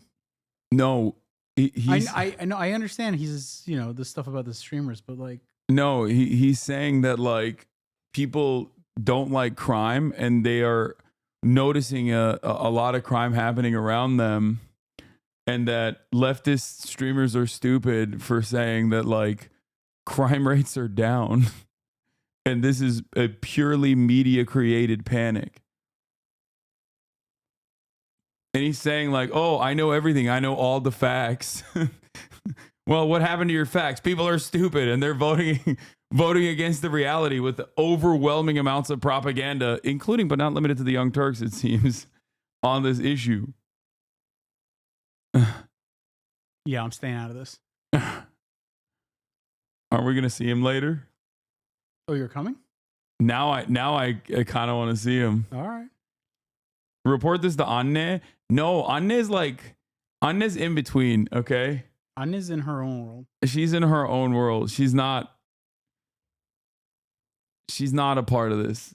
Now, if the crime had happened in the 17th century, she'd be all about it.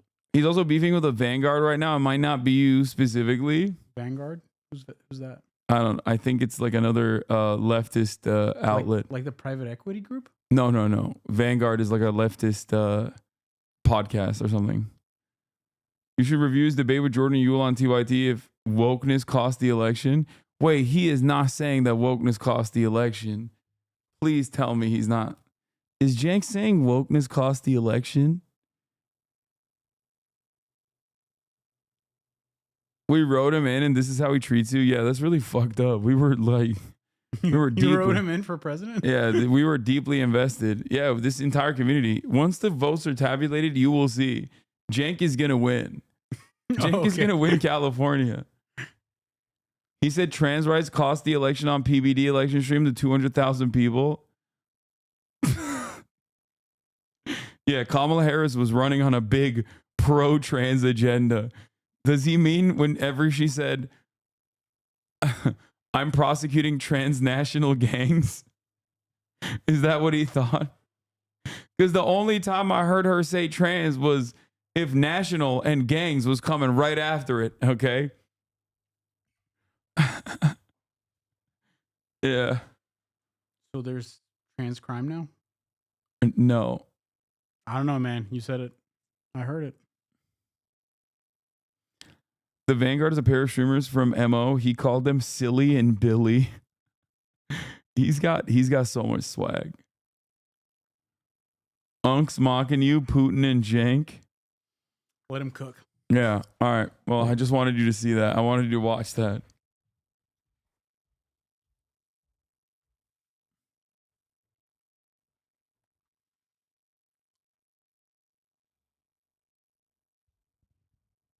Can we get a video of the conversation later? No. We will not be, I will not be taping my family outing with Unk. Okay? Unk farting on you. What the fuck? He was making fun of your long hair. Quick, grow it back. Oh. Wait, maybe he is talking about someone else then. Maybe he's not talking about me. I mean, it does fit the bill. Guys, Janksgiving is very soon.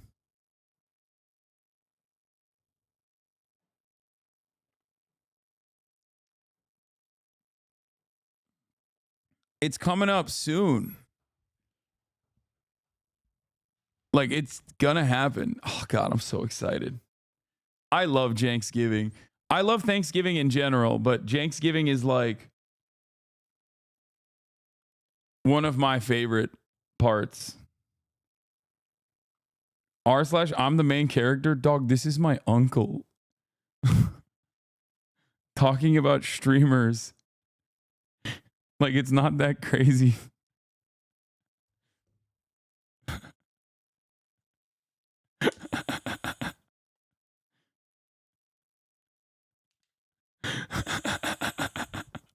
What is going on?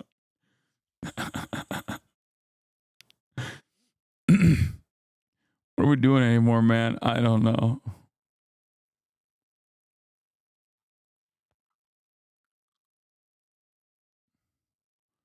This is what he's on about. Cenk Huger fires back at Vanguard and live TYT meltdown. Silly and Billy. One of the Vanguard has long hair confirmed. Okay, that makes sense. That's maybe he was talking about the Vanguard.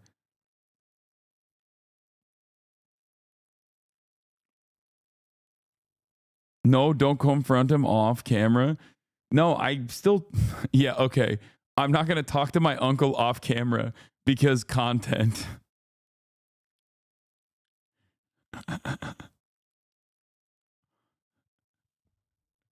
He's my uncle. I love him. What the fuck?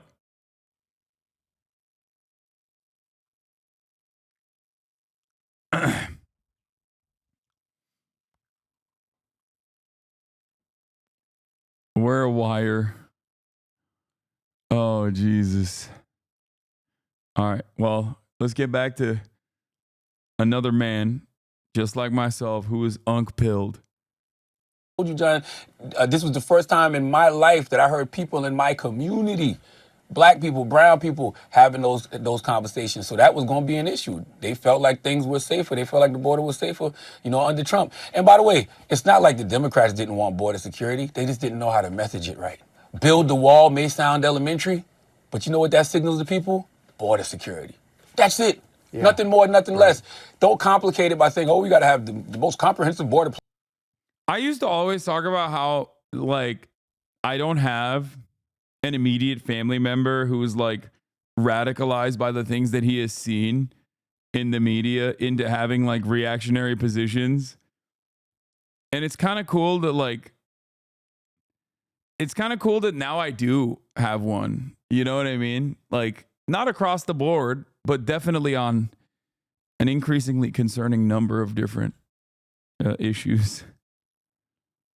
Plan and there's a bipartisan border bill that Democrats and Republicans couldn't agree on and Donald Trump shot it down. No, Trump is saying build the wall, and when they were telling you that it was a problem, y'all was saying no, it's not a problem. Let's create sanctuary cities and let's bring the people into our cities. And so when they started putting those illegal immigrants on the buses and on the planes and sending them to those sanctuary cities, what did they say then? No, don't come. So it looked like the Republicans were right and Democrats were wrong. And nobody knew that was going to be one of the big central issues that people thought about when they went into that voter booth. Should Harris have done more to make it clear she wanted to go in a different direction from Joe? Fact-based fear-mongering hasn't worked for the left. Time to abandon facts. That's insane. What are you saying?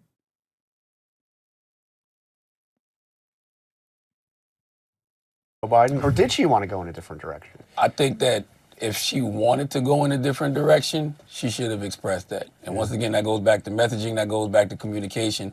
I've been telling folks the language of politics is dead. You cannot finesse people anymore. You can't believe one thing, but then get in front of people and tell them something else. And if you are, you got to be really good at it, right? Yeah. What do I always say? Republicans are more sincere about their lies than Democrats are about their truth. So when she's on The View and she's shaking her head like, no, I wouldn't do anything different. But then you on Fox News with Brett Baer and you like, my administration is going to be totally different than a Biden presidency. If that was the case, I just think that should have been repeated several times. Like, one thing that she said when I had a conversation with her was repetition is good. Like, that's part of being disciplined, right? You have to repeat yourself over and over and over. That might have been one of the issues that she should have repeated herself over and over and over on. So you had Laura Trump on the show the weeks before the election. After Trump won, I just sent her a message and told her, hey, congratulations. And I said to her, I hope that this administration is going to be an administration for all Americans. And she said, thank you. I promise, in capital letters, that it will be. Listen, man, I think that we've seen enough of Donald Trump to know that may not be the case. But like I said, I just have to have a sense of optimism because he still is the president of the United States of America. And I just want us, like I said, as a people moving forward, we got to start building more community amongst each other. And, we just got to hope for the best. Like, I'm not wishing for America to fail. Why would I want that? Our thanks to Charlemagne. I'm joined now in the studio by former Trump primary opponent turned Trump supporter. Nope, not watching that. What is this? From New York Times, when did liberals become so comfortable with war? Don't agree with everything here, but over the last few years from Ukraine to Gaza, it was devastating. You see how comfortable Democrats became with war and how intolerant they became of the dissent of it.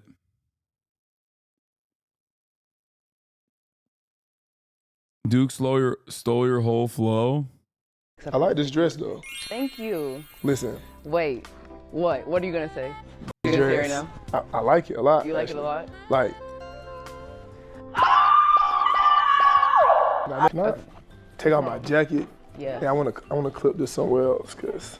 Duke's taking off his clothes. Okay, that's my shit. That's my shit. I can't believe he's stealing my. Oh, he's doing it off camera. Never mind. Dating multiple at once? I don't date. So what the is the point of this whole episode then? Because that's the whole reason I asked you to come out here is because I was. You want to go on a date? Yes. We can go on a date. But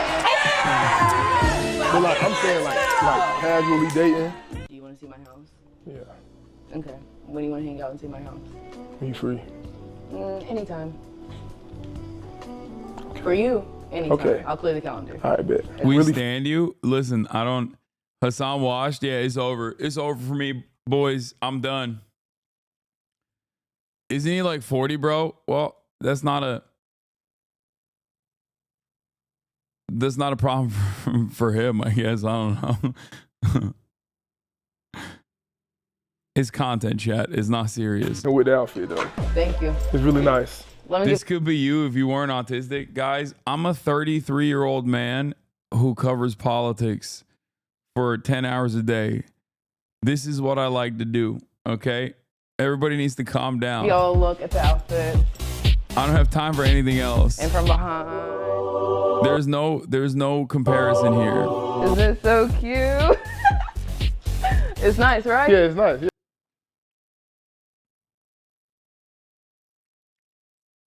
Bro, he's younger than you. How old is Duke Dennis? I don't know how old he is. Everyone in AMP always says he's a boomer. So I always assume, he's 30. Everyone at everyone at AMP always says he's a boomer. So I always thought he was like 35, 36. Cope and seethe. Wait, why would I cope and seethe? No, bro, you fumbled hard. Is what it is.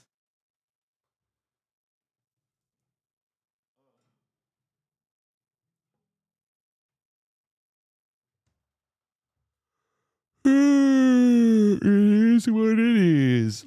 Hasan dated models. He had his moment in the sun. Oh, get out of here. I don't know what you're talking about. You asked Asian in fear and yeah. Low-key agent old as hell. I'm washed. I'm washed. I'm washed. I'm washed.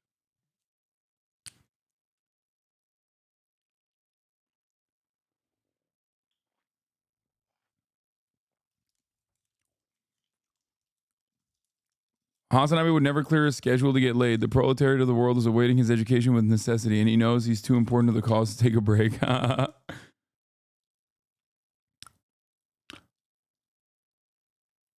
Phantom is only 3 years younger than Duke, and he's not considered a boomer. Oh my God, I thought Phantom was a baby. He's 27? I thought Phantom was like 21, dude. Are you guys fucking with me? Are you being for real right now? Is Phantom actually 27?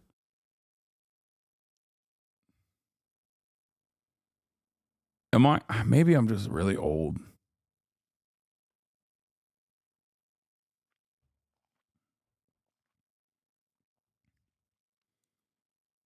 How does it feel to have 8 good years? It's pretty good. Better than not having any good years.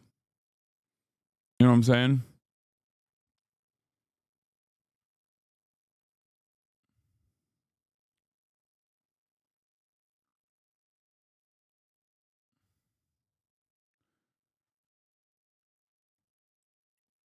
I did a focus group of working class Latino voters before 22 midterms where one man said 2 of his favorite politicians were AOC and Ron DeSantis because they were both anti-establishment outsiders.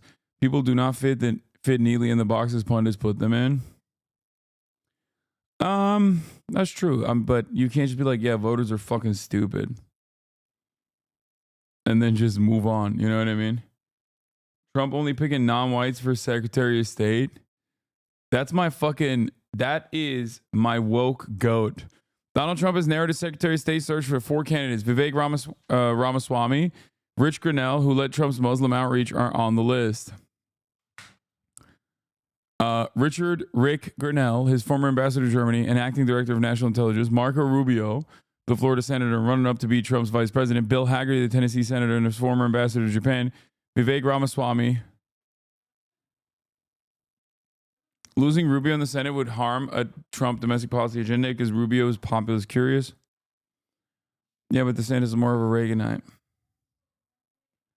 Bill Hagerty is white as fuck. It doesn't matter.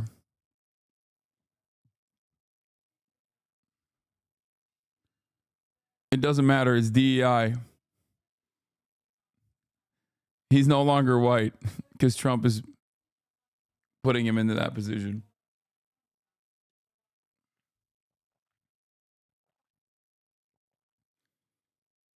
Into MSNBC helping a dickhead who ran unopposed to be a transphobic piece of shit.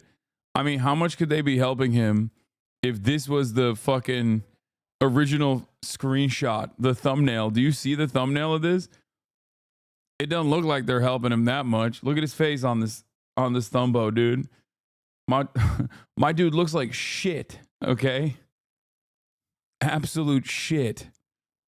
This, after Trump's victory on Tuesday, Democrats are certainly grappling with the way forward. And after the loss Tuesday, you are one of the lawmakers who've said that Democrats are out of touch with the American people. This is the most cowardly, baby-brained, ruthless way to present yourself as like a bold, outspoken person. Okay? It's just like you literally have put in the crosshairs a group of people that are 1% of the fucking population that, well, trans athletes especially is like a collective total of like 100 people in the United States of America, okay? Like, it is so insane that you would spend any time or any emphasis, okay? Trans athletes are like 100 people in total, like collectively 100 people. And any moment spent on this, whatsoever, especially as a Democrat, like if you're a Republican and you fucking spend any moment on this shit, you're a freak. If you're a Democrat, you're doubly freaky. saying they spend way too much time trying not to offend anyone rather than being brutally honest about the challenges many Americans face. Then as part of that argument, thank you for not pivoting transphobic like every other fucking left-leaning content producers. Yeah, I'm not a fucking vicious freak. What do you mean? There's never been a moment where I've compromised on human values, human rights. Like, that's just my opinion. I don't give a shit. It's so dumb.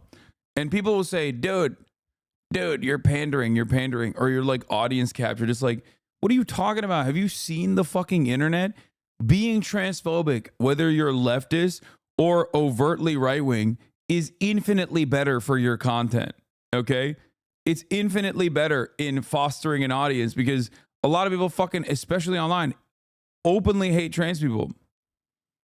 They were giving you a compliment? No, I know. I'm not even responding to that person. I'm responding to like the attitude that people have towards me being a grifter in general. Does that make sense? Because people always are like, oh, Hassan, you're such a grifter. you told the New York Times, quote, I have 2 little girls. I don't want them getting run over on a... I love that these fucking dipshits always hit this like, this is brutal honesty. This is a hard to swallow pill. It's like, wow, dude. You were getting... I can't believe it. Your hard to swallow pill is being transphobic? Wow. I had not heard that one before. Like, thanks, man. Bold truth teller over here. Really, really coming out of the gate swinging with this incredibly unique position. Getting some pretty heavy criticism from people in your own party for something you said to the New York Times. I just want to read it for our viewers. You said Democrats spend way too much time trying not to offend anyone rather than being brutally honest about the challenges many Americans face. I have 2 little girls.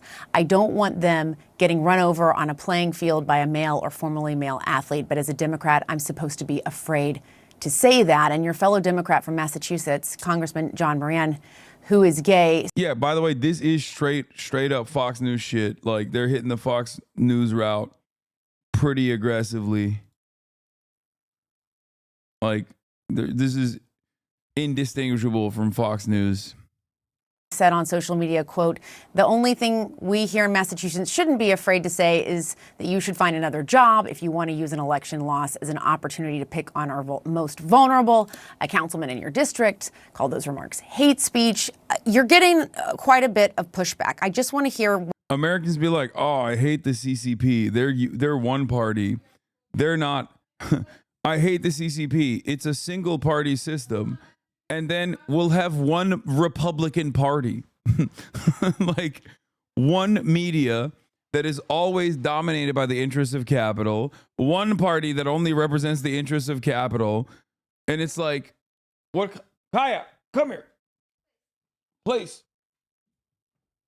She's disappointed in you for an obvious. Oh. Can I getirebilir miyim Kaya'yı bizde? Of, çok uzak ya. Çok yorgunum. Anne, do you want to see Cenk talking shit to me? On his election night coverage. I'll show it to you later. I'll play it at dinner. Bye. She said, I'm sure he has a lot more videos to show of you. As in, that's a remark stating that I make too many jokes at the expense of her brother. That's what she said. That's what her retort was. I feel like I defend Cenk quite sufficiently. That's my uncle. All right. What you think it all means and how you're responding to this. Yeah, sure. No, thanks, Jessica. Look, I was just speaking authentically as a parent about one of many issues where Democrats... I'm willing to bet his daughters probably hate that he said this shit. Okay? Like, that's the funniest part about it, is that his daughters are probably getting bullied now at school. Because they're like, I'm so sorry. I'm so sorry that my piece of shit dad just like randomly fucking decided to be transphobic and use us. Are just out of touch with the majority of Americans. And I stand by my position, even though I may not have used exactly the right words. And I'm willing to have this debate, as I've been having with LGBTQ advocates and others, some of whom agree with me and others who don't. But we're engaging in a Yeah, dude. All the LGBTQ advocates are like, yeah, fuck trans people. He's like, I'm having this debate with Caitlyn Jenner, and she keeps telling me that I should forcibly detransition young trans people. What's the problem? Like, oh, that's awesome. Thanks, man. It's very cool that he's having spirited debate on the humanity of trans people.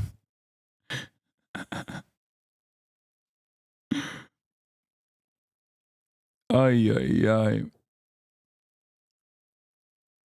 You deploy a tactical, the uncle-nephew bond is unbreakable the same way someone deploys a not to be disrespectful, but a precursor to scathing critique every time. Yeah, except it's true, though. The uncle-nephew bond is unbreakable, and I do love my uncle. So, it's true. A thoughtful debate. On the other hand, some of the people, like you mentioned, are just more interested in shaming fellow Democrats, shaming the majority of voters when they simply... Yeah, the Democratic Party needs to have a spirited debate about, like, whether we should also write anti-trans legislation that that is specifically tailored around a collective total of like 2 people in high school. Okay, not even like that's not even dude. You cannot outflank the fucking Utah governor on this position. Like, what are we doing? Like, that guy literally went on to pass, like, I think an anti-trans bathroom bill later too, and even he was like, I can't in good conscience vote.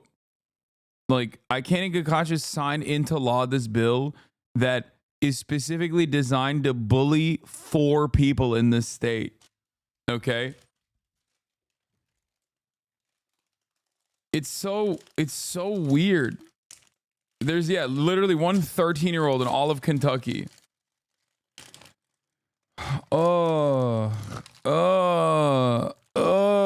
It's so gross.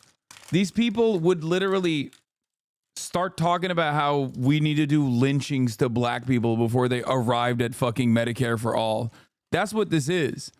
They are running down the racial and gender minorities until, like, they're running down the carousel of marginalized groups, okay? And slowly but surely, they're just every fucking election cycle, they'll be like, okay, trans people, we wrote them out. They're done. We're going to also write anti-trans bills, okay? And then next up is Latino people, which they've started already, obviously. Okay, wait. They already did that with the fucking with their own version of the border bill. Okay. Yeah. Republicans dominate discourse so hard that if they like actively launched a campaign against miscegenation in a couple years, Democrats would follow suit 4 years after the fact. It's kind of crazy to think about. And it's not that far off, the anti-miscegenation stuff, if Clarence Thomas, who was married to a white woman as a black man, gets his wishes. We don't meet their ideological purity test. And these are the same people who told us to defund the... How's the border security bill writing out Latinos when that's what the Latinos apparently want? I mean, it doesn't matter if the Latinos voted... they still voted minority for the Republican Party. But it still doesn't matter. That is literally the fucking bill.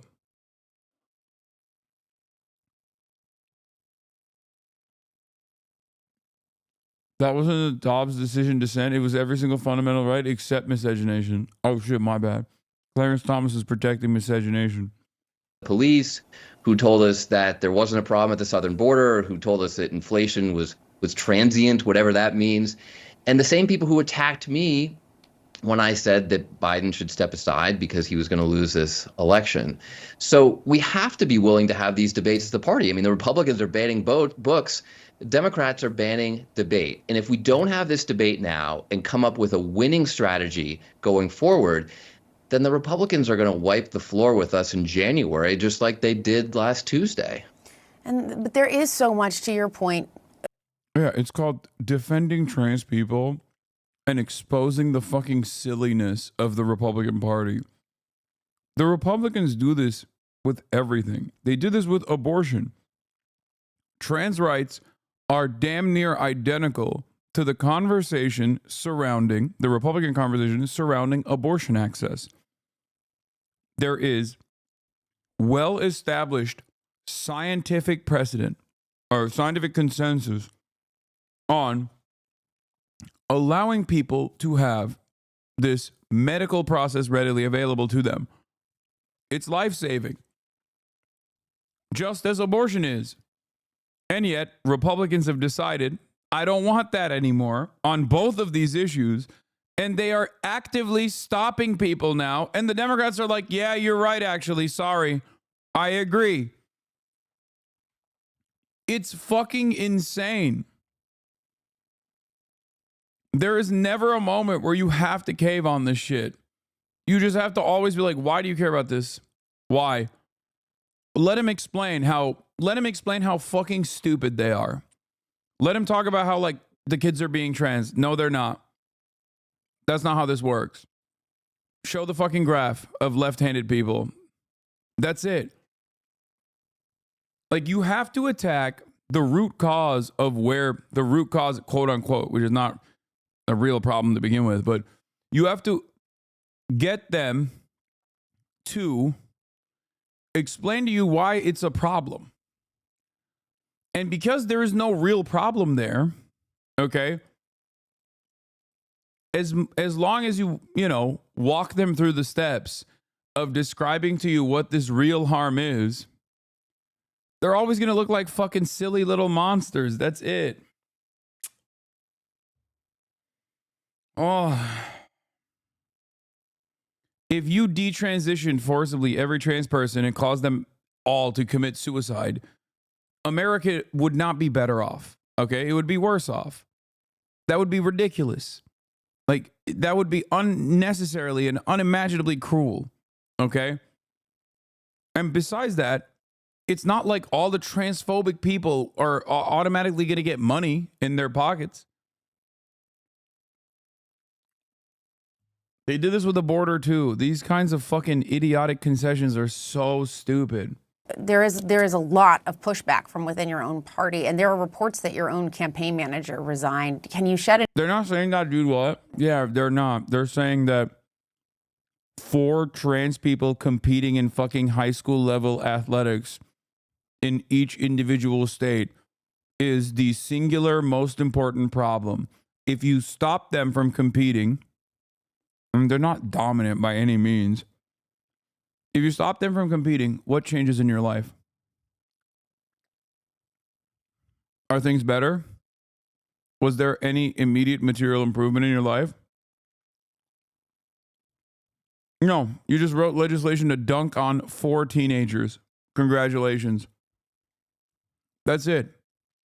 And I know this is not a real issue because originally they did this by writing bathroom bills. And those bathroom bills, specifically in North Carolina, were deeply unpopular. So they went back to the drawing board and found one other, like, they found that, like, anti-trans sentiment as a standout, as a standalone, is unsuccessful. 64% of the country believes trans people are being disproportionately targeted. This is facts. So these right-wing groups, like Family Values or whatever the fuck, all these like psychotic, rabid, Christo-fascist, cultish, right-wing think tanks went back, okay, and were like, how do we dunk on trans people?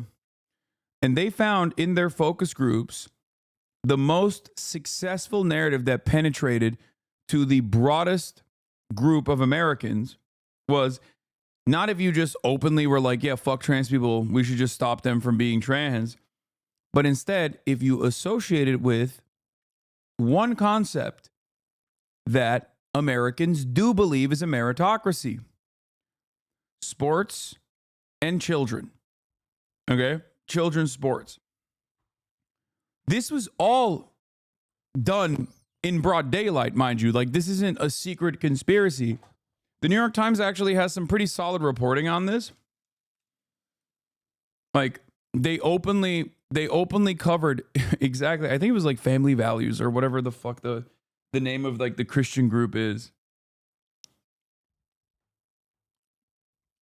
But they specifically focus tested different types of transphobic sentiment to find which would be the best at reaching out to as broad of a population as possible. And that's what happened. They found out that sports focus on the family is the name of the group. Thank you. Americans believe sports is the last bastion of true meritocracy. They also don't understand trans people, so they think trans people are like cynically becoming trans. Okay? So when you pair those two things up, you can make a convincing argument that trans people are actually not really trans, but they're doing it for attention, and they're doing it to like win swim meets at the high school level.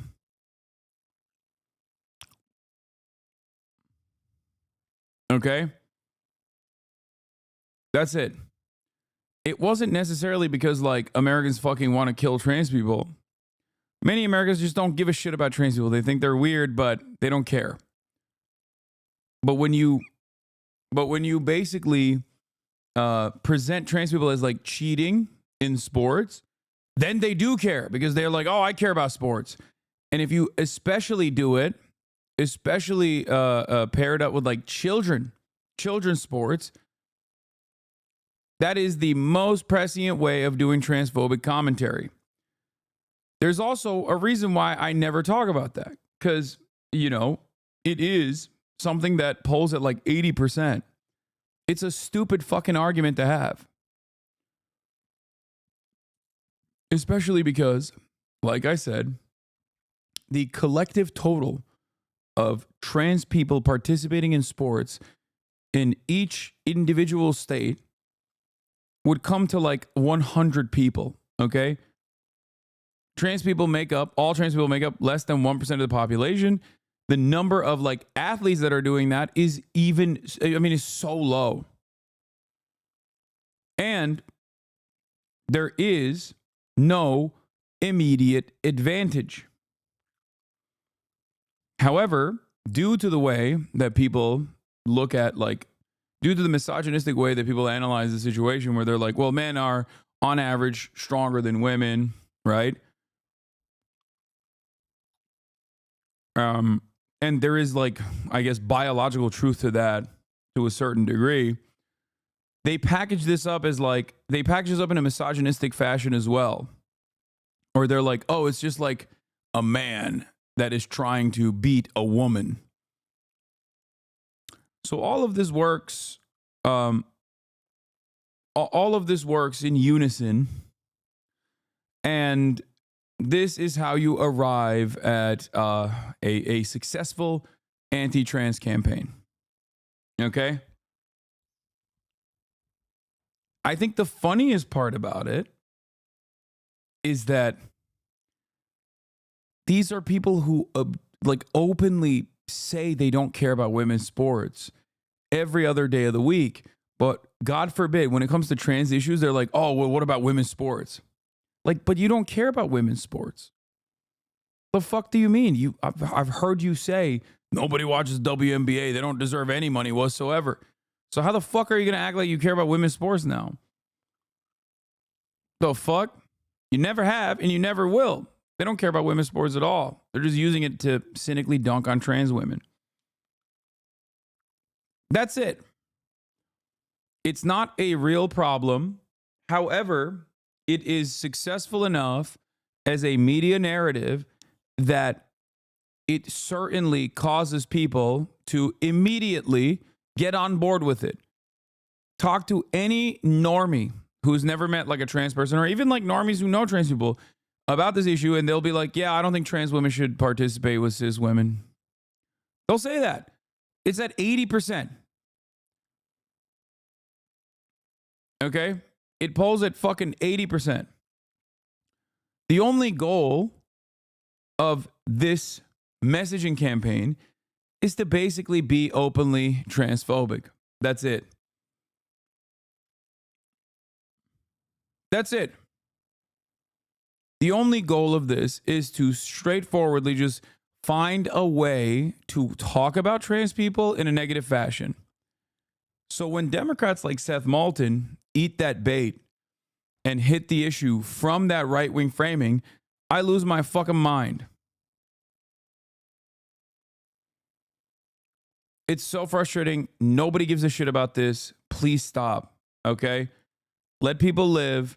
Worry about your own damn self. This is an idiotic argument that you've been primed into fucking talking about endlessly. Stop being fucking weird.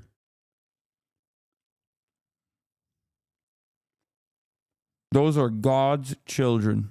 That's what Andy Bashar said. Any light on that? And was this kind of where you two parted?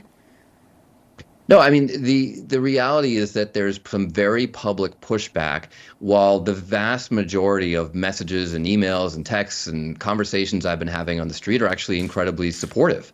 And this is all from fellow Democrats, from colleagues. He's like, hell yes, Dad.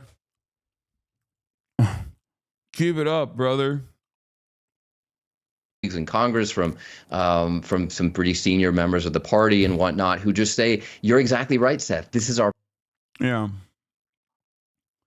On the legislative side, in terms of regulation, anti-trans legislation, or controlling who is trans and who is not, also harms cis women more frequently than it harms trans women. There are simply more cis women out there than there are trans women. So what a lot of people don't recognize is that when you want to figure out who's trans and who's not trans in high school athletics, you have to start doing shit like penis inspection day. That's literally what, people are advocating for. Ohio. Can you imagine a world where some fucking freaky ass, pervert ass, disgusting ass parent that's on the opposing team just says that your daughter is trans, and now you got to get someone to do fucking penis inspection day on your daughter? Like, what a fucking psychotic situation. Are we going to do hormone blood sampling on teenagers?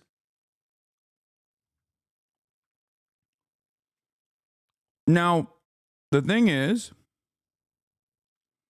for example, with the Iman Khalif situation, when like the trans panic narratives go so far that people start saying that cis women are trans as well because they don't fit like the rigid gender stereotype. They start investigating people. That harms cis women too.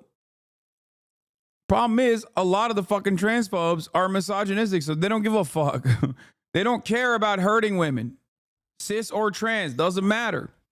A lot of transphobia, because trans people are at the intersection of all, any different matter of oppression, they don't give a fuck. Black athletes, black female athletes get this a lot too, Caster Semenya and the like. And that doesn't matter to anybody either, because most of those people are also racist. They're misogynistic and racist and transphobic, so they don't give a fuck if a black woman gets harmed in the process, a cis black woman gets harmed in the process. And that's it.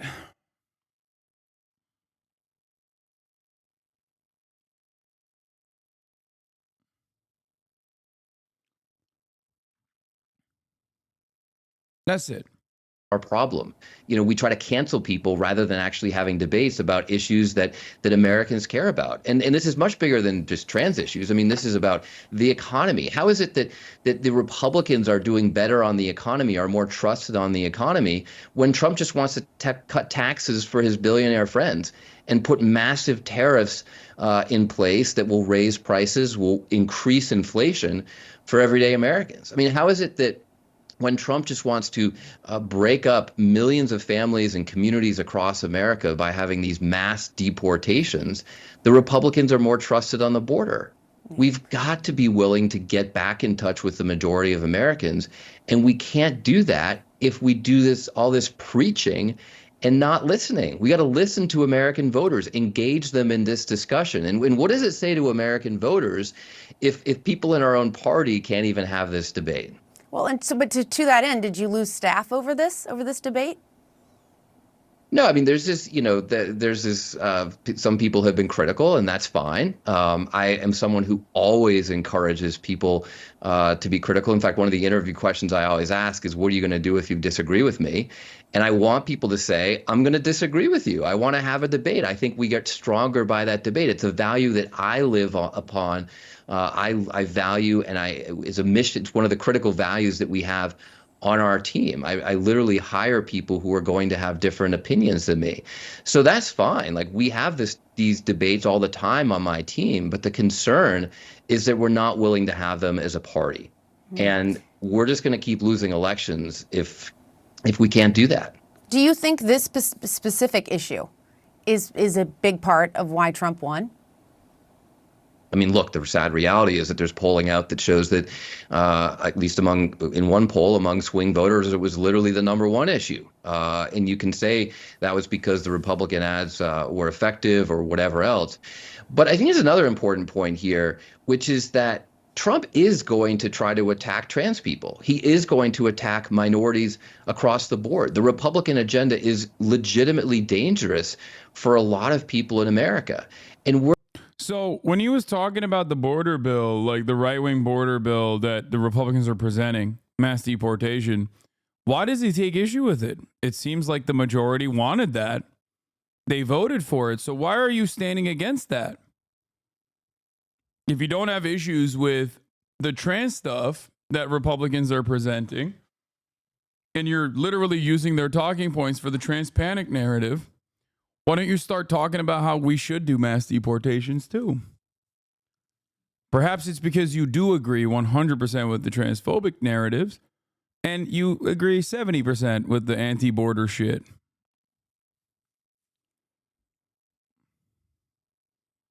Yeah, a bunch of his aides quit after this, by the way. Democratic rep said Moulton's top aide resigns after his comments on transgender athletes. Moulton doesn't apologize. Yeah. He's like, I'm under attack.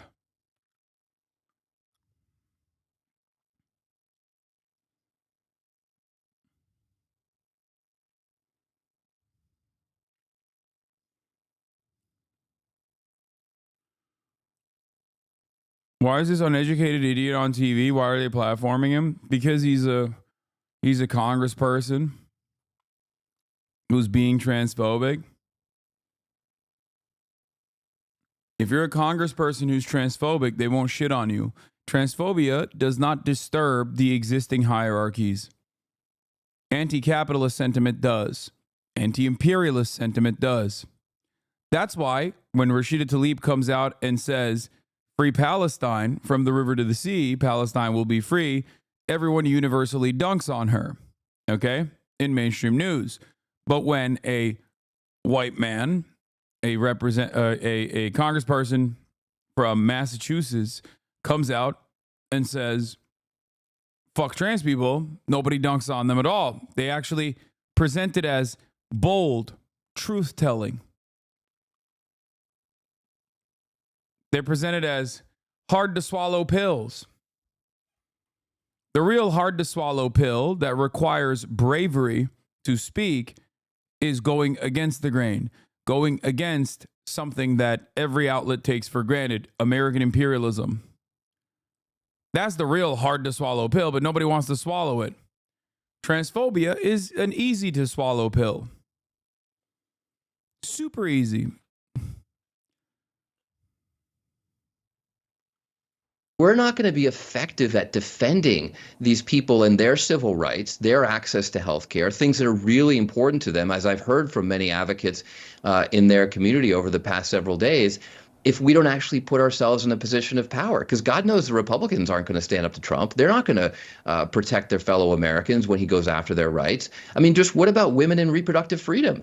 I mean, that should really scare people, because Republicans and Trump are absolutely going to try to ban abortion nationwide.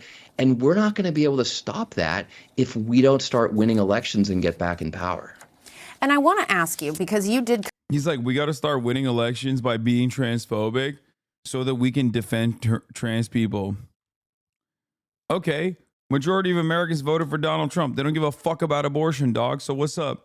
Are you going to retriangulate on that issue too? The answer is yes, by the way. I know the answer, Chad. These people do not have any real convictions, or maybe they did at a certain point, but being a machine politician for decades has caused them to erode that sensibility. They have no positions whatsoever, especially on the Democratic Party. They are spineless. The only thing they care about is channeling the ideological position of the Democratic Party. I promise you it goes in the opposite direction as well.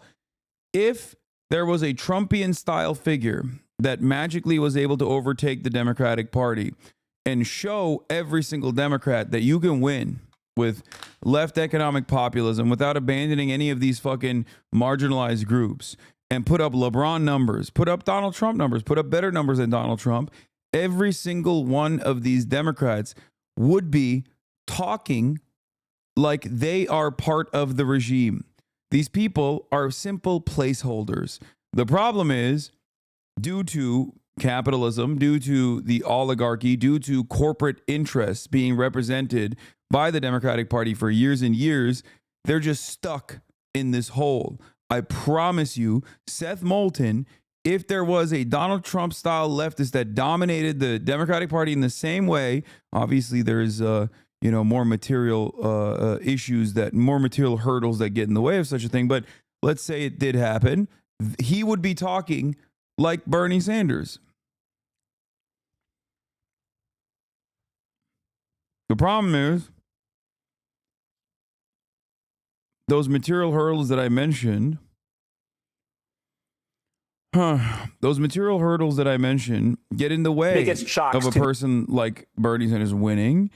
And then we never hear these guys champion that position. We never hear the base of the Democrats champion that position, because the base of the Democrats is simply there to regurgitate whatever MSNBC talking heads are saying. The Democratic Party after Donald Trump's victory was just how well Trump did with working class voters of all races. An economic realignment of sorts, underway for years, came back to bite the Democrats, according to some. And it has many wondering, how did the party of FDR, Social Security, Medicare, and labor become the party of high-income voters? And how did the party of Donald Trump and Elon Musk win with voters who make less than $100,000 a year? Now, Senator Bernie Sanders kicked off the debate this week by saying that Democrats have abandoned the working class. In a conversation with the New York Times, the former House Speaker, Nancy Pelosi, shot back. And this is how she explained the Democrats losing ground with working class. Well, there are cultural issues involved in elections as well. Guns, God, and gays. That's the way they say it. Guns, that's an issue. Gays, that's an issue. Now they're making the trans issue such an important issue in their priorities. Now, Sanders responded to Pelosi's rebuke this morning during an interview with my colleague Kristen Welker on NBC's Meet the Press. Bottom line, if you're an average working person out there, do you really think that the Democratic Party is going to the mats, taking on powerful special interests and fighting for you? I think the overwhelming answer is no. Now, Sanders made a lot of these same arguments after the Democrats lost to Trump in 2016, but many Democrats weren't listening. This time around, though, he has some surprising new backers, like Senator Chris Murphy of Connecticut, who is far, far from a left-wing Democrat. This is what he posted on X. It was a long thread, but part of it reads, when progressives like Bernie aggressively go after the elites that hold people down, they are shunned as dangerous populists. Why? Maybe because true economic populism is bad for our high-income base. We cannot be afraid of fights, especially with the economic elites who have profited off of neoliberalism. Democrats, like the Harris campaign, are tepid in our fights with billionaires and corporations. And real economic populism should be our tentpole. But it's not just Senator Murphy who has, been Bernie-pilled. Conservative New York Times columnist David Brooks, who has written columns like this one from 2020 called "No, Not Sanders, Not Ever," had this to say after Trump's victory. I'm a moderate. I like it when Democrat candidates run to the center, but I have to confess that Harris did that pretty effectively, and it did not work. Maybe the Democrats have to embrace a Bernie Sanders-style disruption, something that will make people like me feel uncomfortable. And then there's good reason for Brooks' change of hearts. On election night, despite Trump winning a decisive victory and Republicans retaking the Senate and likely the House, voters also voted in favor of progressive ballot measures like raising the minimum wage and paid sick leave. And this was in red states like Arizona, Missouri, and Alaska. There's also logic behind Senator Murphy's fear that Bernie-style populism, even after this election, will get shut down by Democrats that are elite.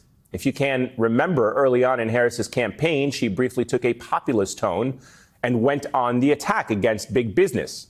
Then that populism somehow disappeared as quickly as it came.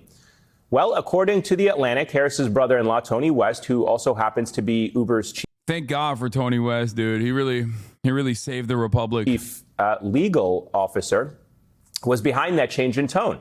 He reportedly pushed for Harris to win over more CEOs and billionaires like Mark Cuban, who became one of the campaign's chief surrogates.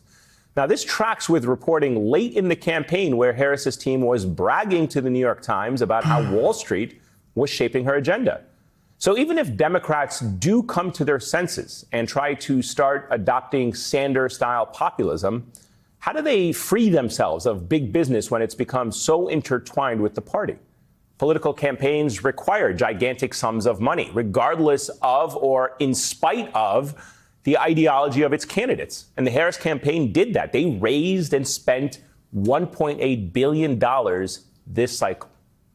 The top pollsters, consultants, and strategists all profit handsomely from these campaigns. Then they often go work in the private sector, working for the very companies Democrats should be running against. I can say one thing. If Democrats can't answer this question, they may be in for more election nights in the future, like the one we witnessed on Tuesday. $450K a day was spent on the Las Vegas Orb. I thought that was fake. Do you want me to Brian kill me? Be honest. Do you want me to Brian kill me? Because I will Brian kill me. 3 minutes. And I will not survive 3 minutes and 35 seconds. I do want to show you guys this shit. I thought this was crazy. This is a DDG video from behind the scenes of Kai Cenat's Mafia-thon. I could not believe it when I saw this level of production, dude. Look.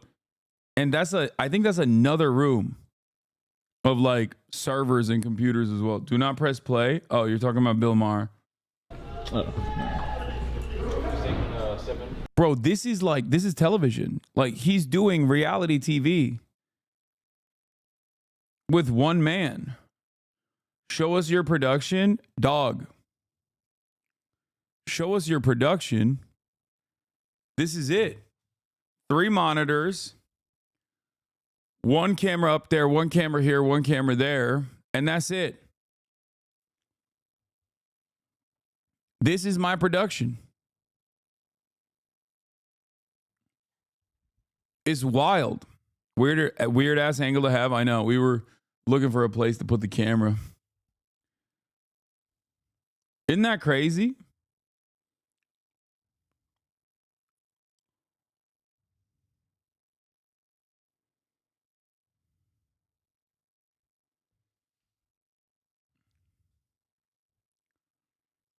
That's crazy, right?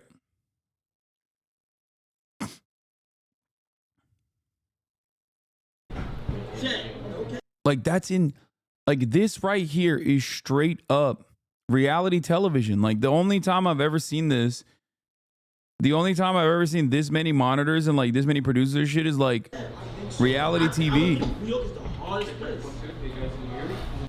go under your shirt? Do you want to Under my shirt.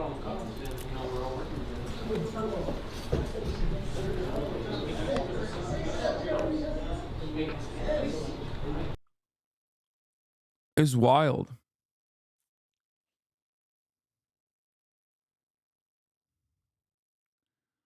How does Kai even know when to listen to you since you're talking to her next day all day long?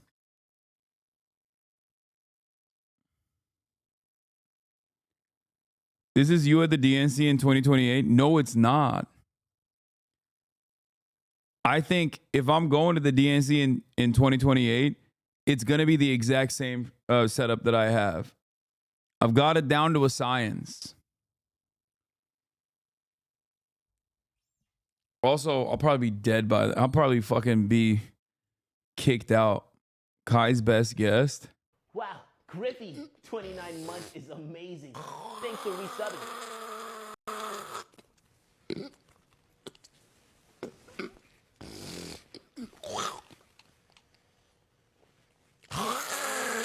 That's really disgusting.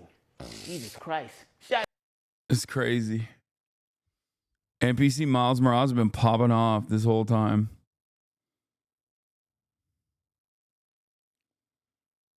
Right, I am out. We'll see you in a bit when you do news again. That's good. Can we go back to the news? Take a day off. Actually, take a week off. Okay? Suck my dick. It's fucking Sunday. I'm going to get back to the news, and you're not even going to be able to chirp in the chat. Nothing more annoying than a fucking asshole.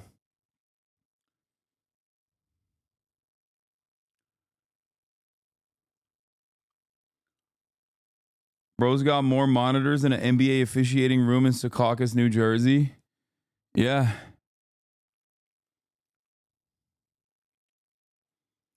Yeah, Lil Bro thought this was a democracy. It's not. It's fascism. And that's why we're watching Bill Maher. Thank you very much. Thank you. Let me guess. I'm going to tell you right now. He's going to cynically and condescendingly say, all this woke stuff has got to go. Democrats need to focus more on the border wall instead of focusing on the trans children that they want to defend. Okay? Democrats did not sufficiently protect Israel. Everyone knows the median voter wants to give $50 billion to Israel, and Joe Biden only gave 18. Oh, what? If you wanted to win a campaign, maybe you shouldn't have made attack helicopter a legally recognized gender. What's going on? And then everyone in the audience is like, yeah, yeah, yeah.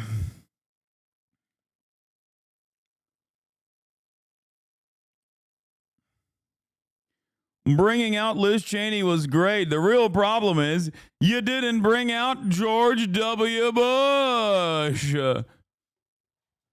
If Democrats want to get serious about beating the Republicans, they have to become the Republican Party.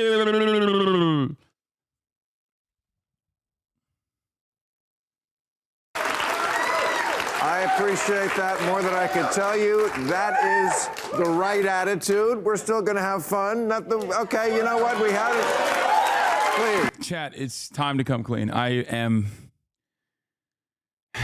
wrote his script, okay? And it's not the only script I've written.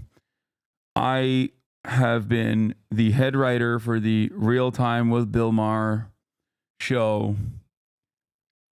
That's why he said the 9/11 thing. That's right. When I was 8 years old, or however old I was, I can't remember, I wrote the 9/11 thing that Bill Maher said. But to be fair, he stood by me despite getting canceled for his 9/11 take. And as a matter of fact, while my opinion has changed throughout time, I have still been writing Bill Maher's commentary in his voice. Okay?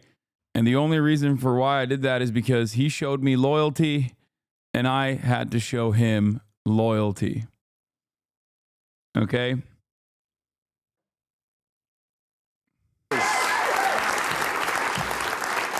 Please, we had an election. A lot of you can sit down. So upset this guy is. He's not going to sit again. A lot of people are freaking. You know what? I opened the window today. The sun was still shining. The birds were still singing. My gardener was packing for Mexico. That's different. Well, you know, hey, I did not vote for the winner. We'll see what the winners do now. They won. Now they have reality they have to deal with. You know, we'll see what they do. See if they live up to their word. Trump says he's going to deport 12 million people. How are you going to get 12 million people back into Mexico? And today Trump said, I'm way ahead of you. Why do you think I left so many holes in the wall? Yeah, so, well, look. You know what? We're going to hear about both tonight on the panel and throughout the whole show, the winners, the losers. My message to the losers, look in the mirror. No? Well, maybe you should. Sorry. Well, that's my feeling. Losers look in the mirror, okay? You know, yeah. I mean, for months, Democrats have been saying, how is this even close? And they're right, it wasn't.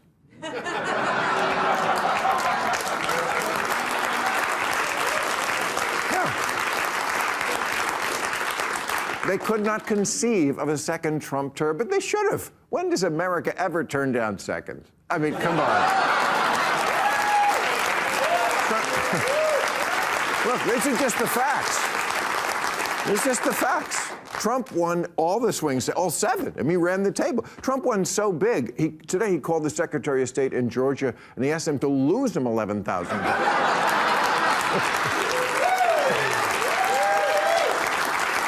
But, you know, he has an amazing coalition. He kept the old crowd that likes him. He got a lot of new voters. He got a lot of people who say they just want to see what he'll do. I call this the get the cat high vote.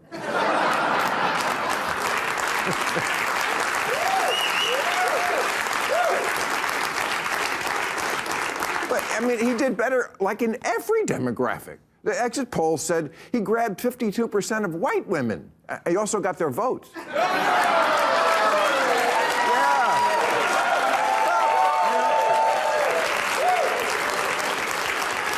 Yeah. We're going to keep doing jokes here, okay? Right? Both sides, right to the end. And you know what? I think that will be okay with them. We'll test that, but I think it will. That's it.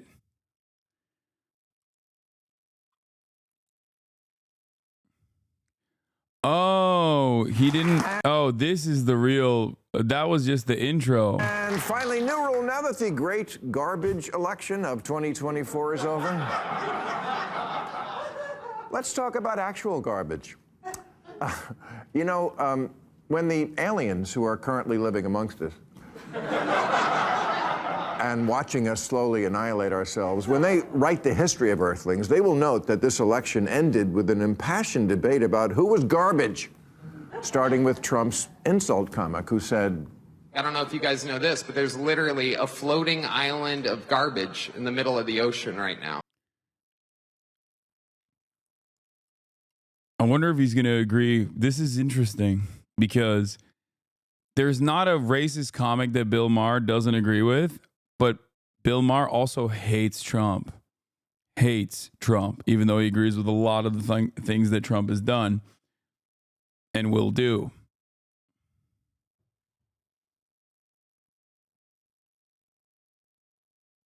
You couldn't pay someone to write jokes this bad. Bill Maher does it purely out of love for the game.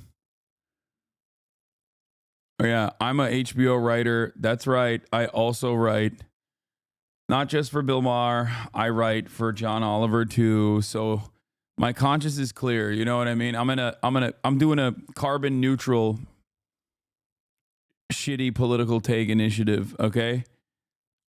It's carbon neutrality. I'm at net zero. For every awful transphobic joke that I make, I defend trans people and make a furry joke on the John Oliver show. Okay.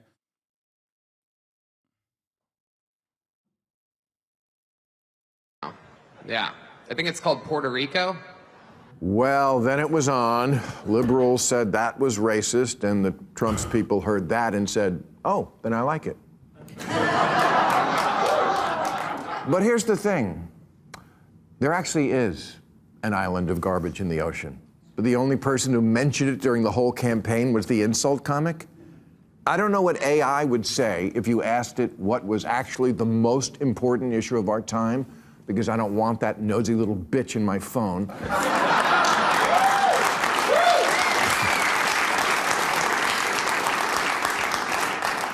But I'll just tell you the answer. The ocean. It's dying. Yeah. Also, if you were to protest against that sort of thing, I would advocate to kill you and dump your body in the ocean. God, liberalism is such a contradictory, hollow political movement. Okay? Just nothing. It's so empty. It's an empty shell. Okay? The last true eco-fascist, he's not. He does not give a fuck about the environment. Stop. Bill Maher is very similar to Bonarelli in many respects. Just no real conviction. Edgelord, unnecessarily mean and toxic to marginalized people, and unconditionally pro-Democratic Party. If the Democratic Party tomorrow became a different Democratic Party, Bernie's Democratic Party, I'm certain that both of these guys would retriangulate their message to still continue being pro-Democratic Party.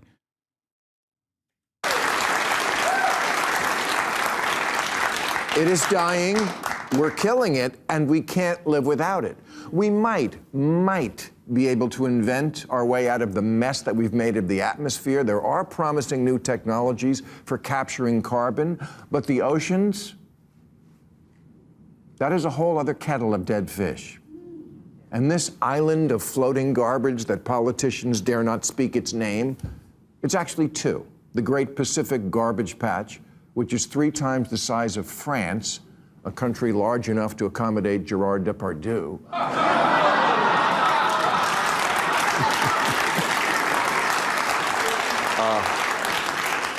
And the Western Garbage Patch near Japan. And they're not actually islands. There's no... Wait. That's it? The entire... Oh, he's not even doing like... He's just talking about the... He's not talking about the election at all? Oh, he's back. He's back on an issue-focused campaign now that Trump is in office. He like immediately snapped back to...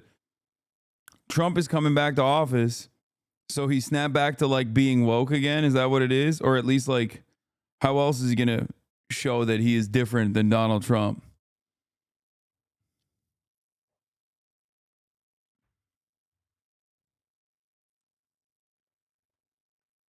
Yeah, they threw out all my material. Damn, dude, that's fucked up. Maybe these comedians will be funny again. No, they're not. They were horrible under Trump. Are you kidding me? I want to watch Saji Sharma's video on a proper dissection of Tyler Oliveira's journalism. Okay, he wanted me to watch this on stream. And since we watched Tyler Hitler very yesterday, we got to watch this guy today. Era. highly esteemed and widely commemorated investigative journalist. Through the use of groundbreaking journalism tactics such as AI-generated images and clips, not fact-checking or doing research on anyone or anything ever. A van pulled over that had over 100 cats in it with the Haitians. They said they was eating them. Actually? Yeah. Not fake news. Not fake news. And obvious pure talent for the job, he has paved the way for any 20-year-old that wants to drop out of college and half-ass a job so well it not only makes you a millionaire, but it makes people think you're intelligent, too.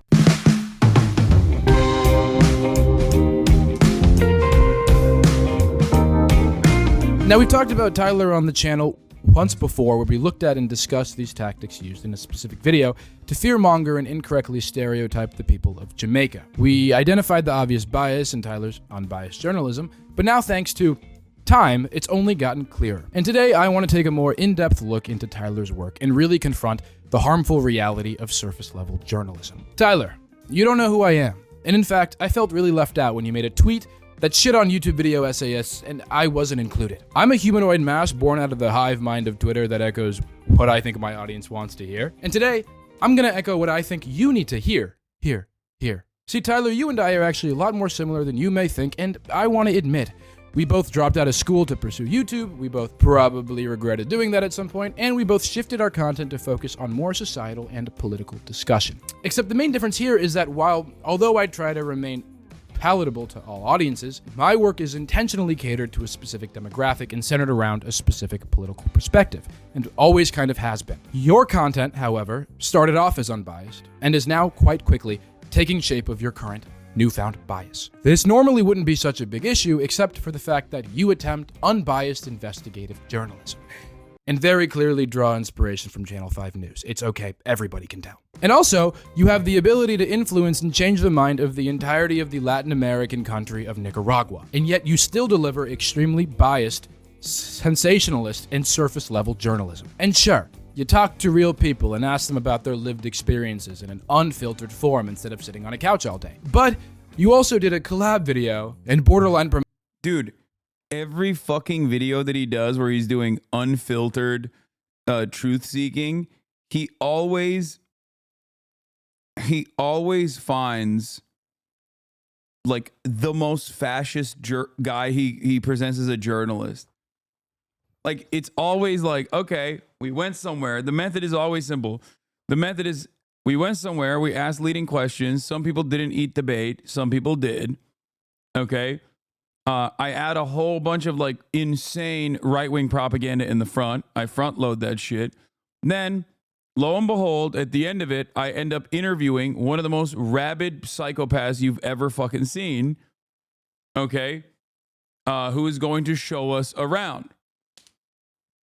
Whether it is like a disgraced former politician who was, who had like a litany of different scandals, or whether it be a disgraced former journalist who had a litany of different scandals, all of which involves like, I don't know, trying to kill homeless people or being super racist. He almost always does this thing where I've never seen him go to an area and truly ask like unbiased questions, trying to genuinely understand what people are saying, and with a sense of intellectual curiosity, and then maybe even have both sides represented, like one leftist person or a community organizer or something, and then a right-wing charlatan.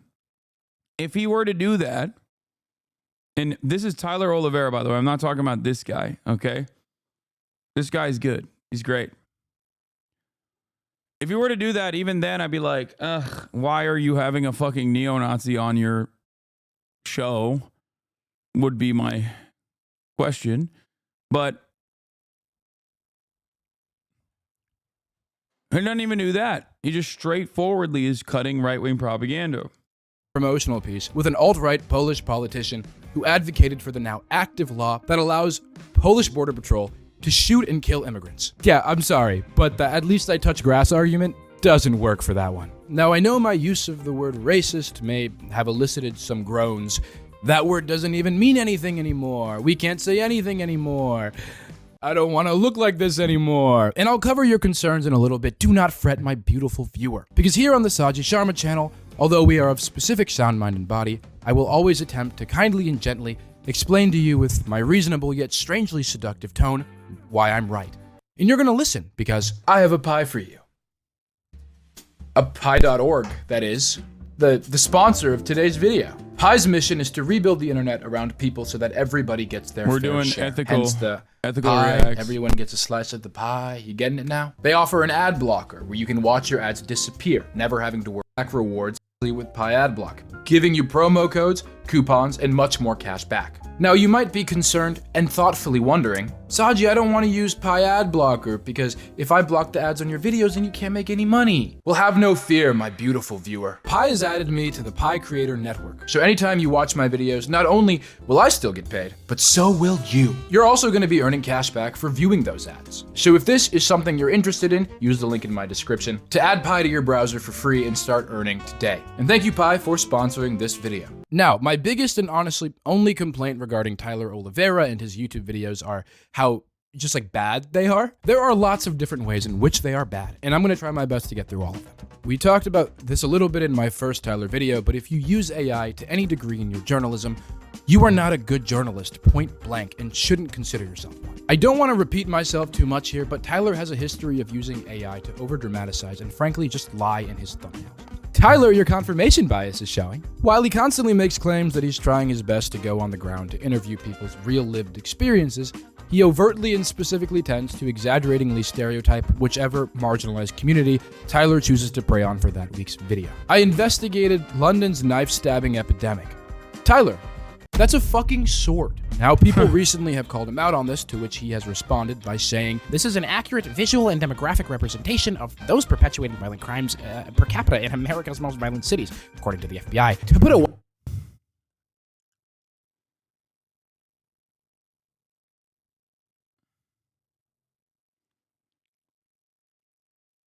white guy holding a gun in a video about Chicago's gun violence would be statistically inaccurate, for example. And then he posted a homicide by race in Chicago chart. Now, it's important to note that Tyler loves his statistics and his facts. They're integral to his journalism, as he is a highly trained investigative journalist. So including images of AI-generated black men holding giant, unrealistic assault rifles and swords in your thumbnails is a necessity, because statistically, black men commit more homicides. And it would be ridiculous, it would be ludicrous to replace those black men with white men. Why would you ever insist on that? It's like, even if you're like showing Chicago's like gun violence epidemic, just show like a normal photo. You're like inventing, obviously, if this is the reality, then, you know, just use a normal photo. Why are you using an invented false reality to like really heighten the racial agitprop? He uses AI as a tool to accurately visualize and represent violent people. He includes clips of AI-generated images of Trump saving cats from Haitian people because statistically, Trump is afraid of black people. Tyler, how stupid are you? And I don't even mean that in a mean way, because everyone that knows me and my channel, they know that I'm not that kind of person. I'm just genuinely concerned. If you're using statistics to defend what I think a lot of people would consider a goddamn hate crime, you have to be really oblivious. Tyler, no one's telling you to put white men in your thumbnails. We're just saying maybe not to AI generate black men in whatever deranged way your brain can think of. Now, okay. Yeah. We've chatted a little bit about why the use of AI immediately negates any journalistic integrity Tyler thinks he holds. But now let's really get in there and take a look at journalist Tyler Oliveira on the ground. Are these Haitians eating cats? How did they travel 2,000 plus miles from Haiti all the way to Ohio? And do the locals and their new Haitian neighbors get along? Okay, so your thesis has three main questions, and two of them are these Haitians eating cats? And how did they travel from Haiti? Well, I can answer those for you. Are those really questions you need to travel all the way to Springfield, Ohio to answer, Tyler? This is a recurring problem in honestly the majority of Tyler's videos.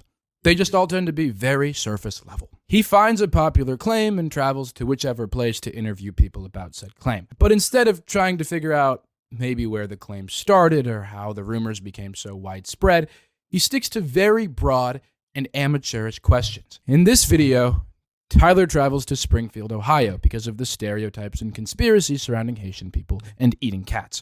And during his time there, he interviewed a lot of different Haitian people. And anytime Tyler asked any of the interviewees about the cat conspiracy, I can't tell if you're talking about me or Tyler Oliveira.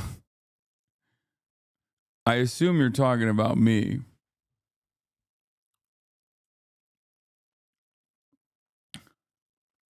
The answer is I do not support the state of Israel, the arch terror group in the region, nor do I support the United States of America's terrorism.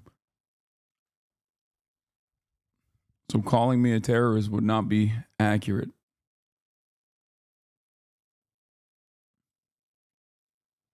If we look back at it, oh, never mind. I was going to say if we look back at his like older takes, maybe we could get a better assessment.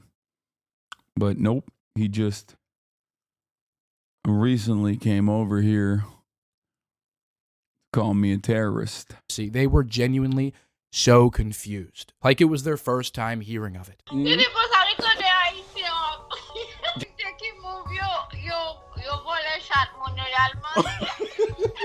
Come los gatos o no? No sé. No, okay. But when Tyler was interviewing the locals, they had some different responses. A van pulled over that had over 100 cats in it with the Haitians. They said they was eating them. Actually? Yeah. Not fake news. Not fake news. So a van was collecting cats and eating them. I watched it happen, yeah. Watched them get pulled over with the cats and admit to the police that they was eating them. You're not joshing with me. No, I'm almost 50 years old, buddy. I don't, nah. Well, there you have it, folks. It's not fake news, confirmed by a random man on the street who has absolutely no reason to lie to me whatsoever. I love how you can't call anyone a Nazi, but it's okay to call anyone who opposes genocide a terrorist. Yeah, because white supremacy is the underlying principle here for both. If you oppose America's genocide, if you oppose Israel's genocide, you know, you are the real terrorist. You're the real bad guy. I'm sorry, but that is a crazy claim. The whole thing, all of it. If this is a lie, which I'm fairly certain it is, then this man could have just said, yeah, I saw them take cats and ended it there. But no, he went the whole 9 yards. He turned this lie into a fib. And the fact that... No, I wanted to hear more from this guy. And he was like, I'm unfollowing. That's sad, man. We lost one chat. Pour one out. Tyler, you're not even questioning or telling your audience to be cautious is crazy. A van pulled over that had 100 cats in it. Can we just take a second? Are we familiar with what 100 cats looks like? This is a wall of cats we're talking about here. This is so many cats that you can't see anything but cat. If this man actually saw 100 cats in a van, I don't think he'd be saying it as calmly as he does. But okay. And then the people in the van told you they were eating said cats, when all of the Haitians in this video haven't been able to speak a word of English. But Tyler checked. It's not fake news, so we're in the clear. Not fake news. Not fake news. And then they got caught by and admitted it to the police. So then, Tyler, couldn't you hypothetically check with the police? Oh, but Tyler checked. He's not joshing around, so we're good. No reason to even try to fact check that. You're not joshing with me. No, I'm almost 50 years old, buddy. I don't, nah. Yeah, that's how it works. When someone is 50 years old, they're not capable of lying to you. Now, this is an anecdotal story, so sure, it's harder to fact check that. Believing it point blank is a little fucking insane, but there are interactions with interviewees and locals where he's supposed to be doing his job and providing research to back a claim, and he doesn't. Where are they getting the money? The government. They said it's a fucking program for them to... For like migrants, like asylum seekers? Yeah. Okay. Are they paying their bills? Are they being paid to live here? They're being paid to live here. I don't see why they'd have to pay rent if they're being paid to be here. Who's paying them? The government. Tyler, I thought you loved facts and statistics. Why are you trying to get them from people that don't know what they're talking about? Couldn't you have Googled this? There's a difference between someone telling you about their lived experiences and someone telling you something they deem as fact and then taking them at their word. Those two things should not be held to the same standard, and it's concerning that you can't see that. Now, this video has since been taken down from YouTube for perpetuating inaccurate and racist stereotypes, which is why it's still up on Twitter. I guess the video... Oh, shit. YouTube actually took the Haitian one down? That's kind of shocking. Like, no jokes. That is surprising to me.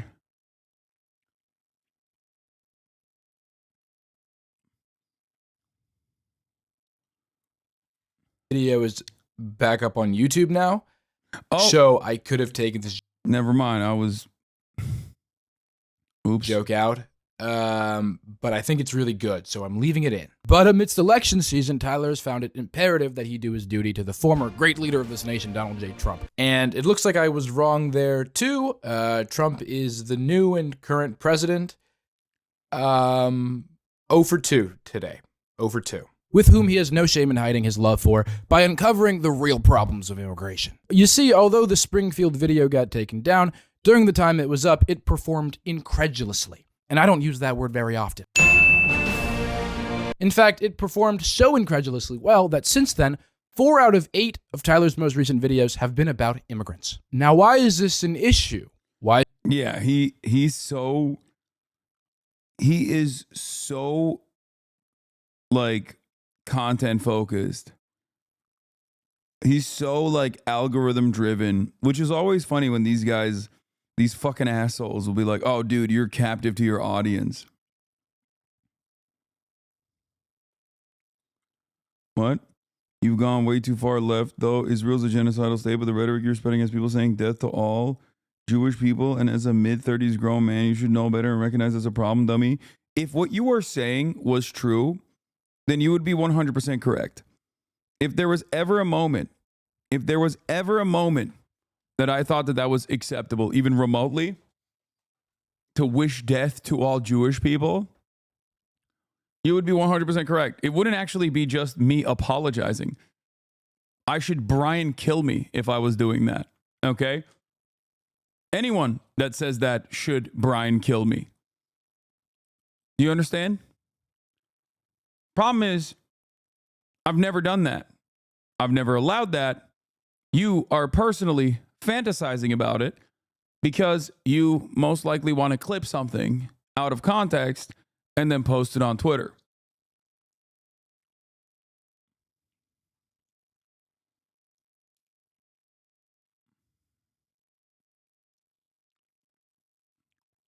Please point to a single instance where I've allowed anti-Semitism to exist in this chat or in this community.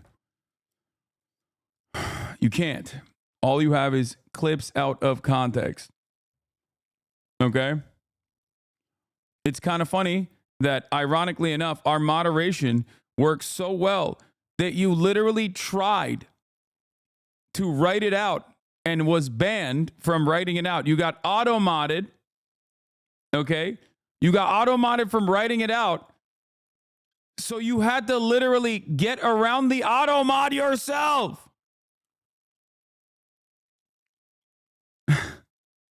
You fucking idiot.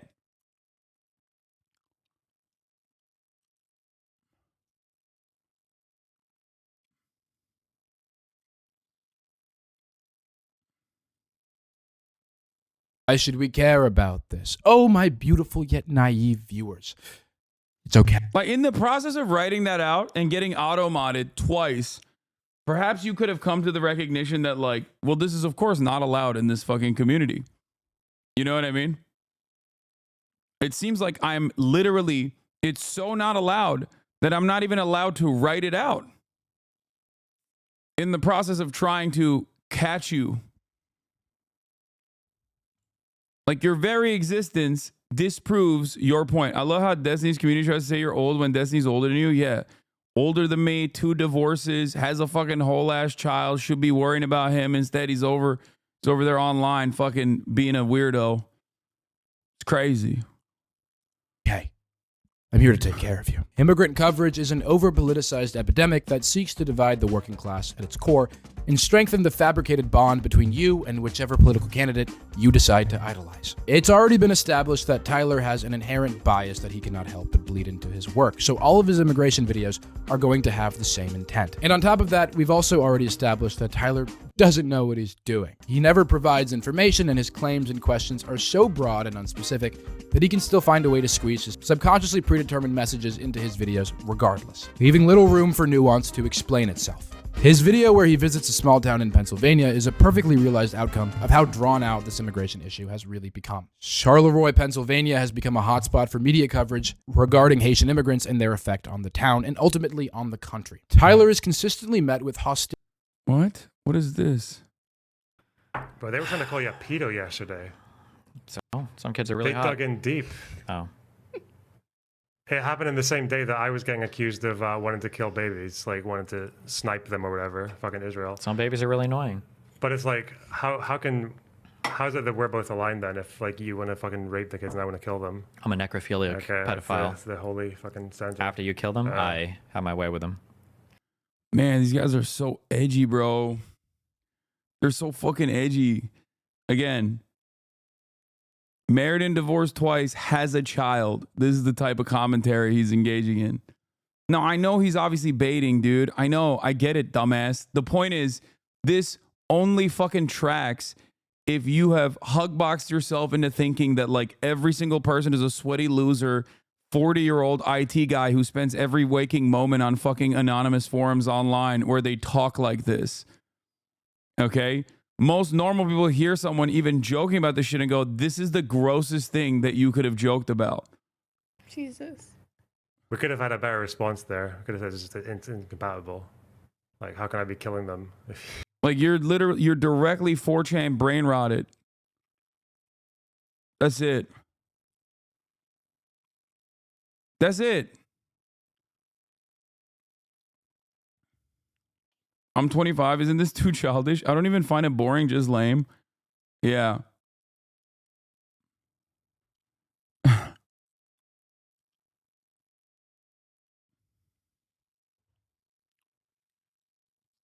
If you show this to any coworker, your ass is getting fired on the spot.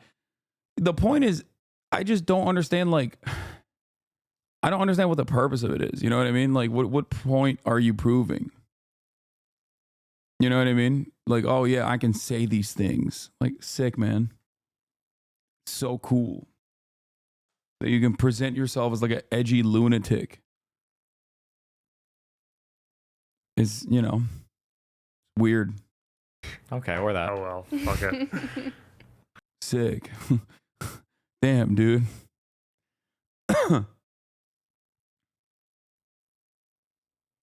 Hostility and hypervigilance from the people of Charleroi. Not only do the townspeople feel bad for the immigrants, but all of the townspeople, immigrants and locals alike, seem to be collectively exhausted from the exploitative and derivative nature of the litany of news outlets that have come through. Bonjour. Yeah, I mean, it is what it is. You speak English, French? How disrespectful is that? What? Leave these Haiti people alone. What did I do? You speak English, French?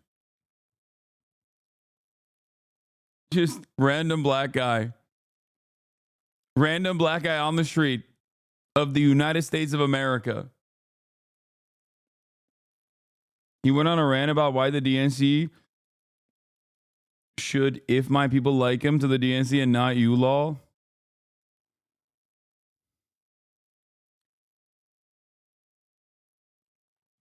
When I was at the DNC, they were literally actively sending fake logs and fake clips, like nonsense apparently, to as many people as they possibly could in an effort to try and get me banned.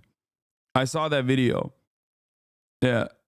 Dude, just stop being a fucking pathetic loser.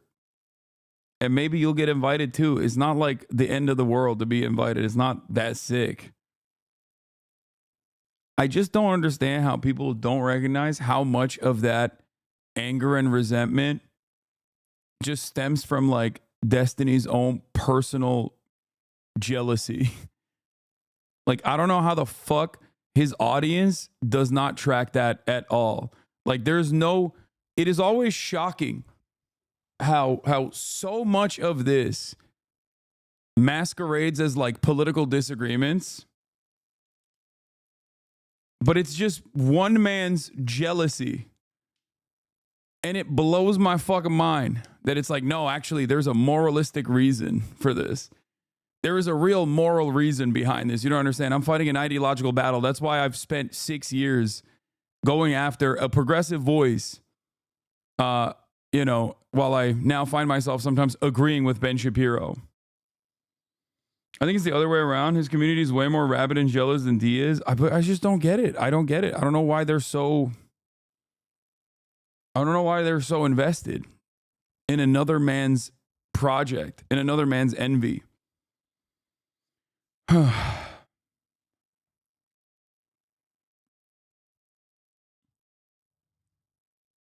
up? You got something to say? I don't want to talk to him. Tell him. As an unbiased journalist, why are you fighting with a local who you did in fact racially stereotype? I'm You listening. think you're smarter than what you're too smart for your own good. You're one of those Clearly guys. not, right? Clearly you are. So help me understand You're it too then. smart for your If own we're at good. this- we're at this the impasse, only let's have a person that conversation you're going then, to yeah. listen to is your That's not parents, true, though. respectfully. This goes on for like 10 minutes, by the way. Hey, I guess the push. Is the XQC clip with him saying he wants to become more popular than you to feel happy he beat you in views is crazy? Wait, what?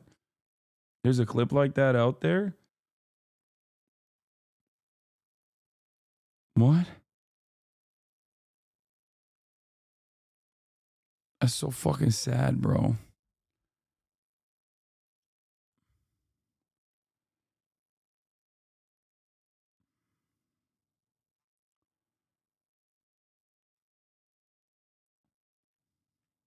Sorry, chat is slow. Pushback is necessary if Tyler's going to get to the bottom of his complex question. Are the Haitians a savior to this town? Are they a blight to the town? God, what are we in 4th grade? It literally takes an entire town's pushback and some white people defending their Haitian neighbors for Tyler to sit back and think, maybe immigration helps the economy, and maybe we shouldn't be blaming people just trying to survive by taking jobs, but instead look at businesses that are profiting off of all of it regardless. Well, it's easy for people to point fingers at migrants coming here to work. It seems like the real enemy may in fact be businesses that capitalize and lobby for the admission of a new slave labor class every year to exploit a government that taxes us to build the infrastructure for them to be here. But I don't think he's changed his mind that drastically, since the thumbnail for this video is, again, not at all representative of the content within it. And I mean, do we really think he's going to change his mind here? Only one video prior, he propagandized a far-right Polish politician who is literally known for the now active law legalizing the killing of illegal immigrants at the Polish border. I want to go through this wall. I break through the wall. What happens to me next? You will die like a dog. The lowest unemployment in European Union is Poland. The highest GDP after... Using alpha male funk music to introduce Dominik Tarczynski, literal fascist, is a crazy way to start an unbiased video. We finally arrived at, in my opinion, Tyler's magnum opus. I feel so bad for my fucking Polish chatters, dude. Y'all are so cooked, brother. I say this is a Turkish person who, like, totally gets it. Because, like, not exactly the best and brightest come to mind when you think of Turkey either. You know, our politics is fucked too. But it's just, like, extra fucked when you got one massively consequential YouTube video that comes out of your goddamn country, and it is like a nascent fascist who has no real constituency. And now that's it. That's your representation. That's your broad representation online, is this like fucking loser fascist who can't even get laid. He's like, oh, one day I will have wife. One day for me, when I stop yelling at women on the street about why immigrant do rape, I will have wife.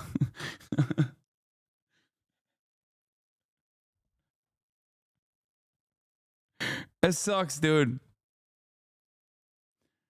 Stop acting like you and your chat hasn't routinely harassed Polacks even before this video came out. Fuck you. You do not. Stop talking about Poland.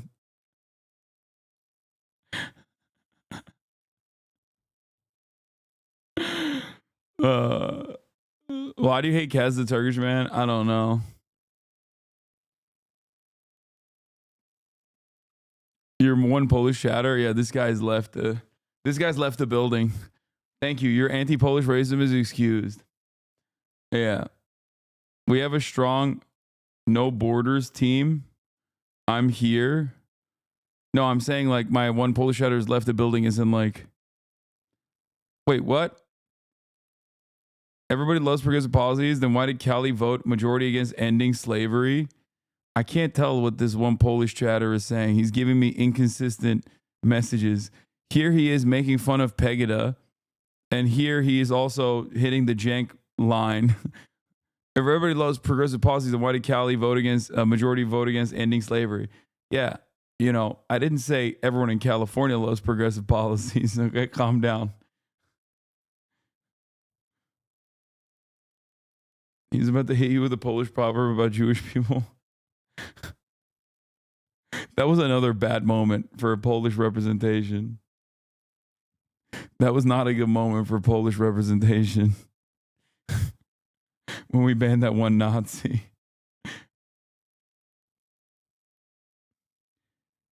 I mean, I shit on Germany way more than I shit on Poland, but Polish people get so mad. Germans look at it and they're like, no, I get it. It fucking sucks. It's totally fine. Polish people literally would be like, you are a Nazi. You are a Nazi and a communist. And I haven't decided which one is worse at this moment.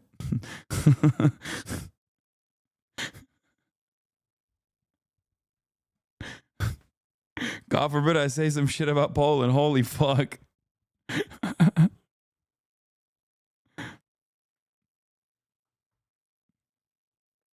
You don't shit on the French enough? Yeah, it's because of fucking Squeezy, dude. It's because of Lucas. He showed me a different world, you know?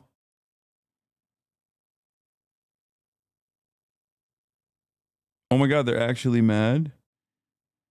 We have a small country, but strong left, and we fight hard to build our community. You continue the dumb Polak jokes, and only, ever talking about how horrible we are doesn't help. Yes, I not only swung the election in the direction of Donald Trump, I have also invented anti-Polish hate. And I'm making it worse actively.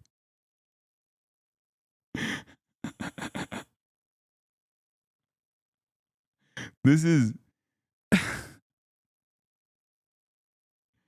Listen, Polish chatters. The principle is the same. I shit on California. I live in California. I love California. I shit on the South. I shit on the North. I shit on everything. I shit on America. Okay? It's no different when I shit on the Polish culture or cultural attitudes surrounding immigration. I come with that. I criticize that with the same recognition that there are obviously still very clearly leftist Polish people in here, in this fucking community. Okay? The only difference is when I make jokes about Poland, Polish people will be like, you're punching down. That's the only group of individuals, or sometimes the South. People will say that. Southern chatters, Southern HasanAbi heads get in their fifi sometimes as well.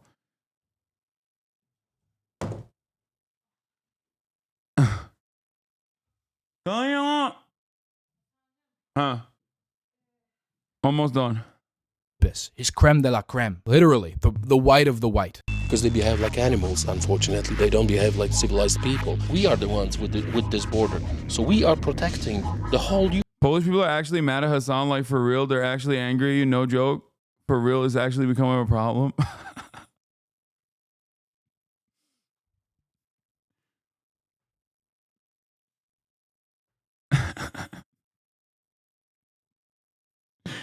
It's not the first time I've pissed off the entire country of Poland.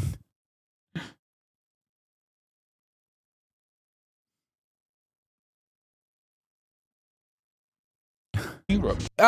Yes. For my anti-woke viewers, these are two basic staples of a fascist ideology. Describing people as animals. Dehumanizing language that further alienates and villainizes a group of human beings, allowing your consciousness to feel better about discriminating against, or in this case, killing said human beings. Saying immigrants don't act like civilized people is language of the colonizer. And the other staple, painting yourself as a savior or protector to excuse the disregard and lack of empathy in regards to immigrants, and instead replacing those feelings with feelings of triumph and righteousness. So we are protecting the whole Europe. No, they're not protecting all of Europe. But Dominique here wants you to think this so that you can replace your subconscious ethical quandaries about the immorality of killing migrants with a conscious justification that this is all just for the better good, when it's a lot more straightforward than he and other fascists make it seem.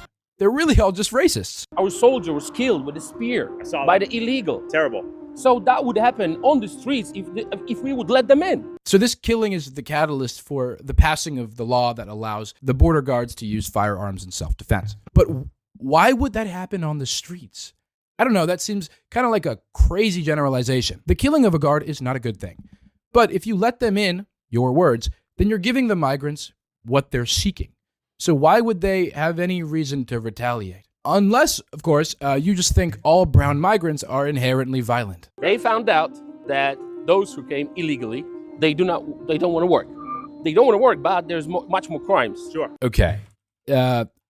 Poland is historically very monocultural. So I need to understand something, because like,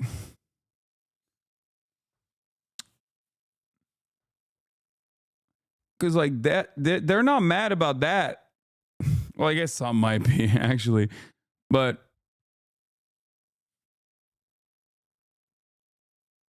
before the war, 1.35 million, and those who arrived since then around 1.5 million. I assume it's even. Oh my God, it's 6 million now.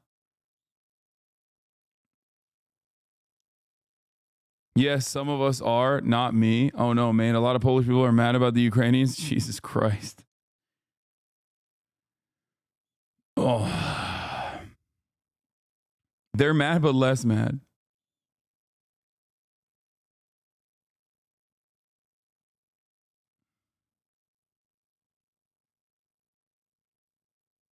They have serious problems with the Ukrainians, especially the nationalists.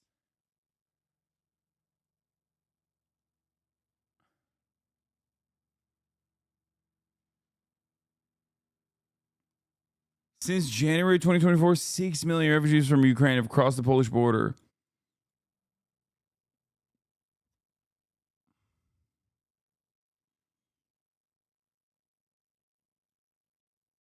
Polish people are just mad because they don't have jalapeno poppers. Is true.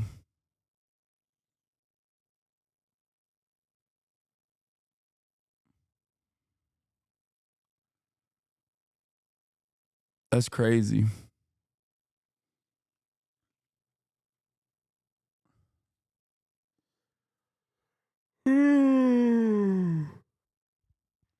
Meanwhile, in other parts of Europe, people are angry about all the Polish immigrants. I know Brexit literally happened partially because of Polish migration into the UK, which is crazy.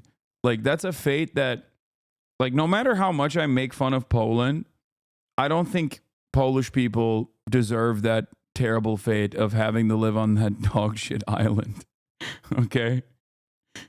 You deserve better, Polish people. Let me tell you right now, okay? Straight up. I'm being so for real right now.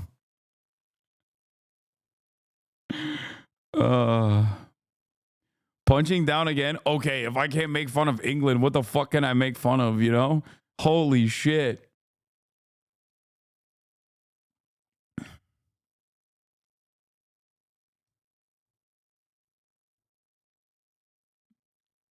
You've literally used Polish as an insult to other nations. You've described the people, the Poles of, I think it was Turkey. It was January last year. Holy fuck, this guy's got a mental catalog of when I've disrespected the Polish. What the fuck? Yeah, dude, I say that's the I say Poland is the Ohio of Europe. Okay? Yes, Fury sustains me. Yeah, I say Poland is the Ohio of Europe. You don't see motherfuckers like chirping. You don't see motherfuckers in Ohio being like, how dare you do that? You need to be locked up. Ay, ay, ay. It's just jokes, chatter. It's not coming from a hateful place, okay? If you believe it is, I don't know what to tell you. I have no issues with an entire nation. And yes, that even includes England, and it even includes Israel, as a matter of fact. Ne, niye? Oh, peki, okay. Yeah, the only smoke I have is prove it, eat some Polish food, go there, talk to people. Bro, I am not going to Poland. After you said, it wasn't you, I think it was another chatter who said, like, the entire nation hates you, okay? I don't want to get fucking hate crime, dog.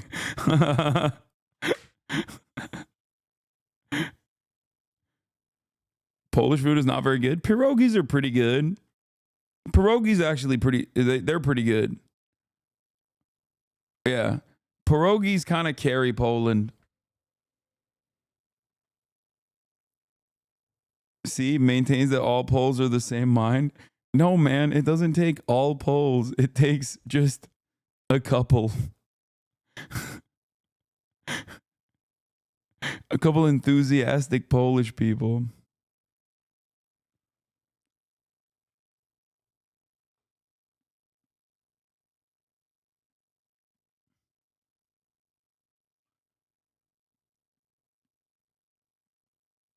He wants you to do a leftist Tyler Oliveira tour of Poland. Anyway, listen, I apologize to Ozora and all my Polish chatters if I have offended you. I do not have any smoke for the entire nation of Poland. Okay? Will I stop making fun of every country, including but not limited to Poland? Yes.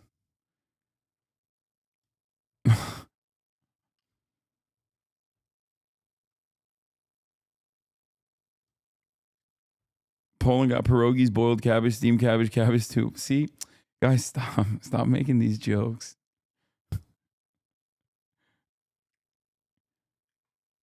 That's not an option once they clock you as Turkish.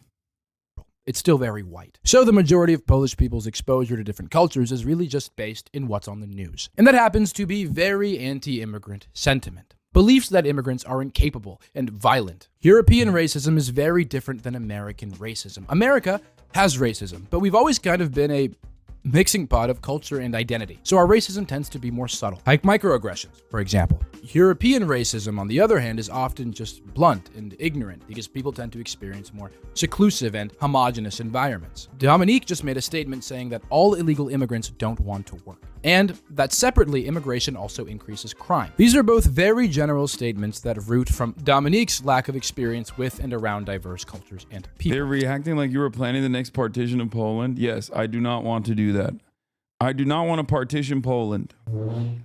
Poland should remain strong and be its own individual nation. Saying migrants don't want to work is just a lie. Nobody wants to work.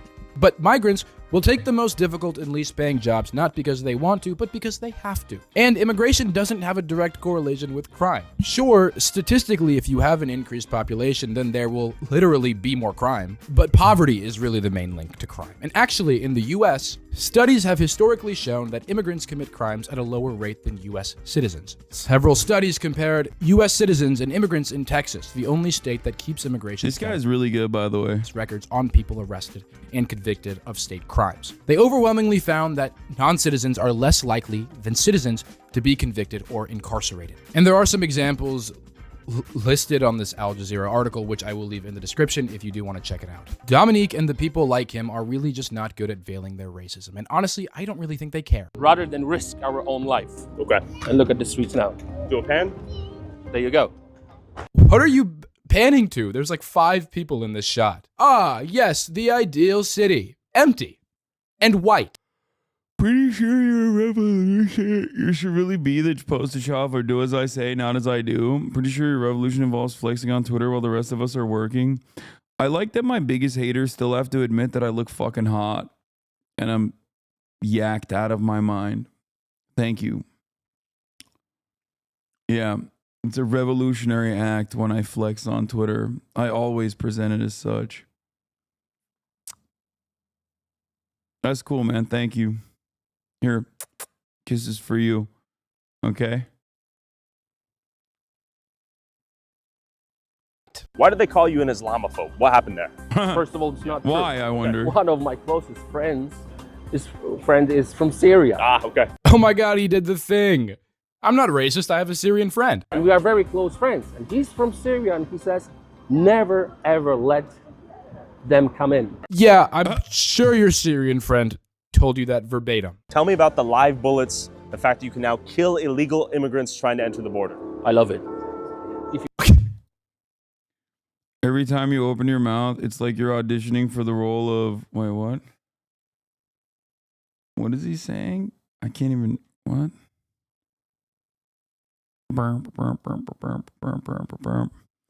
Every time, kind of hypocritical that you don't practice what you preach. Why don't you practice what you preach, you hypocrite? Every time you open your mouth, it's like you're auditioning for the role of out of touch leftist of the year. You say one thing, then completely contradict yourself the next day. It's almost impressive how consistently wrong you are while pretending you have all the answers. Dude, you've been following me for 17 minutes. You got all of that in such a short period of time? That's pretty sick. Also, Messi is the best, bozo. Argentina on top. L. Messi haters. Yeah, this does look like ChatGPT might have written this. He can't be this much of a bot, I don't think. Give me an example, dude. What is hypocritical? Hasan Piker, I am scared of you. Why?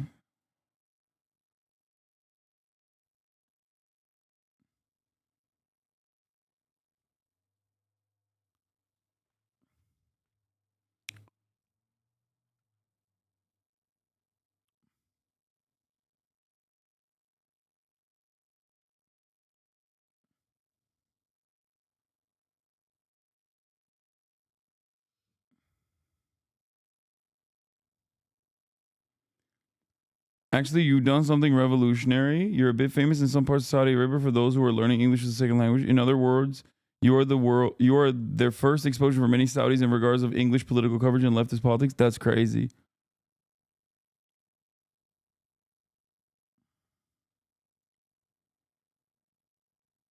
Refresh. What do you say? You're just another millionaire leftist pretending to be on the side of the working class. That's it? That's what you got? Brother, I can't stop motherfuckers from subscribing every time I flex, okay? Here, watch. Hey guys, if you want to support the stream and watch me flex my muscles, you can subscribe. It's voluntary. You can do that for $6 or for free with a Twitch Prime, okay? Or you can get gifted a sub if you're lucky. This way you can actually have access to the VODs as well as send me links. There you go. Do you see that? Do you see that? Chatter, do you see that?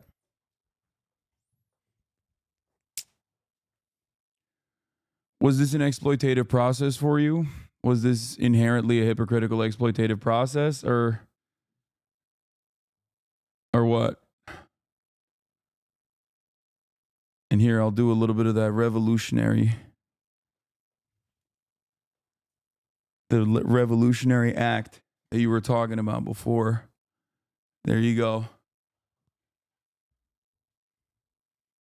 There you have it.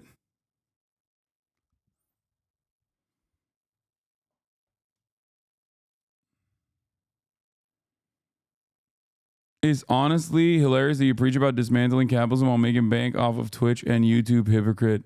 Brother, I don't think you understand anything about what you're saying. One, I've never presented myself as a revolutionary. If anything, everyone always calls me a dirty revisionist. That's number one. I don't know if you know what those words mean, though. Also, simultaneously, once again, what you are describing is not at odds with my worldview or with socialism at all. You're just presenting a false notion that socialism means you have to live this ascetic lifestyle. Socialism means you have to wear a barrel, okay? Socialism means you cannot be successful.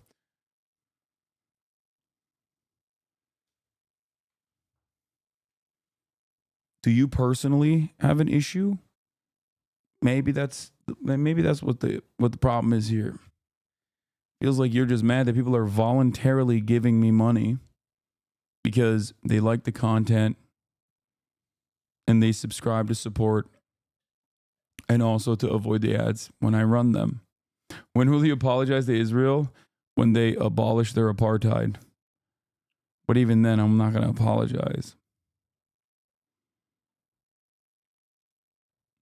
Like, this is envy masquerading as political commentary. You understand that, right? I just don't like that you're rich. I don't like that you're successful. So I'm just going to say, like, I'm just going to assume that it is directly at odds with your own, with your worldview when it's not. Now, the difference is I want you to have financial independence. I want you to live a life that is worthy. I want you to have dignity in your work. I want you to have free health care. And it's okay when I get taxed more as a process, as a part of that process. I'm fine with that. I want that. I advocate for it. And none of that is even socialism regardless. But I don't think that I'll be able to get to you no matter what. But it is such a strange phenomenon that people will literally be like, oh, dude, you want better things for everyone? Okay, that means you have to literally eat dirt. Sorry. That's how it works.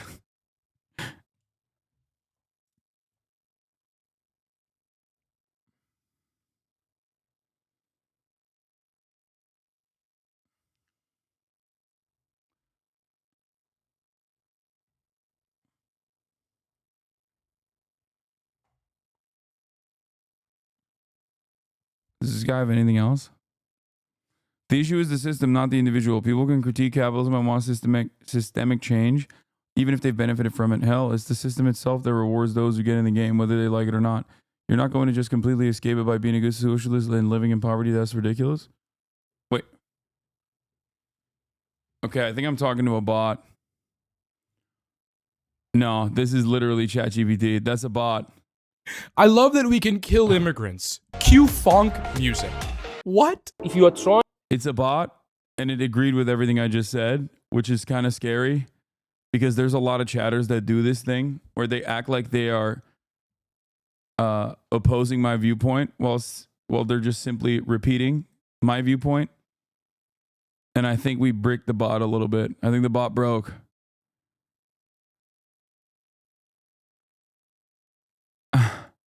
Trying to commit a crime on the Polish soil, you might be dead. We do not know if you're a refugee. Cut to child? Jesus Christ. How safe they feel, you can tell. It's just beautiful. You can't see this kind of thing in Europe anymore. When do you think the rest of Europe lost this? When they decided to be politically correct. It started with the leftists. Oh yes, being woke is the reason that Europe is failing. And I know Europe is failing because my only reference to Europe are all of the clips of Europe Tyler adds in this video, which are all coincidentally just clips of chaotic and violent protests, because I guess that's all Europe is. Now, from a journalistic standpoint, this video is so critically bad. It seems that Tyler has forgotten that when we surround ourselves with people we agree with, we feel safer in showing our real, authentic selves. And also, it seems that he forgot that he's attempting journalism and not a YouTube collaboration. I guess Tyler and racist Polish prick over here have to agree on a lot. Tyler is so bad at this job that he lets whatever tiny ounce of critical or constructive analysis ability he was born with fall through the floor immediately. There is zero constructive questioning. There is zero fact-checking. It is just a puff piece. In fact, Tyler's affiliation with Dominique is more than just obvious propaganda. It's also two racist best friends hanging out and having a good time together. And you know when two racist best friends hang out together and drink, it always goes the same way. He's going to talk about how he creeped the girls out. And splaining to and harassing people about their point of view, because of course it's the most important point of view. And who tends to be the most consistent victims of these interactions? Women. Towards the middle of the video, Tyler and Dominique go out for a night on the town, enjoying what Poland's nightlife has to offer. And they have an encounter with a group of Italian women on vacation. What are your thoughts on Poland? We arrived yesterday, so... Where are you from? Rome. Italy, yeah. Do you feel safer as a woman? Yes, yeah. Do you feel safe in Rome as a woman? Or Italy, sorry? No, not at all. Why? Now pay close attention. This is the wild male in his natural habitat. After he was told by this poor Italian woman that she felt safer in Poland than in Europe, Tyler cut her off by asking why. He's immediately filled with a sense of empowerment and pride. Being around Dominique all day has given him the courage to harass a few women about why his point of view is the correct one. Now watch as the wild male closes in on his encounter. Why? It's dangerous. Where are you from? And now Dominique has stepped in to aid his fellow companion. These women don't stand a chance. Because it's not safe. Why is it not safe? Because we don't feel safe like walking alone at night. Who are you afraid of at night? Men. Which men? There it is. He's practically handing them the answer. I don't know, Tyler. Who should they be afraid of at night? Because I could tell you who they're afraid of right now. It's both you and Dominique. Can we please order in the meanwhile? Yes, I love that Tyler and this Polish politician directly proved to them that maybe they were wrong about their original claim that they don't feel unsafe in Poland. They were like, okay, I actually want to say that, like, no, I feel like this is just like Rome now. Why do you think they feel unsafe in Rome? Let's be honest. Because of Africans. They are afraid to say Ding, ding, ding, ding, ding. And there we have it. The answer they were trying to elicit from these innocent women whose nights they have ruined because these two baboons wanted an interview that affirmed the racism of this stupid fucking video. Tyler Oliveira should not be calling himself a journalist. He's sensationalist, biased, superficial, inaccurate, and worst of all, just plain old dumb. I'm Saji Sharma, and thank you so much for tuning in. If you enjoyed, consider subscribing. This was great. Subscribe to this guy, Saji Sharma. This guy's awesome. Go show support to this video. I liked it. I liked it a lot. No, I think he's a HasanAbi head. He was saying like, oh, can you guys get Hasan to watch this video? Where's that bot that we were talking to? Let's see if he responded more. What? Are you slow? Read the last words. Literally just a hypocrite that don't understand basic English, Lamau. Kind of cute how you just called me a bot because you couldn't debunk or let me finish my argument. Nice fallacy. What? What fallacy would that be? Yeah, I read your argument and it seems like you're in agreement with myself. The issue is the system, not the individual. People can critique capitalism and want systemic change even if they've benefited from it. Hell, it's the system itself that rewards those who get in the game, whether they like it or not. You're not going to just completely escape it by being a good socialist and living in poverty. That's ridiculous. Yeah, we are in agreement. Okay?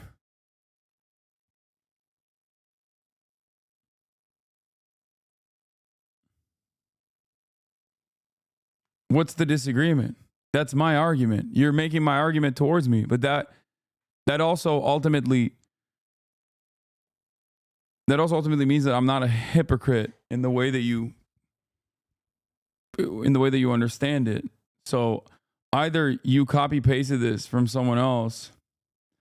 The problem is not that you're living a rich life. I don't care. It's that you're living of the system you hate and literally benefit from it. What?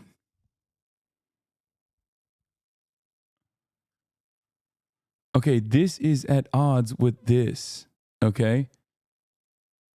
Brother, let me ask you this. Do you think the system that you exist under is good?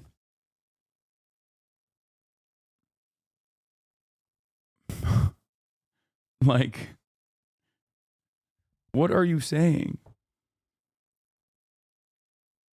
You can critique the system that you exist under, even if you benefit from it. You understand that, right? How is this any different than people being like, why don't you leave America if you hate it so much? And there is no escaping capitalism. What am I supposed to do?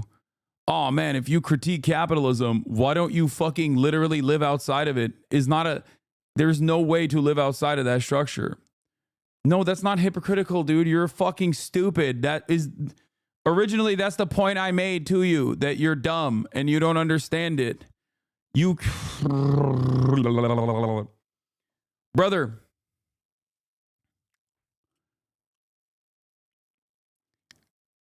in the abolition era, people wore garments, okay, during slavery, okay? And if all of the production of garments came from the cotton gin, or slaves had picked the cotton, okay, in that process, you're still wearing a t-shirt, but you can also actively advocate to abolish slavery. Now, obviously that's not the case, but like there are certain things you cannot escape. For example, I'm sure you are not in favor of child slavery, right? No one is. That would be ridiculous to be in favor of child slavery. You're not in favor of child slavery. And yet you are materially benefiting from child slavery, as we are all right now. There are plenty of conflict minerals that are rare, that are mined by children, that are in your batteries, in any number of different things that you use on a daily basis. You can still use your fucking iPhone or numerous other electronics. I didn't consent to this argument. It just like doesn't make sense. This is super basic stuff. There's a reason why people say there is no ethical consumption under capitalism. It's not a cop-out. It's just how the world is. Okay? You absolutely can still advocate to abolish child slavery while still using the electronic equipment that came from child slavery.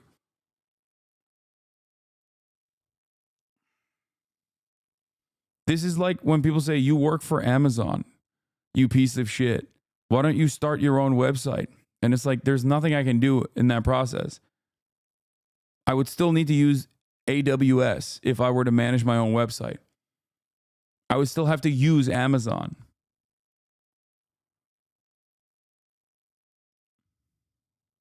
Yeah, it's the meme. It's the we should improve society somewhat, yet you participate in society. Curious, I'm very intelligent.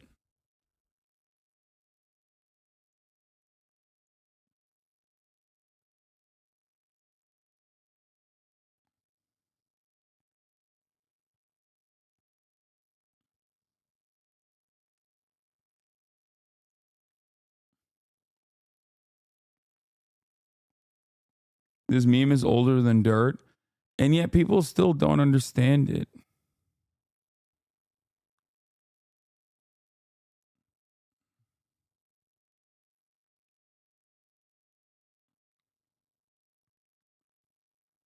Anyway, maybe we'll get to this chatter. Maybe he'll get it now.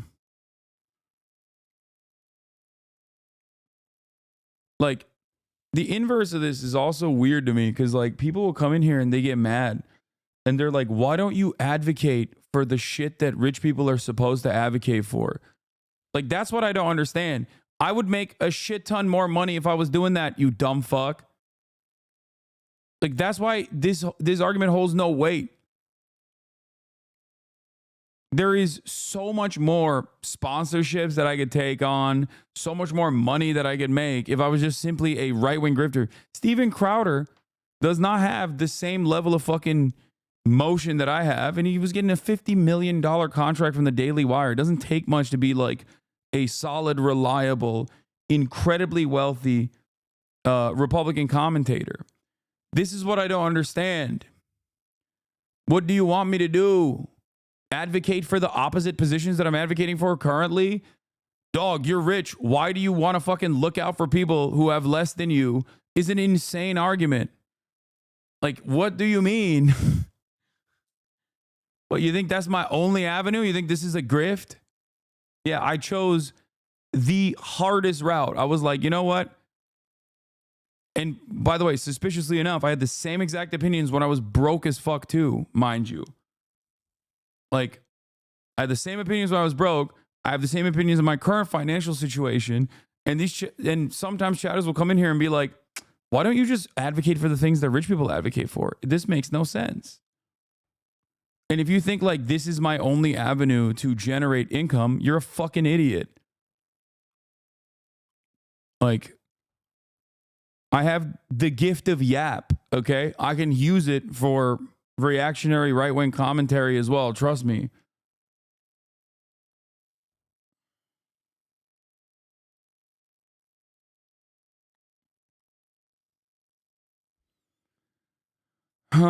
You're a delusional idiot. Yeah, sure, we all live in a capitalist system and benefit from it in some way, but the difference is how you use that privilege. You can acknowledge you're benefiting from a flawed system, but that doesn't mean you have to actively profit from it while claiming to fight it. It's not about escaping the system entirely, but using your platform and wealth to dismantle it or at least challenge it. It's worse. Excesses. Lemao, be quiet, please. I think this guy 100% agrees with me. Like, I'm serious. I think he just agrees with me. And he just doesn't realize that he agrees with me. because you hate me for what I suspect is if the reasons that you brought forward are the reasons that you hate me, then you shouldn't hate me at all. You should actually love me, as a matter of fact. But I assume that you just have never really watched or are completely oblivious to what I do on a regular basis. So that's why you have this opinion, which is fine. If you stick around, I think you'll have your mind changed.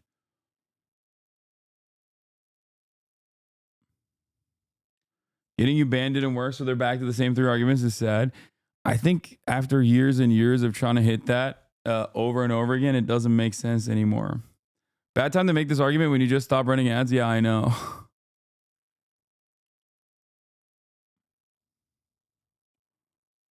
Open the schools, abolish homeschooling.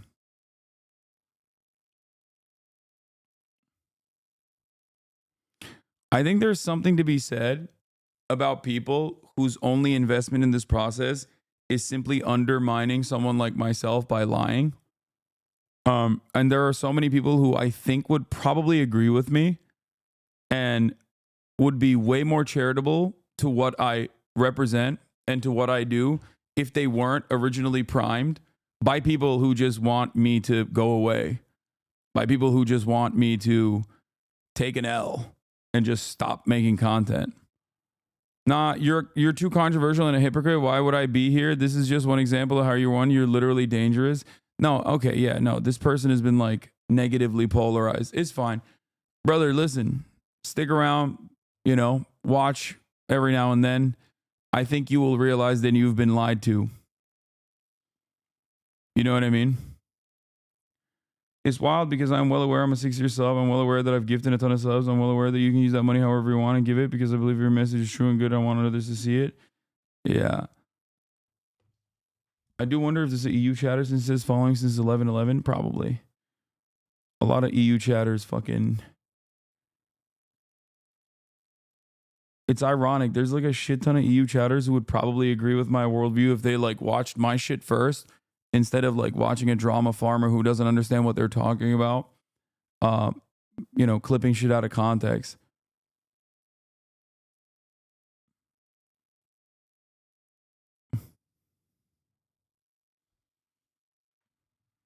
That's it. Anyway. Bro called you dangerous? I don't get it. No, there's a lot. That's the meta. Remember what I said? It's like one man's own personal vendetta against me and how resentful he is and how jealous he is. You can't just say that openly if you're a content creator because then most people will be like, the fuck? Why am I supposed to care about this? So what you have to do is package that jealousy and resentment and anger in like a righteous cause. And the best way to possibly do that rationalization is by saying like, this person is bad. And not only is he bad, but he's also like dangerous. He's scary. He's a hypocrite. He's everything that's bad. You know what I mean? Because if someone were to just simply be like, yeah, this fucking Twitch streamer is, I am a, you know, kick streamer and I'm jealous of this Twitch streamer has like greatly outshined me in this space. I hate that. And we should, you know, do everything in our power to cyber harass him endlessly and cut content endlessly.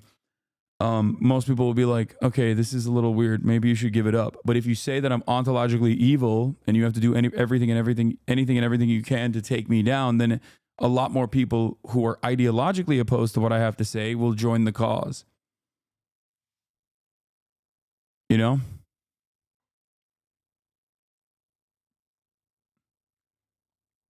That's it. Honestly, you're just mad? What? No, I'm not at all.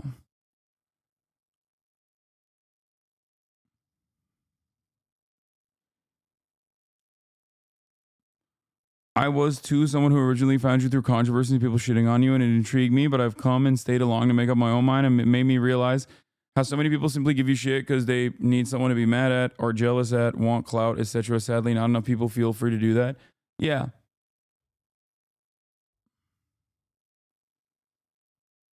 But I mean, the greatest antidote to slander is the truth. And if you stay in here long enough, I promise you, your worldview will most likely change. And not only will your view of me will change. And then soon after that, I think your worldview will probably change as well.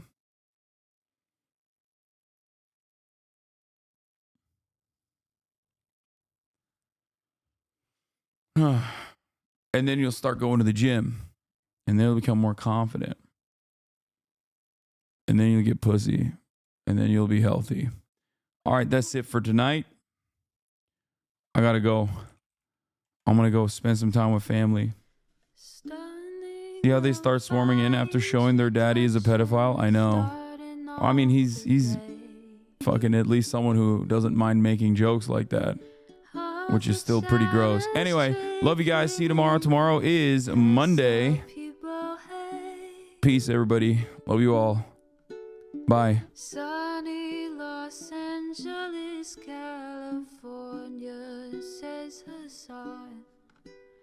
The starlock to the starlock to the topic just begun. There he is again, Hasan is streaming. Hasan is streaming. There he is again. Hasan is streaming. Hasan is streaming. Reviewing the P.O. box, Uncle Uger's face. Sat in Discord at chip prop, great names take embrace.